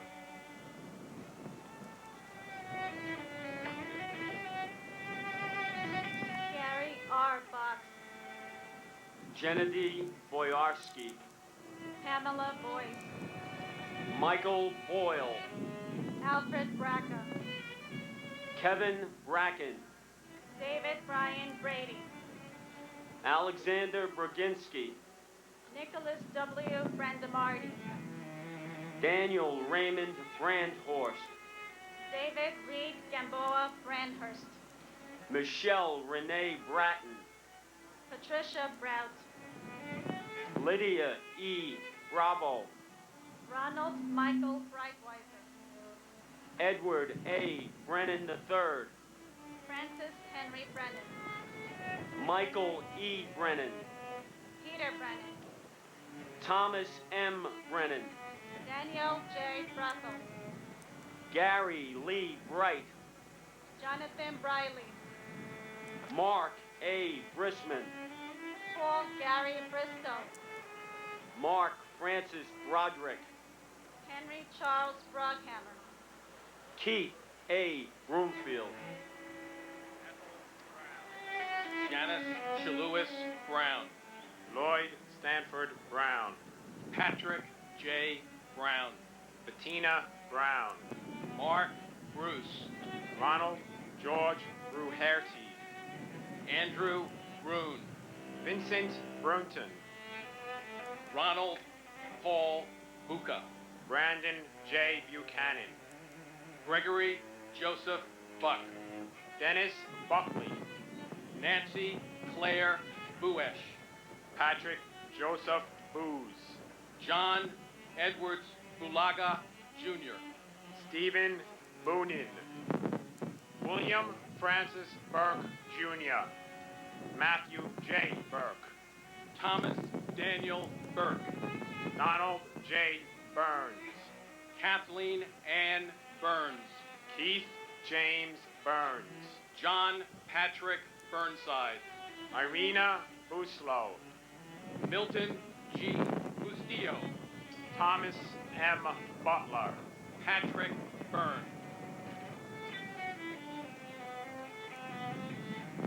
Timothy D. Byrne. Jesus Neptali Cabeza. Lillian Caceres. Brian Joseph Cachia. Stephen Dennis Gafiero Jr. Richard M. Cagiano. Cecile Morella Cacuicla. John Brett Cahill. Michael John Cahill. Scott Walter Cahill. Thomas Joseph Cahill. George Kane. Salvatore B. Calabro. Joseph Calendrijo. Philip B. Calgano.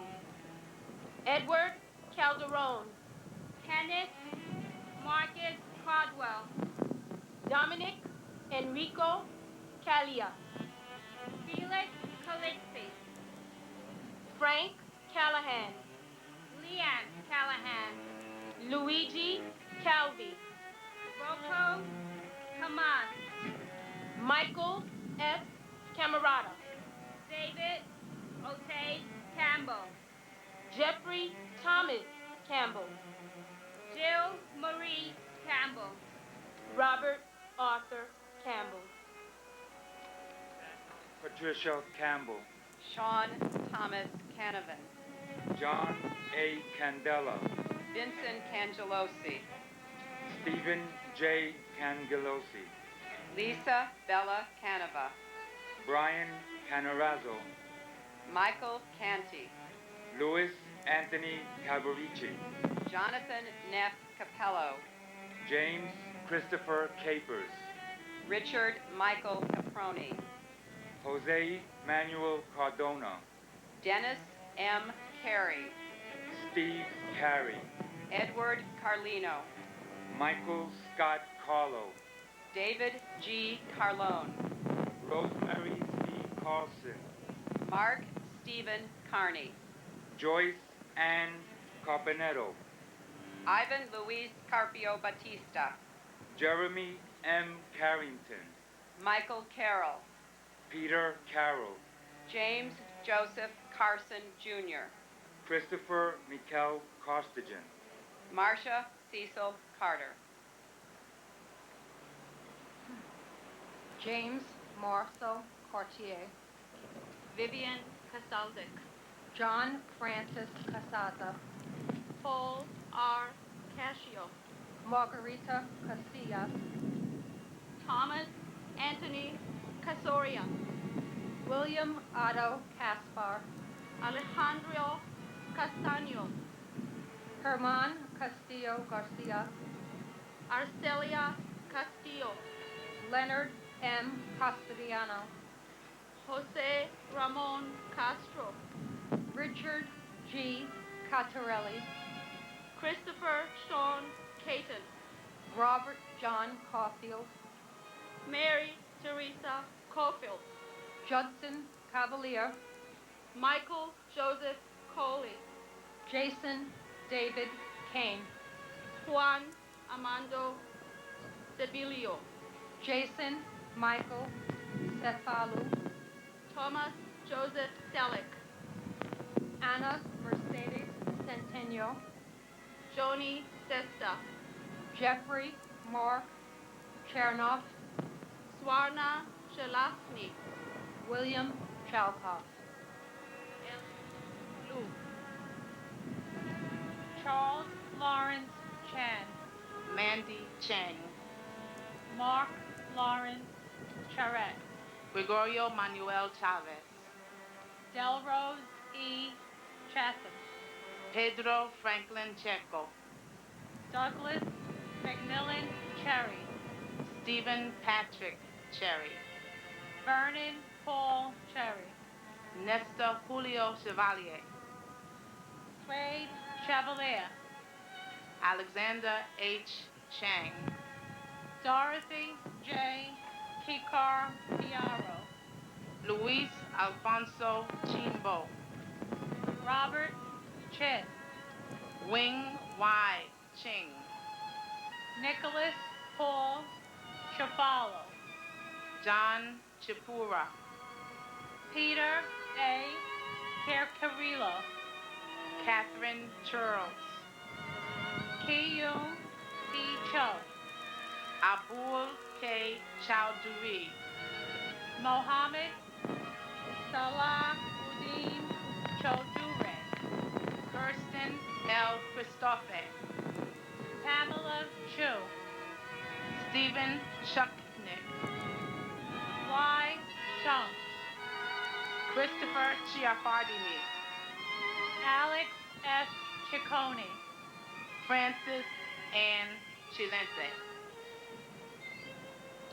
Elaine Chilo, Nestor Andre Citron III, Edna Cintron, Robert Dominic Siri, Juan Pablo Cisneros Alvarez, Benjamin Keith Clark, Eugene Clark, Gregory Allen Clark, Manny Leroy Clark, Thomas R. Clark, Christopher Robert Clark, Donna Marie Clark, Michael J. Clark, Surya Rachel Emma Clark, Kevin Francis Cleary, James D. Clear, Jeffrey W. Cloud, Susan Marie Klein, Stephen Coakley, Jeffrey Allen Cole, Patricia A. Cody, Daniel Michael Coffey, Jason M. Coffey, Florence G. Cohen, Kevin Sanford Cohen, Anthony Joseph Caladonato, Mark Joseph Caleo, Stephen J. Coleo, Christopher M. Colasanti, Kevin Nathaniel Colbert, Michael P. Colbert, Keith E. Coleman, Scott Thomas Coleman, Taro Coleman, Liam Joseph Colhoun, Robert D. Collin, Robert J. Cole, Gene Collin, John Michael Collins, Michael L. Collins, Thomas J. Collins, Joseph Collison, Jeffrey Dwayne Coleman, Patricia Malia Kolodner, Linda M. Colon, Saul E. Colon, Ronald Edward Comer, Sandra Jolene Conati Brace, Jaime Concepcion, Albert Condé, Denise Connolly, Susan P. Conlon, Margaret Mary Connor, Cynthia Marie Lease Connolly, John E. Connolly Jr., James Lee Connor, Jonathan M. Connors, Kevin Patrick Connors, Kevin F. Conroy, Jose Manuel Contreras Fernandez. Brenda E. Conway. Dennis Michael Cook. Helen D. Cook. Jeffrey W. Combs. John A. Cooper. Joseph John Capo, Jr. Gerard J. Coppola. Joseph Albert Corbett. John J. Corcoran III. Alejandro Cordero. Robert Cordiz. Ruben D. Correa. Danny A. Correa Gutierrez. James J. Corrigan. Carlos Cortez. Kevin Cosgrove. Dolores Marie Costa. Dina Alexandra Costanza. Charles Gregory Costello, Jr. Michael S. Costello. Conrad K. Catoy. Martin J. Coughlin. John Gerard Coughlin. Timothy J. Coughlin. James E. Cove. Andre Cox. Frederick John Cox.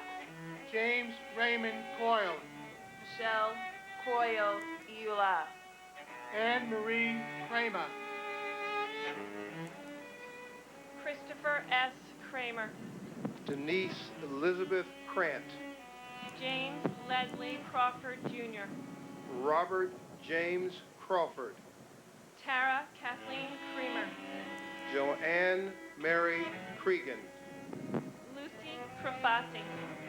John A. Krishy. Daniel Hal Chrisman. Dennis Cross. Kevin Raymond Crotty. Thomas G. Crotty. John Crow. Wells Ramey Crowther. Robert L. Cruikshank. John Robert Cruz. Grace U. Chua.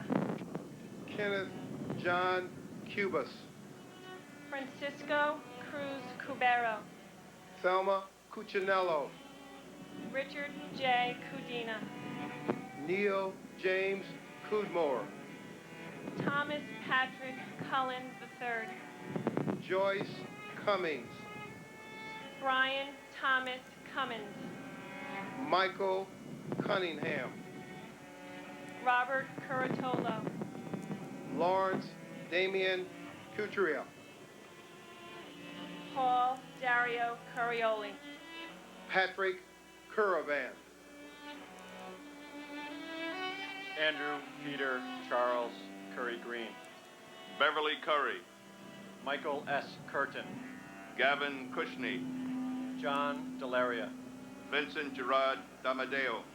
Jack D'Ambrosi. Mary D. Antonio. Edward A. Diatri. Michael D. Dioria. Michael Jude Despacito. Manuel John Damota. Caleb Aaron Black. Carlos S. Da Costa. Joao Alberto da Fonseca. Brian Paul Dale. Thomas A. Damaskinos. Janine Marie DiMano Jones. Patrick W. Danahy. Nana Danso. Vincent Dons. Dwight Donald Darcy. Elizabeth Ann Darling. Annette Andrea Dataram. Lawrence Davidson. Michael Allen Davidson. Scott Matthew Davidson. Titus Davidson. New Yorka Davila. Clinton Davis. Wayne Terrill Davis. Anthony Richard Dawson. Calvin Dawson. Edward James Day. Dorothy Alma Diarejo. J. Sorrell M. De Chavez. Jennifer De Jesus. Monica E. De Jesus. Neridia De Jesus. Emerita de la Peña.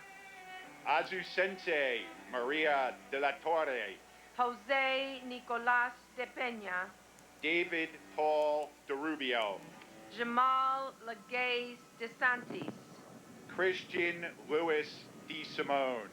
Melanie Louise DeVere, William Thomas Dean, Robert J. DeAngelis Jr., Thomas Patrick DeAngelis, Tara E. DeBeck, Anna Maria DeBin, James V. DeBlasi, Paul DeCola, Simon Marash DeDufkash, Jason DeFazio, David A. DeFeo, Manuel Davaya Jr., Donald Arthur de la Peña, Vito Joseph DeLeon,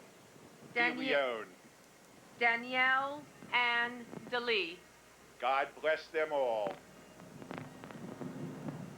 Joseph A. de la Pietra, Andrea Della Bella, Palmena Delegante, Colleen N. DeLaury, Francis Albert de Martinez, Anthony Demas, Martin N. Di Mayo, Francis Deming, Carol K. Dimetz, Kevin Dennis, Thomas F. Dines, Jean De Palma, Robert John Durrani, Michael DeRienzo, Edward Desimoni III, Andrew Desperito, Sandy N. Dewell, Jerry DeVito, Robert P. DeBeth Jr., Dennis Lauren Devlin, Gerald Dewan, Sulamanali Kasamali Danani, Patricia Florence DeShiaro, Deborah Ann DiMartino, Michael Louis D'Agostino, Matthew Diaz, and Nancy Diaz. Rafael Arturo Diaz. God bless all of us.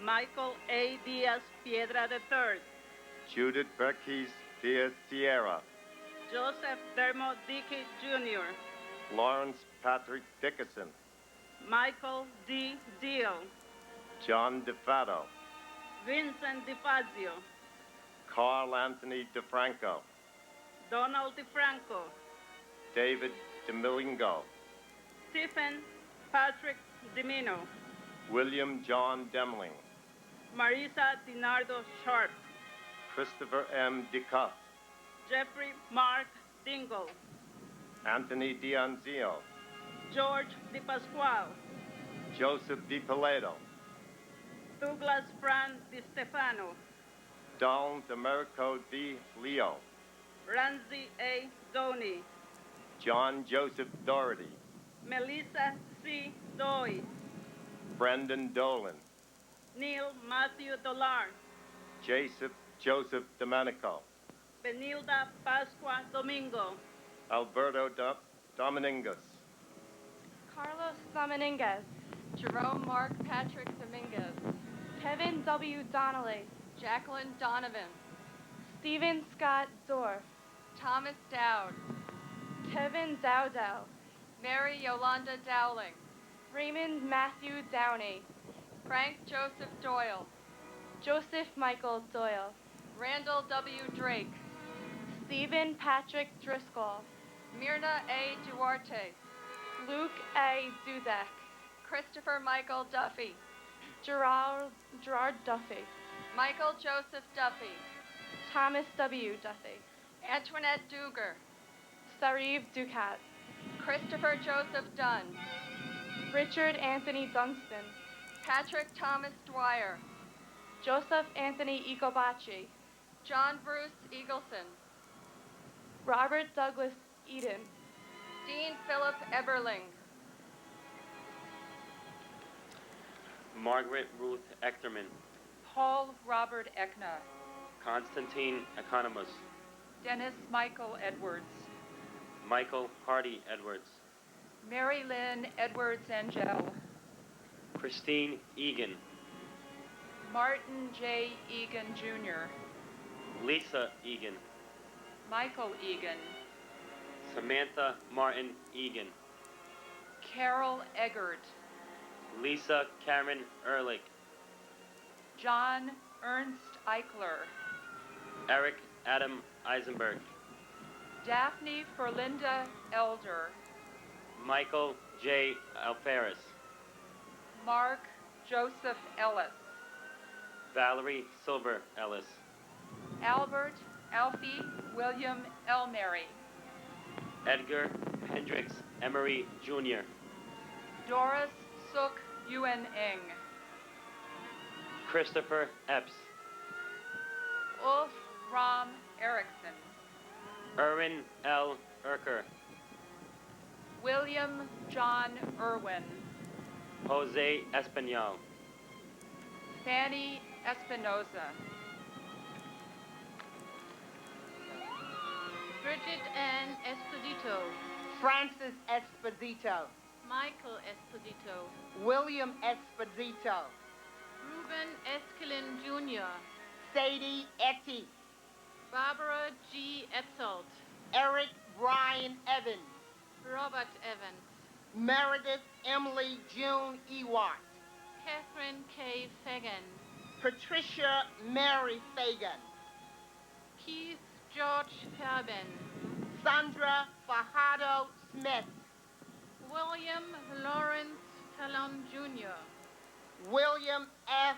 Fallon, Anthony J. Filoni Jr., Dolores Bridget Finelli, Robert John Fangman, John Joseph Fannin, Kathleen Ann Farragher, Thomas Farino, Nancy Carol Farley, Paige Marie Farley Hacko, Elizabeth Ann Farmer, Douglas John Farnham, John G.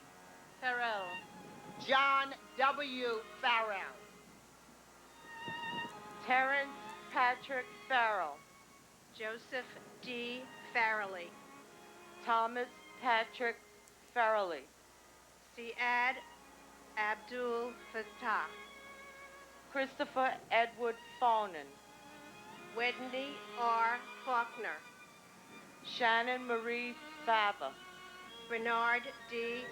Favusa, Robert Fazio Jr., Ronald Carl Fazio, William Feehan, Francis Jude Feely, Garth Erin Feeney, Sean B. Fagan, Lee S. Feeling, Peter Adam Feidelberg, Alan D. Feinberg, Rose Marie Feliciano, Edward Thomas Fergus Jr., George Ferguson, Henry Fernandez, Judy Hazel Fernandez, Julio Fernandez, Elisa Giselle Ferrana, Anne Marie Salarine Ferreira, Robert John Ferris, David Francis Ferrugio, Louis V. Persini,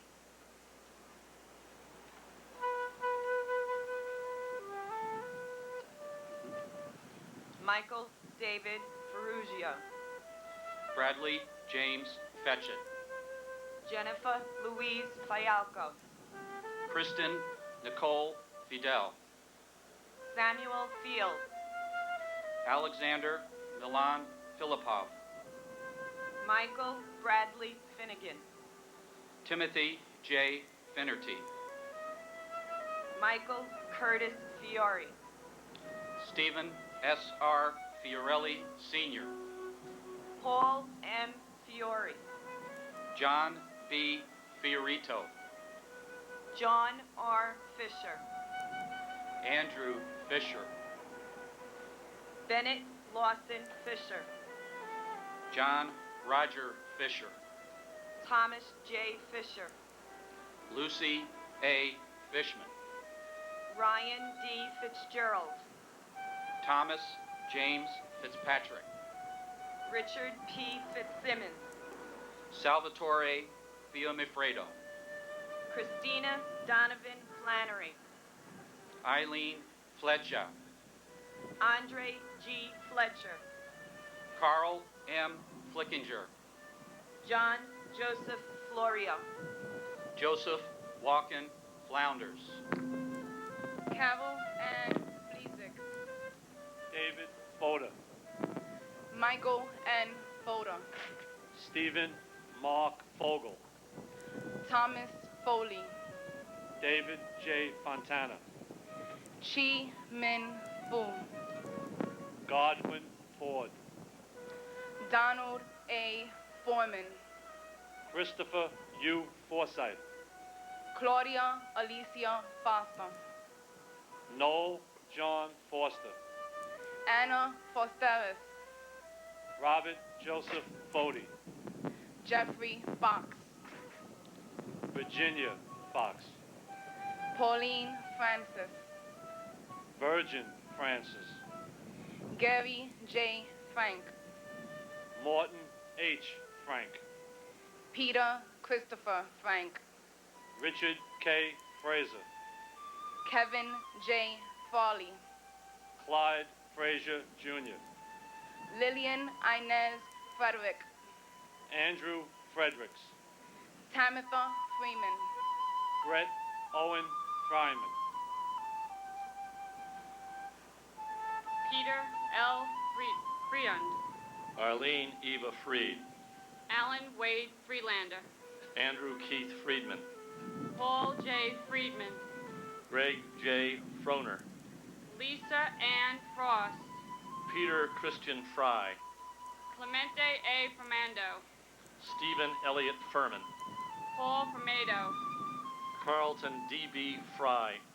Frederick Neil Gabler. Richard Samuel Frederick Gabrielle. James Andrew Gadil. Pamela Lee Gaff. Irvin Vincent Gilardi. Deanna Lynn Galanti. Grace Catherine Galanti. Anthony Edward Gallagher. Daniel James Gallagher. John Patrick Gallagher. Lourdes Galante. Kono E. Gallo. Vincenzo Gallucci. Thomas E. Galvin. Giovanni Galetti Gambelli. Thomas Gambino Jr. Gian Franco Gamboa. Peter Gansey. Ronald Gamboa. Ladkat K. Ganesh. Claude Michael Gans. Osani Gaba. Charles William Garbarini. Cesar Garcia. David Garcia. Juan Garcia. Marlene del Carmen Garcia. Harvey J. Gardner III. Christopher S. Gardner. Douglas Benjamin Gardner. Jeffrey Brian Gardner. Thomas Gardner. William Arthur Gardner. Francesco Garvey. Rocco Nino Gargano. James M. Gartenberg. Matthew David Garvey. Bruce Gary. Boyd Allen Gatton. Donald Richard Gavigan, Jr. Peter Allen Gay. Terrence D. Gazani. Gary Geidel. Paul Hamilton Geyer. Julie Marie Geis. Peter G. Galinas. Stephen Paul Geller. Howard G. Skelling. Peter Victor Genko, Jr. Stephen Gregory Genovese. Elaine Gentoul. Linda M. George. Edward F. Garrity. Suzanne Garrity. Ralph Gerhardt. Robert Gerlich. Dennis P. Germain. Marina Romanova Gertzberg. Susan M. Getzendanner, James G. Geyer, Joseph M. Giacone, Vincent Francis Jamona. Deborah Lynn Gibson, James Andrew Gibberson.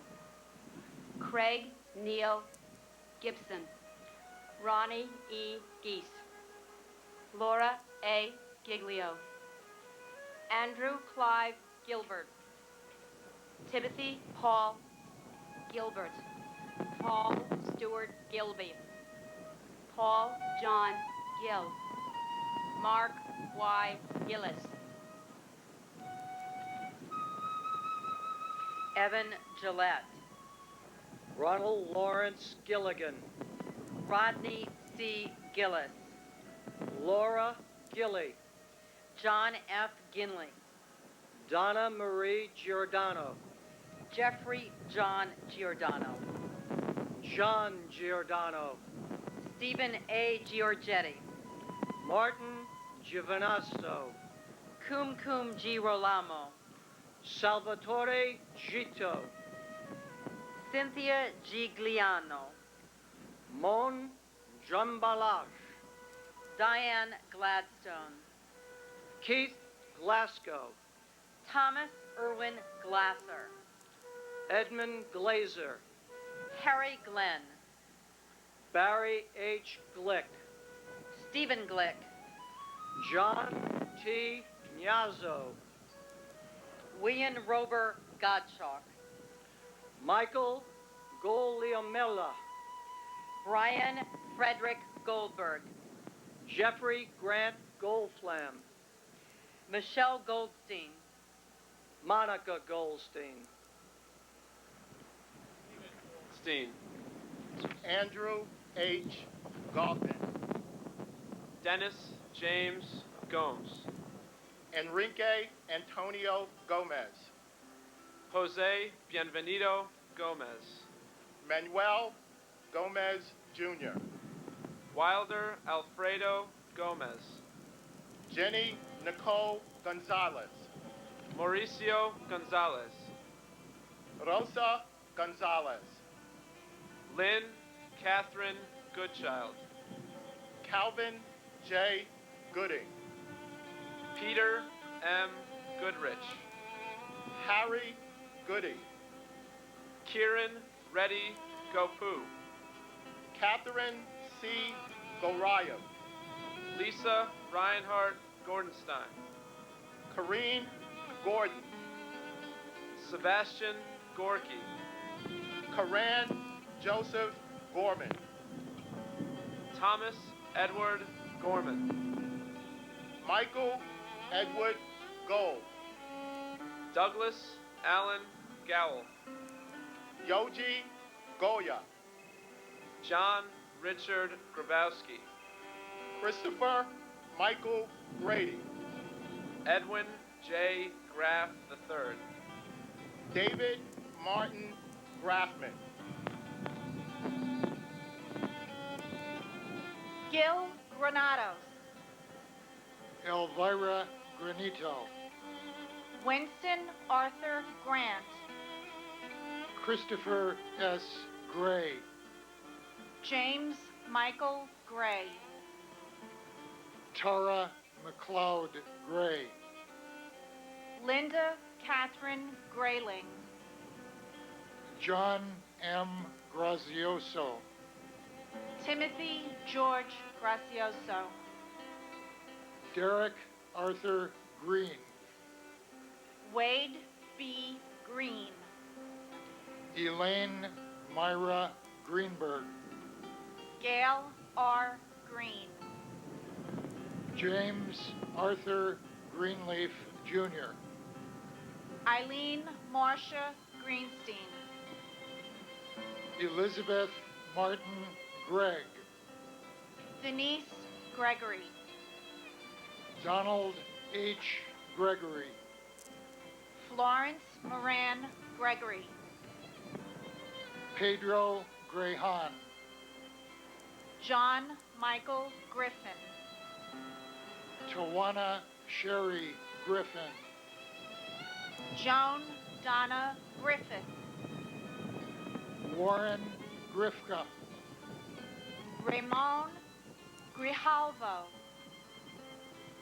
Joseph F. Grillo. David Joseph Grimner. Francis Edward Grogan. Kenneth George Rosales. Joseph Gerzalak. Matthew James Jamalski. Robert Joseph Gashar. Leming Gu. Jose Guadalupe. Cindy Yan Chu Guan. Joel Guevara Gonzalez. Tabitha Giamamati Guman. Joseph Gullickson. Janet Ruth Gustafson. Douglas Brian Gurian. Barbara Guzado. Philip T. Guza.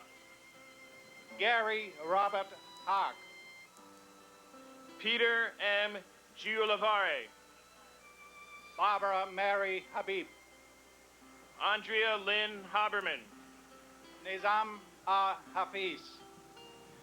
Philip Hensler. Stephen Michael Haggis. Karen Elizabeth Haggerty. David Haldeman. Mary Lou Haig. Richard B. Hall. Maila Rachel Hale. Oswald George Hall. Robert J. Halligan. Vincent Gerard Halloran. James Douglas Harbison. Mohammed Salman Hamdani. Felicia Hamilton. Robert Hamilton. Carl Max Harmon Jr. Frederick K. Hahn. Christopher J. Hanley. Sean S. Hanley. Valerie Joan Hanna. Thomas Hannafin. Kevin James Hannaford. Michael Lawrence Hannon. Dana R. Hannon. Christine Lee Hansen. Peter Burt Hansen. Susan Kim Hansen. Basilio Haramis. James A. Aaron. Gerald Francis Hardig. Jeffrey Pike Hardy. Timothy John Hardgrave. Daniel Edward Harlan. Francis Harras. Harvey Harrell. Stephen J. Harrell. Melissa Marie Harrington. Aisha Ann Harris. Stuart Dennis Harris. John Patrick Hart. Eric Hartono. John Clinton Hart. Emmerich Harvey. Peter Paul Hashem. Tim's brother Thomas Theodore Haskell Jr. Timothy Haskell. Joseph John Hassan III. Leonard W. Hatton. Terrence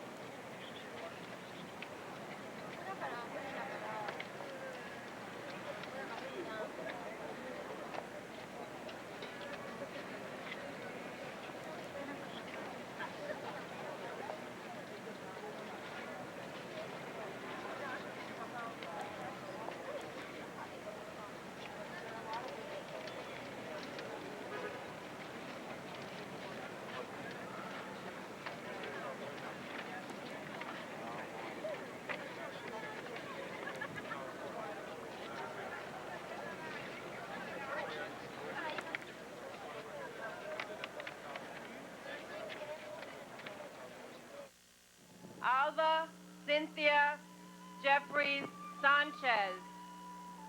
John Charles Jenkins. Joseph Jenkins Jr. Alan Keith Jensen. Prem N. Gerard. Farah Judy. Huhidar Jian. Eliesa Jimenez. Luis Jimenez Jr. Fernando Jimenez Molina. Charles Gregory John. Nicholas John. LaShawana Johnson. Scott Michael Johnson. William R. Johnson. Allison Horstman Jones. Arthur Joseph Jones. Bryant Leander Jones. Charles Edward Jones. Christopher D. Jones. Donald T. Jones. Mary R. Jones. Linda Jones.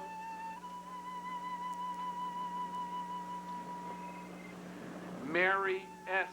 Jones. Andrew Jordan. Robert Thomas Jordan. Albert Gunia Joseph.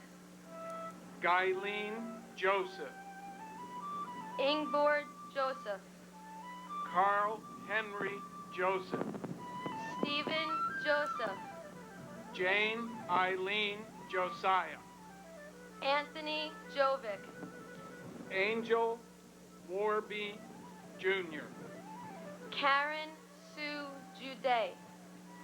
Father Michael F. Judge. Paul William Jurgens. Thomas Edward Jurgens. Katsinga Kabia. Shash Nikanra Lakshmikandaka Daba. Gakaroy Kamaridana. Shari Condell. Howard Lee Kane. Jennifer Lynn Kane. Vincent D. Kane. June Koo Kang. Sheldon Robert Cantor. Deborah H. Kaplan. Robin Lee Kaplan. Alvin Peter Kappelman Jr.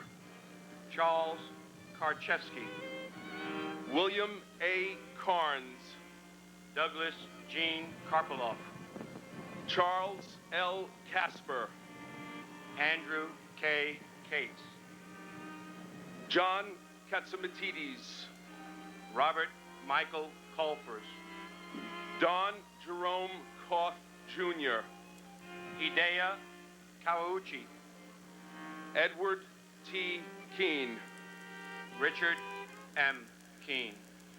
Lisa Yvonne Kearney Griffin. Carol Ann Kiesler.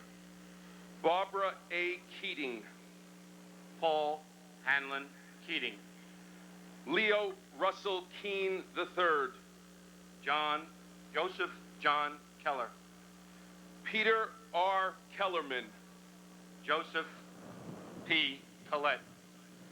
Frederick H. Kelly Jr.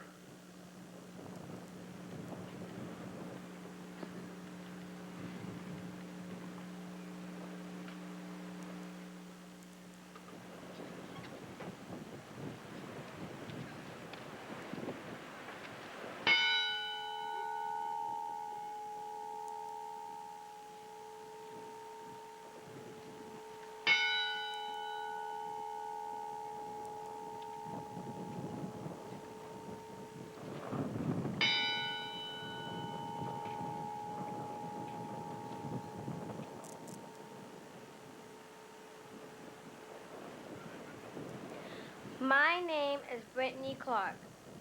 My father, Keith, was a chef on the 96th floor of the World Trade Center. This poem makes me feel like my daddy is speaking to me. I give you this one thought to keep. I am with you still. I do not sleep. I am 1,000 winds that blow. I am the diamond glints on the snow. I am the sunlight on ripened grain. I am the gentle autumn rain. When you awaken in morning's hush, I am the swift, uplifting rush of quiet birds in circle flight. I am the soft stars that shine at night. Do not think of me as gone. I am with you still in each new dawn.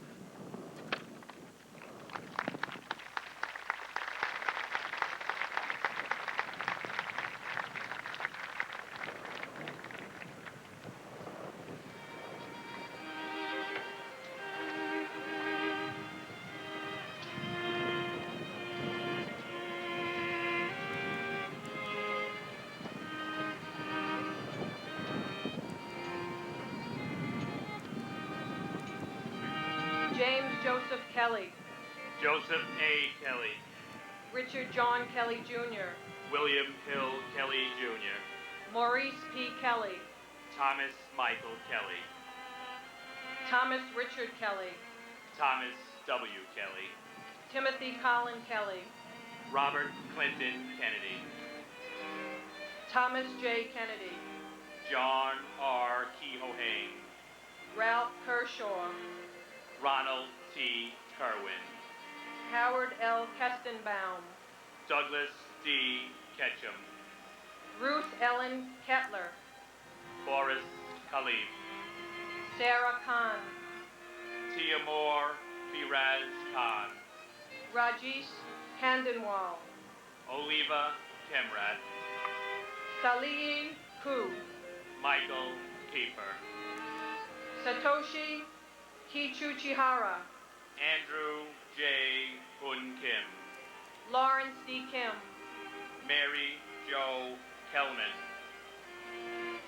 Henrich Cumming, Amy R. King, Andrew M. King, Robert King Jr., Lucille Teresa King, Lisa King Johnson, Brian Kenny, Takashi Kinoshita, Chris Michael Kirby, Howard Barry Kirschbaum, Glenn David Kerwin, Helen Crossan Kittle, Richard Joseph Claus, Peter Anton Klein, Alan David Kleinberg, Karen Joyce Klitzman, Ronald Philip Klepper, Evgeny Nierzet, Andrew Knox, Thomas Patrick Knox, Rebecca Lee Colby, Deborah A. Cobus, Gary Edward Kuchiley, Frank J. Kostner, Ryan Cohart, Vanessa Kolpak, Irina Polkakova, Suzanne Kontratenko, Aye Kone, Lon G.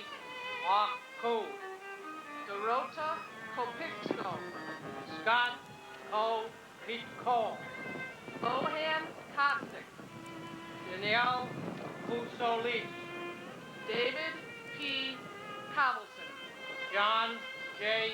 Trent, William E. Krukowski, Lee Wood Mi La Se Du, Shakar Kumar, Kenneth Compel, Frederick Kuo Jr., Patricia Koras, Nauka Kushatani, Thomas Kufikias, Victor Corky, Ku E Va E Ku Ak, Angela Reed Height, Andrew Lacoste, Catherine L. Laverie, Ma Nauz Lackman, James Patrick Ladley, Joseph A. LaFosse, Jeanette Louise LaFond Menachino, David LaForge, Michael LaForte, Alan Charles LaFrance.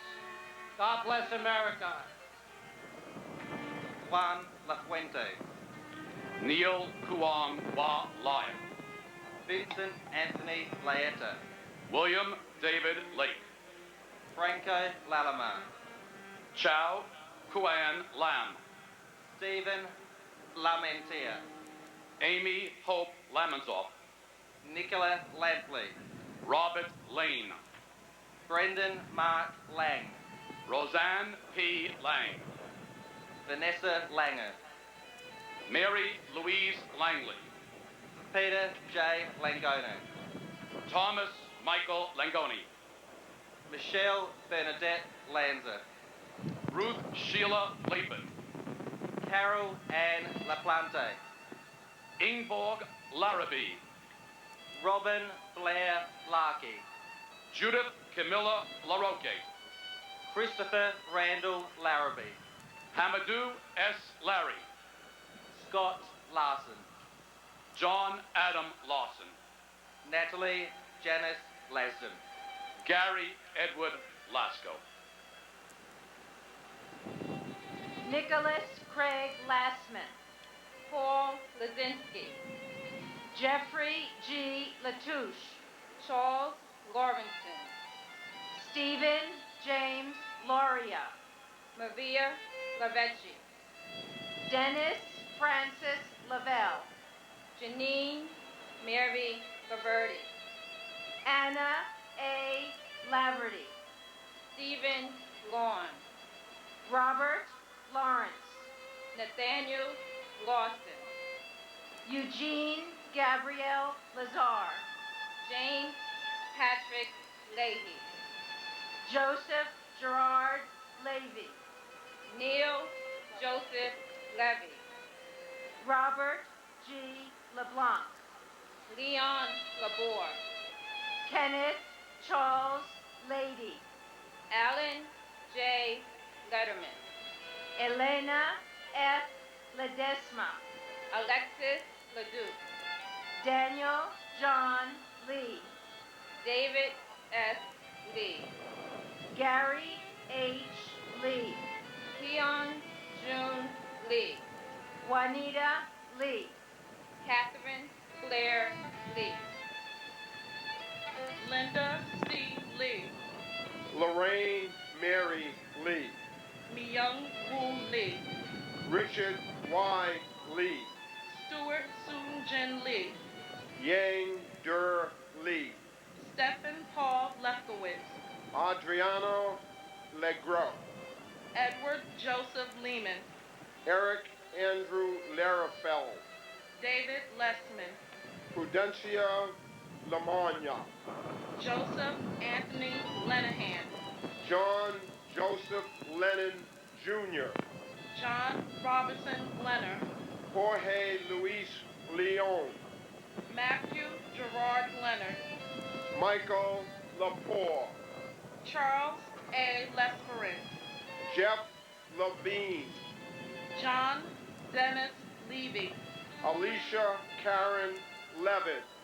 Neil David Levin. Robert Levine. Robert Michael Levine. Shai Levenhall. Daniel M. Lewin. Adam J.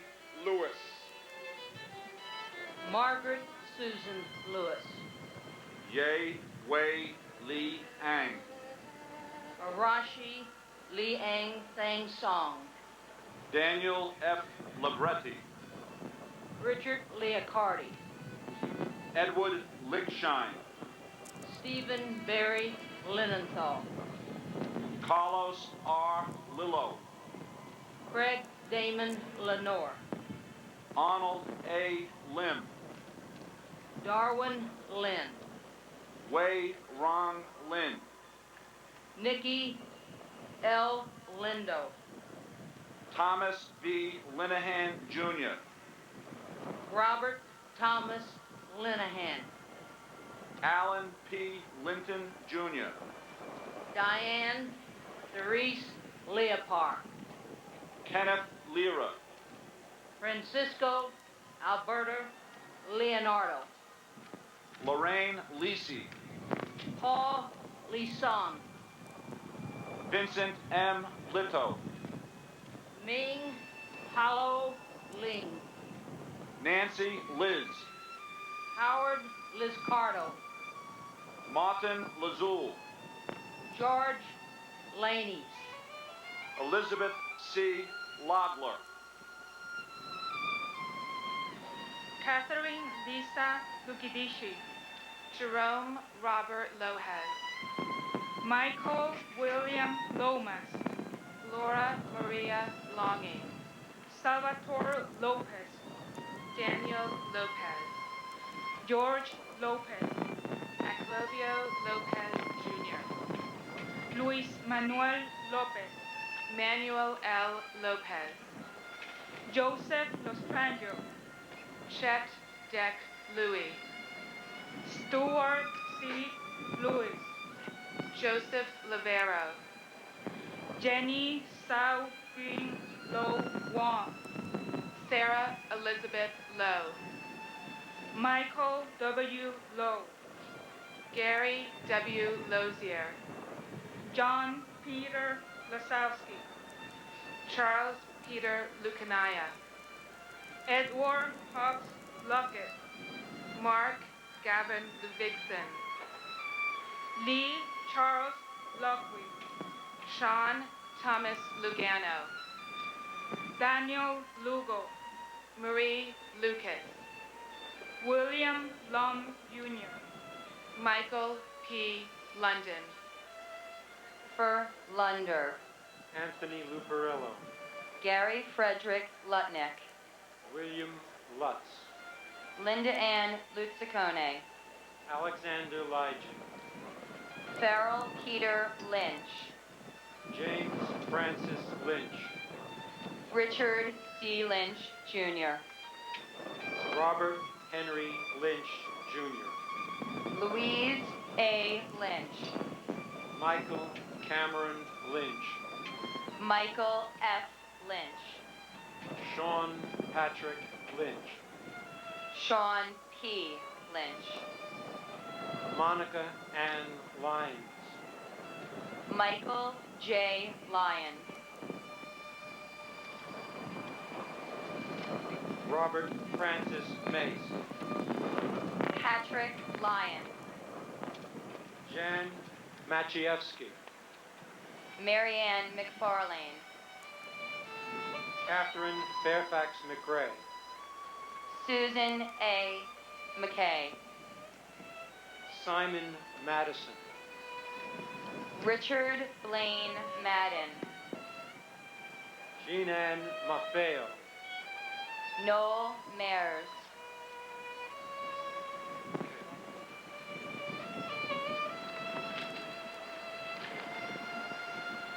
Joseph Maffio, J. Robert Magazine, Brian McGee, Charles Wilson McGee, Joseo V. Majitti, Ronald Magnuson, Daniel L. Maher, Thomas Anthony Mahon, William J. Mahoney, Joseph Daniel Mayo, Takashi Makimoto, Abdul Ali Malahi, Deborah I. Maldonado, Myrna T. Maldonado Agosto, Alfred Russell Miller, Gregory James Malone, Edward Francis Maloney III, Joseph Maloney, Jean Edward Malloy, Christian Maltby, Francisco Miguel Mancini, Joseph Mangano, Sarah Elizabeth Manley, Deborah Manetta, Marion Victoria Manning, Terrence John Manning, James Mahoney, Alfred Giles Marchand, Joseph Ross Marchbanks Jr., Peter Edward Maldicki, Edward Joseph Mardovich, Charles Joseph Maggiato, Louis Mariani, Kenneth Joseph Marino, Lester V. Marino, Peter Marino, Kevin Marlowe, Jose Miranda, John Marshall, James Martello, Michael A. Marty, William J. Martin Jr., Karen Ann Martin, Peter C. Martin, Brian E. Martino, Victor Martinez Pastrana, Betsy Martinez, Edward Martinez, Jose Angel Martinez Jr., Robert Gabriel Martinez, Lizzie D. Martinez Calderon, Paul Richard Martino, Joseph A. Mascali, Bernard Piscaris, Stephen Frank Massey, Nicholas George Massa, Patricia Ann Massari, Michael Massaroli, Philip William Mastrandria Jr., Rudolph Mastrocinque, Joseph Mathai, Charles Mathers, William A. Matheson, Marcelo Matriciano, Margaret Elaine Maddox, Robert D. Matson, Walter Matuza, Charles J. Morrow, Dorothy Morrow, Charles A. Morrow Jr., Nancy T. Morrow, Tyrone May,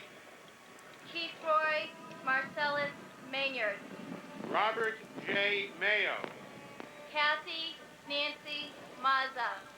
Edward Mazzella, Jr. Jennifer Lynn Mazzota. Caria Mbaya. James Joseph McAlary. Brian McAleese. Patricia Ann McEnany. Colin Robert MacArthur. John Kevin McAvoy. Kenneth M. McBrayer. Brendan McCabe. Michael McCabe. Thomas McCann. Justin McCarthy. Kevin M. McCarthy. Michael McCarthy. Robert McCarthy. Stanley McCaskill. Katie Marie McCloskey. Joan McConnell Cullinan. Juliana McCourt. Ruth Magdalene McCourt. Charles Austin McCran. Tanyel F. McDay. Matthew T. McDermott. Joseph P. McDonald. Brian Grady McDonald. Michael P. McDonald. John McDowell Jr. Eamon J. McEnany. John Thomas McErling. Daniel Francis McGinley. Mark Ryan McGinley. William E. McGinn. Thomas Henry McGinnis. Michael Gregory McGinty. Ann McGovern. Scott Martin McGovern. William McGovern. Stacy Dennis McGowan. Francis Noel McGinn. Thomas F. McGinnis, Jr. Patrick McGuire. Thomas M. McHale. Keith McHeffy. Dennis J. McHugh III. Ann M. McHugh. Dennis McHugh. Michael E. McHugh. Robert G. McElvain. Donald James McIntyre. Stephanie Marie McKenna. Barry J. McKeon. Evelyn C. McKinney. Darrell Leron McKinney. George Patrick McLaughlin, Jr. Robert C. McLaughlin, Jr. Gavin McMahon. Robert D. McMahon. Edmund McNally. Daniel W. McNeil. Walter Arthur McNeil. Gisley McNish. Christine Sheila McNulty. Sean Peter McNulty. Robert McFadden. Terrence A. McShane. Timothy Patrick McSweeney. Martin E. McWilliams. Rocco A. Medaglia. Abigail Kaylis Medina. Anna Iris Medina. Deborah Louise Medway. Damian Meehan. William J. Meehan. Alok Mehta. Raymond Mesenheimer. Manuel Amelia Mahea. Escadar Malaku. Antonio Melendez. Mary Melendez. Christopher D. Mello. Yelena Melnichenko. Stuart Todd Meltzer. D'Aurelia Giovanna Mina. Charles Mendez. Lizette Mendoza.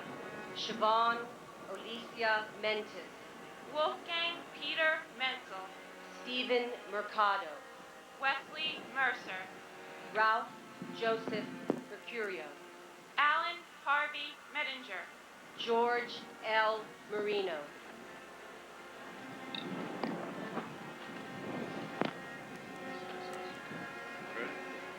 Yamel Marino. George Mercury's. Deborah Merrick. Raymond Joseph Metz III. Jill Ann Metzler. Dave Roberts Meyer. Nurel H. Meyer. William Edward Michaudi. Martin Paul Mickelstein. Peter T. Milano. Gregory Milanowicz. Lucchese Tomas. Lucchese Tomas Ulekowicz. Sharon Christina Milan. Corey Peter Miller. Greg James Miller. Douglas Charles Miller. Joel Miller. Henry Alfred Miller Jr. Robert Cromwell Miller Jr. Michael Matthew Miller. Philip D. Miller. Robert Allen Miller. Benjamin Millman. Charles Morris Mills. Ronald Keith Milstein. Robert Minara. William George Minardi. Diakiti Minara.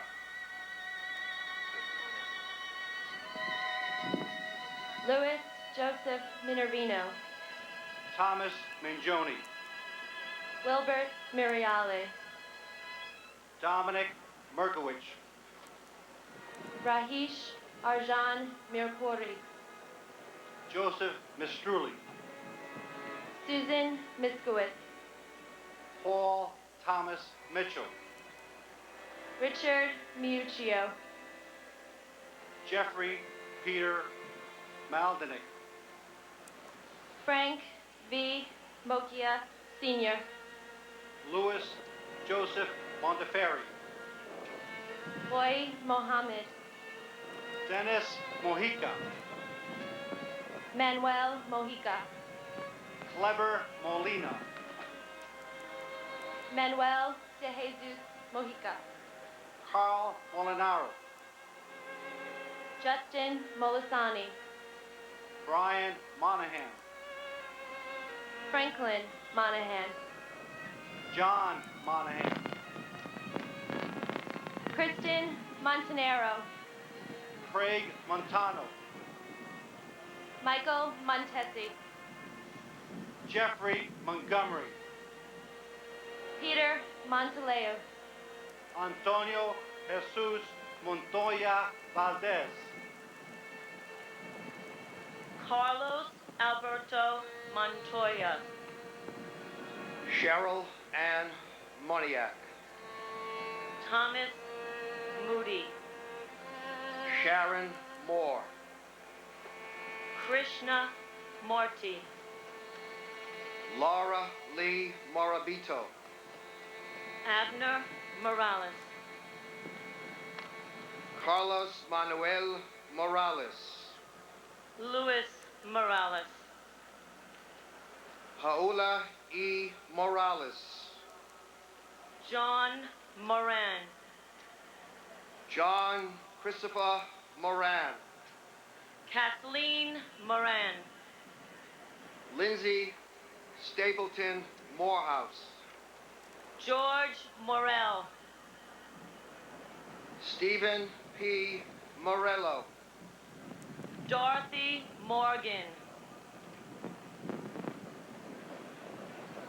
Yvette Nicole Moreno. Nancy Morgenstern. Richard Morgan. Lionel Geronimo Marasho. Sanae Mori. Dennis Gerard Maroney. Blanca Bedina Morocho. Seth Allen Morris. Lynn Irene Morris. Stephen Philip Morris. Christopher Martel Morrison. Jorge Luis Moron Garcia. Ferdinand V. Marone. William David Bosco. Marco Motroni. Cynthia Modis Wilson. Yori A. Mushinsky. Jude Joseph Musa. Peter Mutos. Damian O'Neill Mawat. Christopher Mozio. Stephen Vincent Mulderry. Richard Muldowney Jr. Michael D. Mullen. Dennis Michael Mulligan. Peter James Mulligan. Michael Joseph Mullen. James Donald Munhall. Nancy Muniz. Carlos Munoz. Frank Munoz. Teresa Munson. Robert M. Marak. Cesar Augusto Murillo. Mark A. Marullo. James F. Murphy IV. Brian Joseph Murphy. Charles Anthony Murphy. Christopher W. Murphy. Edward Charles Murphy. James Thomas Murphy. Robert Eddie Murphy Jr. Kevin James Murphy. Patrick C. Murphy. Raymond E. Murphy. John Joseph Murray. John Joseph Murray Jr. Susan D. Murray. Valerie Victoria Murray. Richard Todd Meyer. Robert B. Nagel. Mildred Naaman. Takuya Nakamura. Alexander Napier. Frank Joseph Naples III. John Napolitano. Catherine Ann Nardella. Mario Nardone Jr. Monica K. Narula. Mahmoud Nassim. Sean M. Nassaney. Narendra Nath. Karen Susan Navarro. Joseph Michael Navas. Francis Joseph Nazario.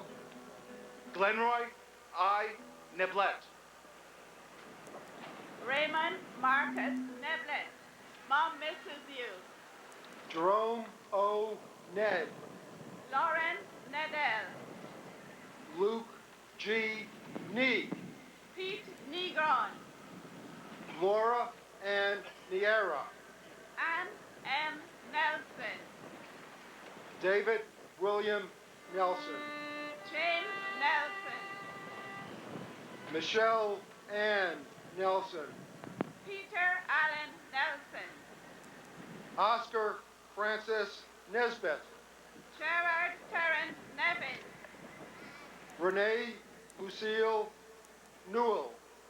Christopher Newton Carter. Kapinga Nagula. Nancy U.N. Lee. Jody Nicolo. Kathleen Ann DeCasco.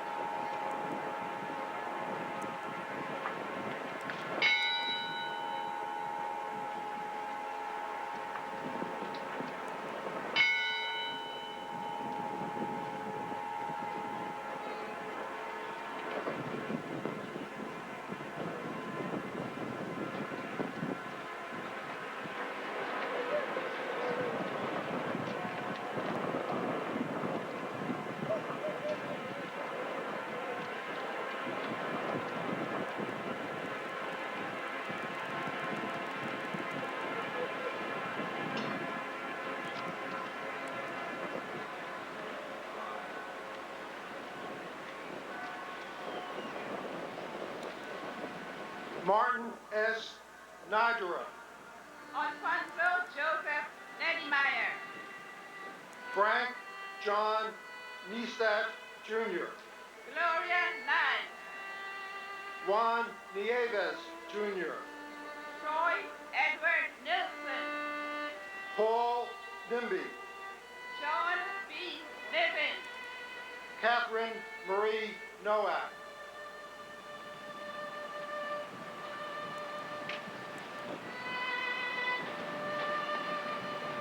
Curtis Terrence Noel. Danielle R. Nolan. Robert Noonan. Jacqueline June Norton. Robert Grant Norton. Daniela Nataro. Brian Christopher Dovanti. Suruchi Damata. Brian Felix Nunez. Jose Nunes. Jeffrey Roger Nusbin. Dennis Oberg. James P. O'Brien Jr. Michael P. O'Brien. Scott J. O'Brien. Timothy Michael O'Brien. Daniel O'Callahan. Diana J. Connor. Dennis James O'Connor Jr. Keith Kevin O'Connor. Richard J. O'Connor. Amy O'Doherty. Marnie Hunt O'Doherty. James Andrew O'Grady. Thomas O. Hagan. Patrick J. O'Keefe. William O'Keefe. Gerald O'Leary. Timothy Mahoney. Peter J. O'Neill Jr. Sean Gordon O'Neill. Kevin O'Rourke. Patrick J. O'Shea. Robert William O'Shea. Timothy F. O'Sullivan. James A. Oakley. Douglas E. Oschlager. Takashi Agawa. Albert Ogletree. Philip Paul Architect. John Agnagowski. Joseph J. Ozrel. Samuel Otishi. Gerald Michael Osage. Christine Ann Olinda. Linda Mary Oliva. Edward Pratt Oliver. Leah E. Oliver. Eric T. Olson. Jeffrey James Olson. Maureen Lyons Olson. Stephen John Olson. Toshiro Onda. Seamus L. O'Neill. John P. O'Neill. Betty Ann Oath. Frank Owning. Michael C. Overman. Christopher Orgilowitz. Margaret Orlowski. Virginia Ann Ormiston. Ronald Orsini. Peter Orlati. Juan Ortega Campos. Jane M. Orms. Alexander Ortiz. David Ortiz. Emilio Ortiz Jr. Paul Ortiz Jr. Pablo Ortiz. Sonia Ortiz. Masaru Ose. Elsie C. Osorio. James R. Ostrowski. Jason Douglas Oswald. Michael Otley. Isidro C. Ottenwalder. Michael Sean O. Todd Joseph Uwida. Jesus Ovalles. Peter J. Owens Jr. Adianes Oyola. Angel Pabon. Israel Pavón Jr. Roland Pacheco. Michael Benjamin Packer. Renee Padilla Chavaria. Deepa Patala. Jeffrey Matthew Palazzo. Thomas Palazzo. Richard Palazzolo. Gloria J. Palmer. Frank Anthony Palumbo. Alan N. Palumbo. Christopher Matthew Panettiere. Dominique Lisa Philadelphia. Paul J. Pancini. John M. Leolio. Edward Joseph Papa. Salvatore Papasso. James Nicholas Papa George. Maria Papalato. Vinod Kumar Parakat. Via Shankar Paramo Oti. Nitin Parant Kar. Adi Papu. James Wendell Parham. Deborah Marie Paris. George Paris. G. Young Pa. Philip Lacey Parker. Michael Elaine Parks. Robert E. Parks, Jr. Hashmakrai C. Parmar. Robert Harrow. Diane Marie Parsons. Leobardo Lopez Pascual. Michael Pascuma. Gerald Patkins. Robert Torres Pasanti. Suzanne H. Passaro. Avnish Ramamba Patel. Deepti Patel. Manish Patel. Stephen Bennett Patterson. James Matthew Patrick. Manuel E. Patricino. Bernard E. Patterson. Sierra Marie Patty. Robert E. Patterson. James Robert Paul. Patrice Paz. Victor Paz Gutierrez. Stacy Lynn Peak. Richard Allen Perlman. Darrell V. Pearsall. Thomas Nicholas Pecorelli. Thomas Pedicini. Todd Douglas Padino. Michelle Adrian Pelletier. Anthony G. Peluso. Angel Ramon Pena. Richard Al Penny. Salvatore F. Pepe. Carl Allen Terrata. Robert David Raza. John A. Perconti. Alejo Perez. Angela Susan Perez. Anthony Perez. Ivan Perez. Angel Perez Jr. Nancy E. Perez. Marinthia B. Perkins. Joseph John Perocino. Edward J. Perota. Amalta H. Perry. Gwen C. Perry. John William Perry. Franklin Allen Pershing. Danny Pesci. Michael John Pescerini. Davin Peterson. William Russell Peterson. Mark Petroselli. Philip Scott Petty. Glenn Karen Petit. Dominique Pezzulla.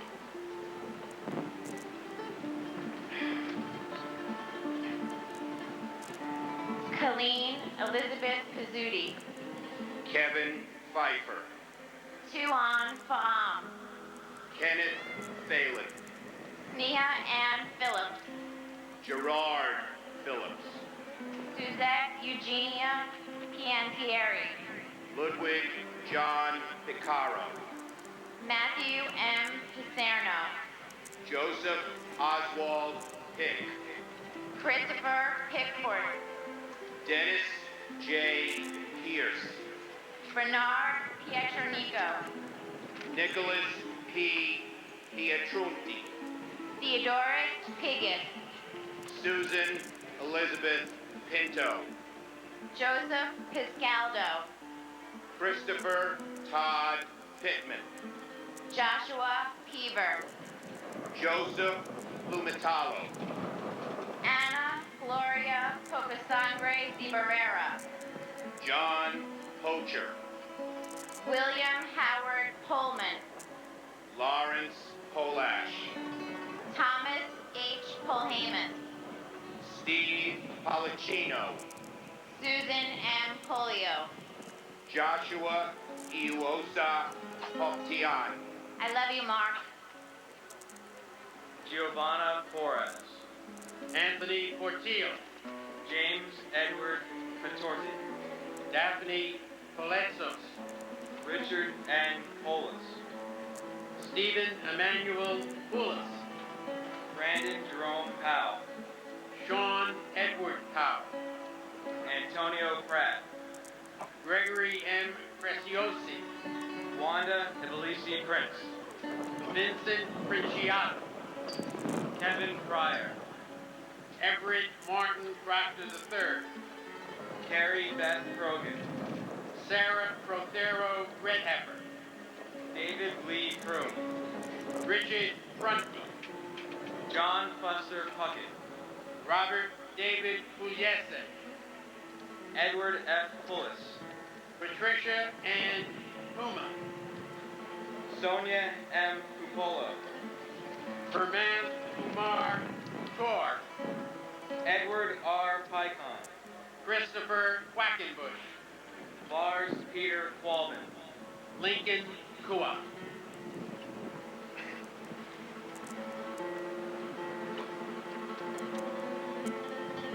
Patrick J. Quigley IV. Beth N. Quigley, American.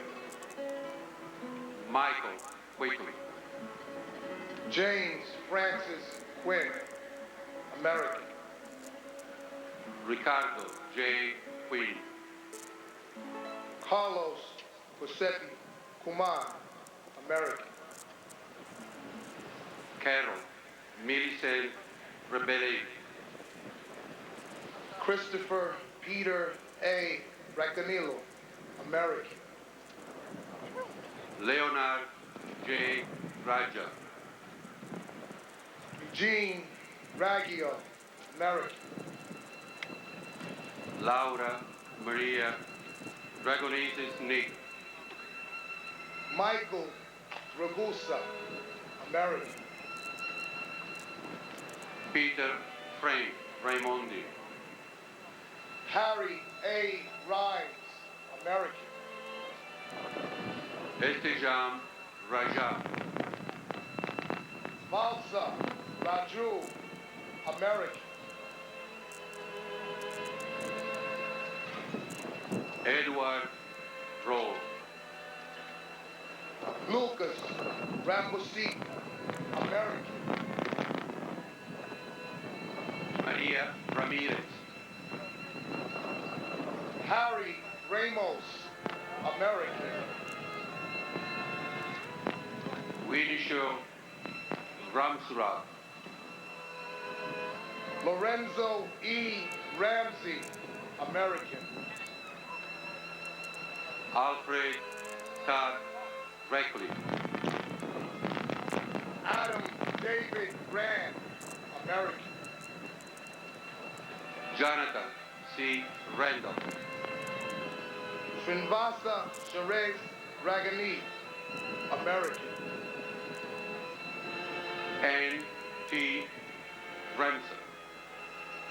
Vanya Aronova Rappaport, American. Robert A. Rasmussen. Aminia Lahusul. Roger Mark Rosweiler. David Allen Rathke. William Ralph Robb. Gerard P. Raouzi. Alexei Razovayev. Gregory Rida. Michelle Reed. Judith Ann Reese. Donald J. Regan. Robert M. Regan. Thomas Michael Regan. Christian Michael Otto Regenhard. Howard Reich. Greg Reedy. James Brian Riley. Kevin O'Reilly. Timothy E. Riley. Joseph Rena Jr. Thomas Barnes Reining. Frank Bennett Reisman.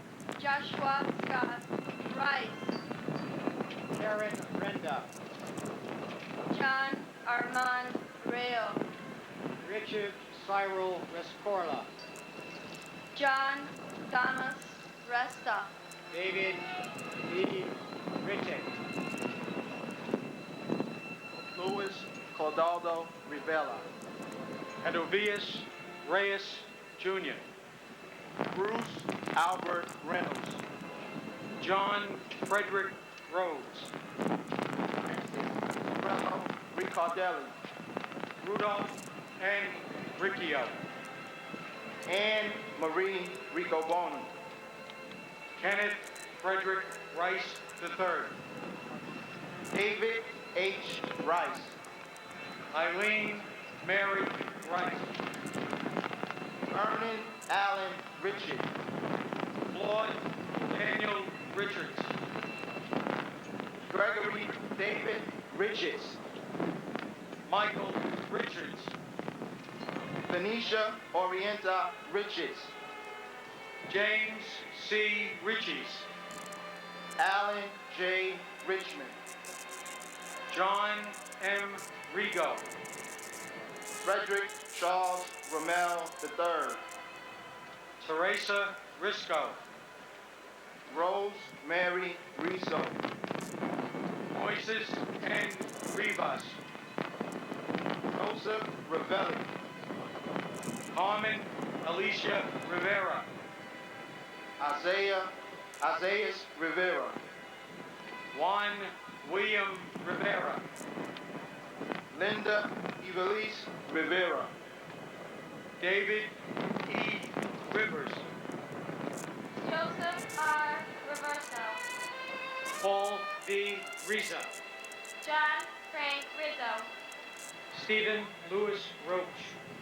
Joseph Roberto. Leo Arthur Roberts. Michael Roberts. Michael Edward Roberts. David Walter Robertson Jr. Katharina Robinson. Jeffrey Robinson. Michelle Lee Jean Robotham. Donald A. Robeson. Antonio A. Roca. Raymond James Roca. Laura Rockefeller. John Rodak. Antonio J. Rodriguez. Anthony Rodriguez. Carmen Milagros Rodriguez. Gregory Ernesto Rodriguez. Marcia A. Rodriguez. Myra Valdez Rodriguez. Richard Rodriguez. David Bartolo Rodriguez Vargas. Matthew Rogan. Jean Destrian Roger. Carly Barbara Rogers.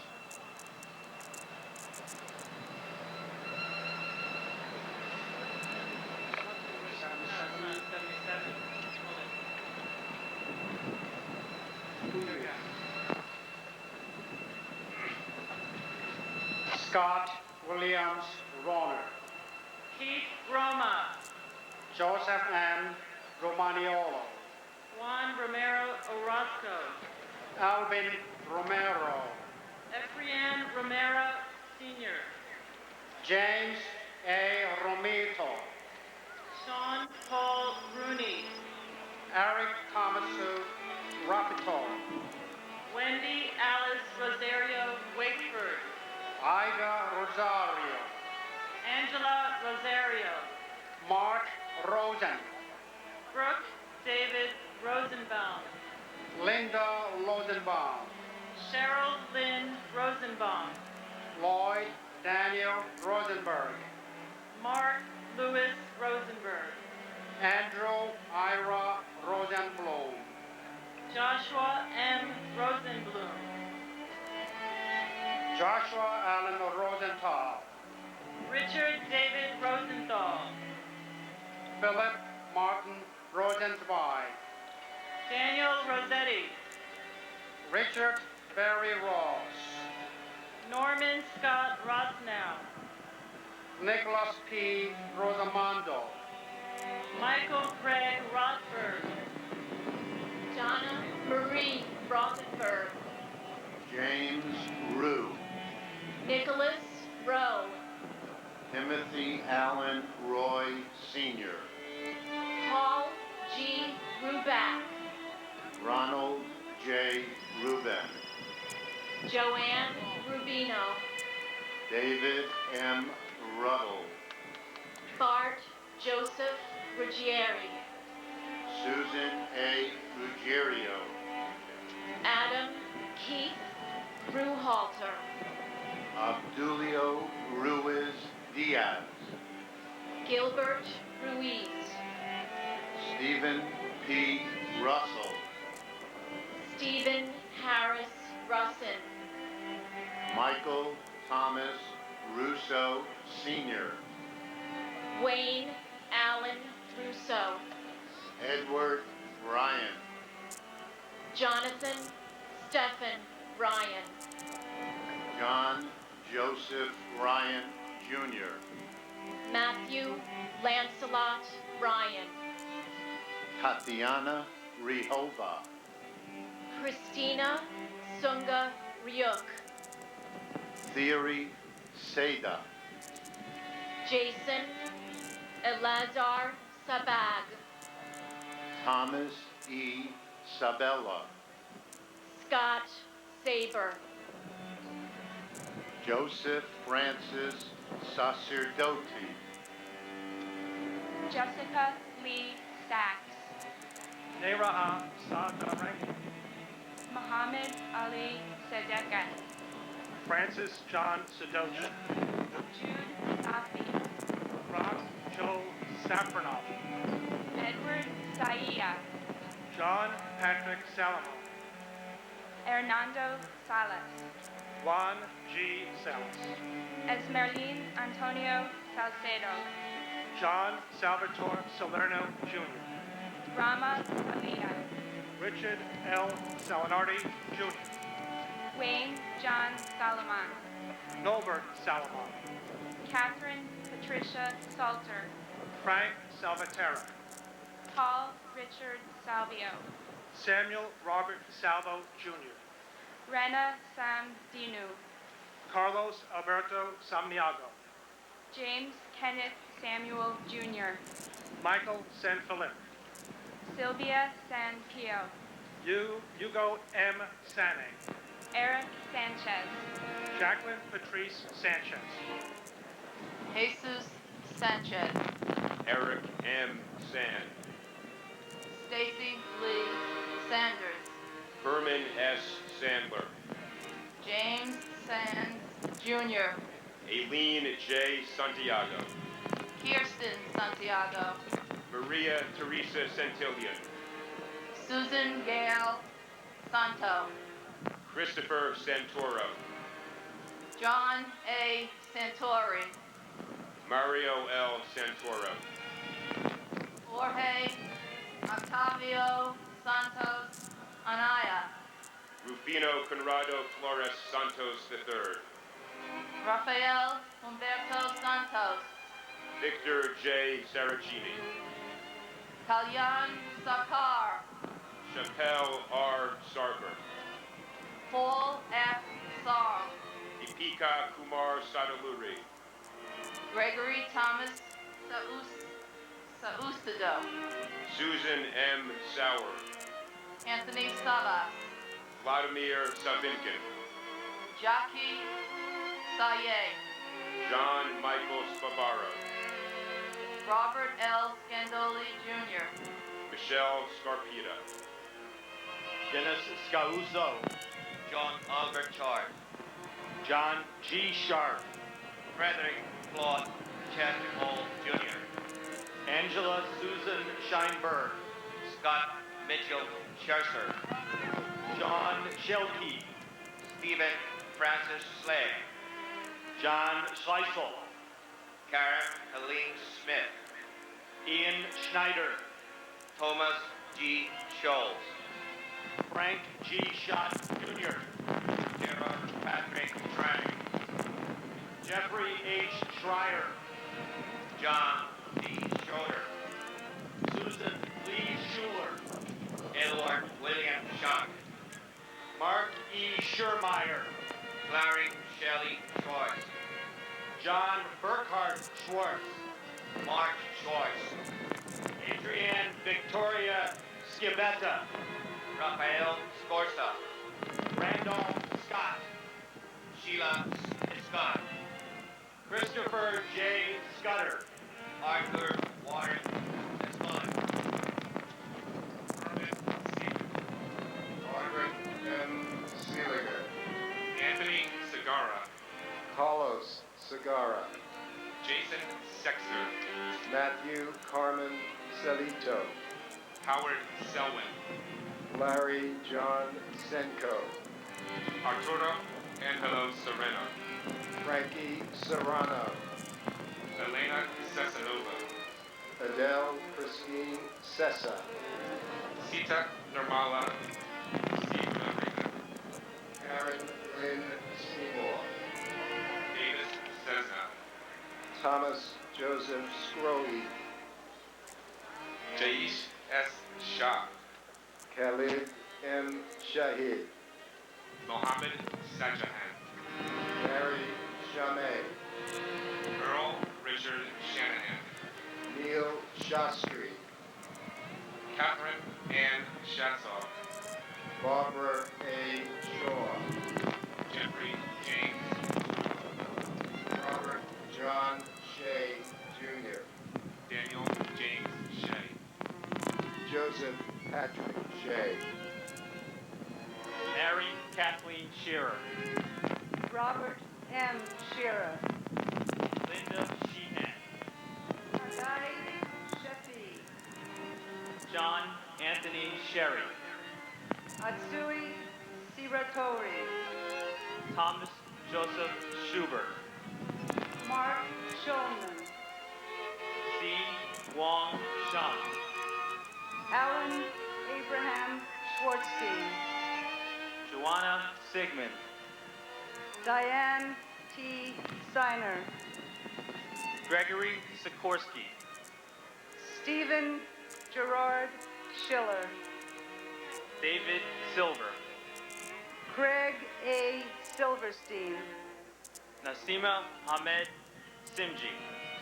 Bruce Edward Simons. Arthur Simon. Kenneth Allen Simon.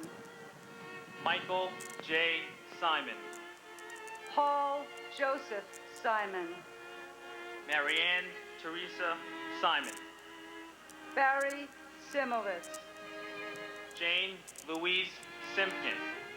Jeff Lyle Simpson. Kamla Dai Singh.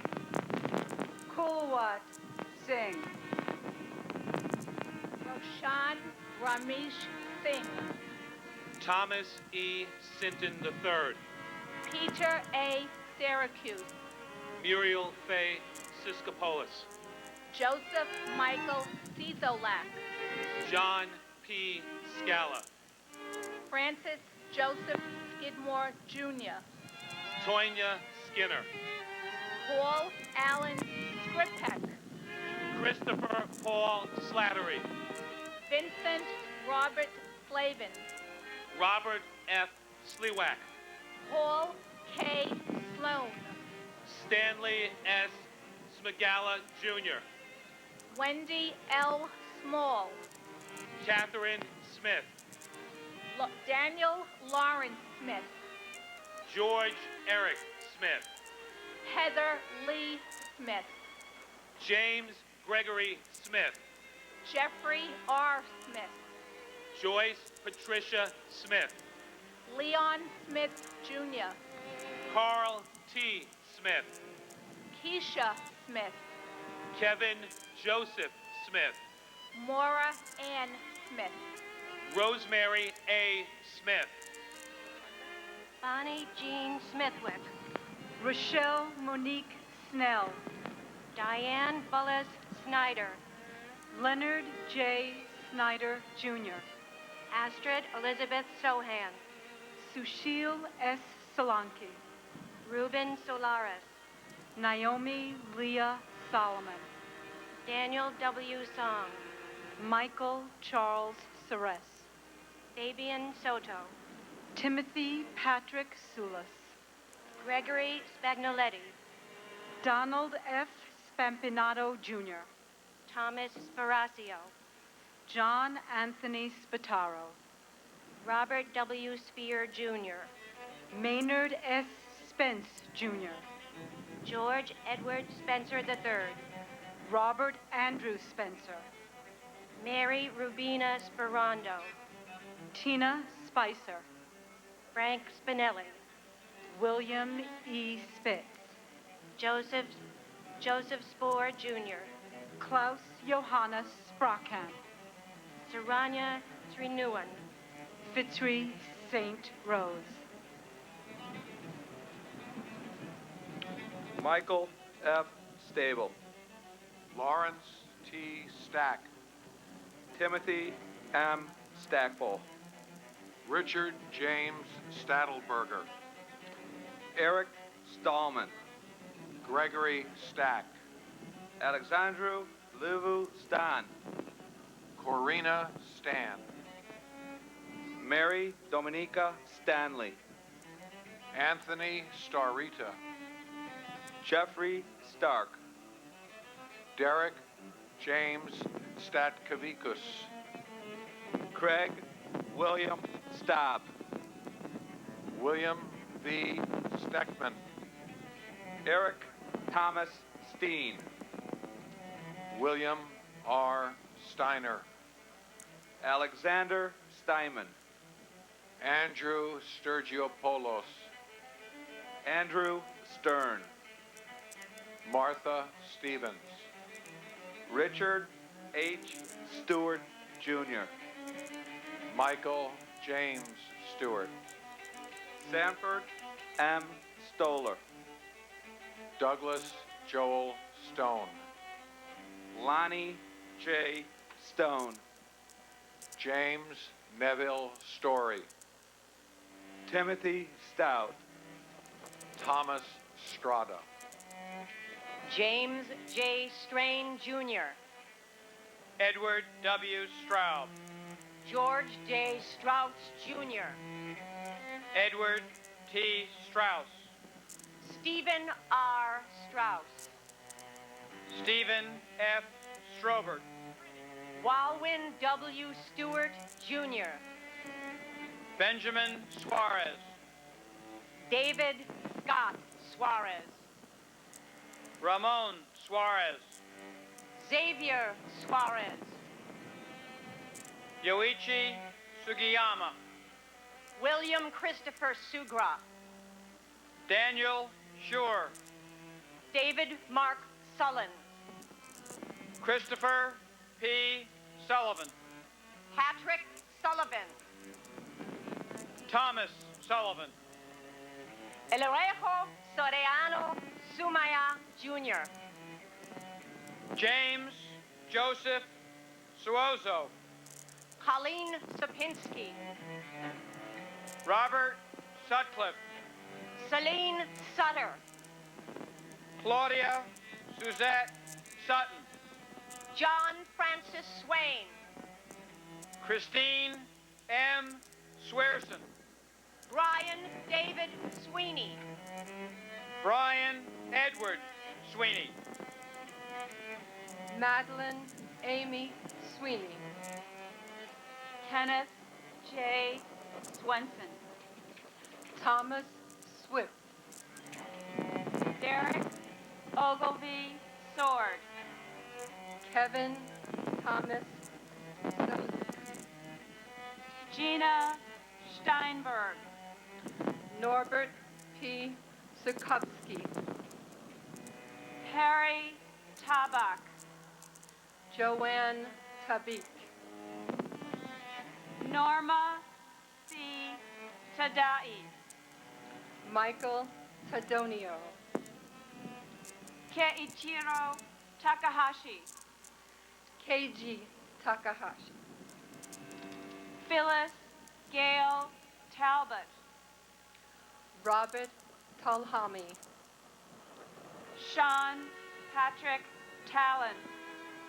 Paul Talfi. Morita Tam. Rachel Tomares. Hector Tamayo. Michael Andrew Tamushio. Kenichiro Tanaka. Rondell Cherie Kinkard. Michael Anthony Tanner. Dennis Gerard Tormina, Jr. Kenneth Joseph Tarantino. Alan Terracina. Michael C. Taru. Ronald Tartaro. Darrell Anthony Taylor. Donnie Brooks Taylor. Larissa Ceylon Taylor. Michael Morgan Taylor. Paul A. Tegmeyer. Ishant Tembe. Anthony Tempesta. Dorothy Pearl Temple. Stanley Temple. David Tenglin. Brian John Terenzi. Lisa M. Terry. Shell Tester. Gumatier T. Thackerday. Sumati Thakur. Harshad Sham Tate. Michael Theoridis. Thomas F. Thurcombe Jr. Leslie Ann Thomas. Brian Thomas Thompson. Clive Thompson. Glenn Thompson. Nigel Bruce Thompson. Perry A. Thompson. Fanava Alexei Thompson. William H. Thompson. Eric Raymond Thorpe. Gillard Paul. Sal Edward Thierry Jr. John P. Tierney. Mary Ellen Tiesi. William R. Teest. Kenneth Francis Tijen. Stephen Edward Teague. Scott Charles Timms. Michael E. Tinley. Jennifer M. Tino. Robert Frank Tipaldi. John James Tipping II. David Tirado. Hector Luis Tirado Jr. Michelle Lee Titolo. Alicia N. Titus. John J. Tobin. Richard Tedesco. Vladimir Tomashevich. Stephen Kevin Tomset. Thomas Tong. Doris Torres. Luis Eduardo Torres. Amy Elizabeth Toyen. Christopher Michael Draina. Daniel Patrick Trent. Abdul Karim Traore. Glenn J. Travers. Walter Philip Travers. Felicia Y. Trailer Bass. James Anthony Trentini. Mary Barbara Trentini. Lisa L. Tratola. Caramo Trera. Michael Angel Trinidad. Francis Joseph Trombino. Gregory James Trost. William P. Salepis.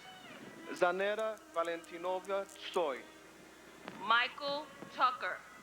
Lance Richie Tamolti. Ching Ping Tung. Simon James Turner. Donald Joseph Tuzio. Robert T. Tomei. Jennifer Ziesman. John J. Yulsofer.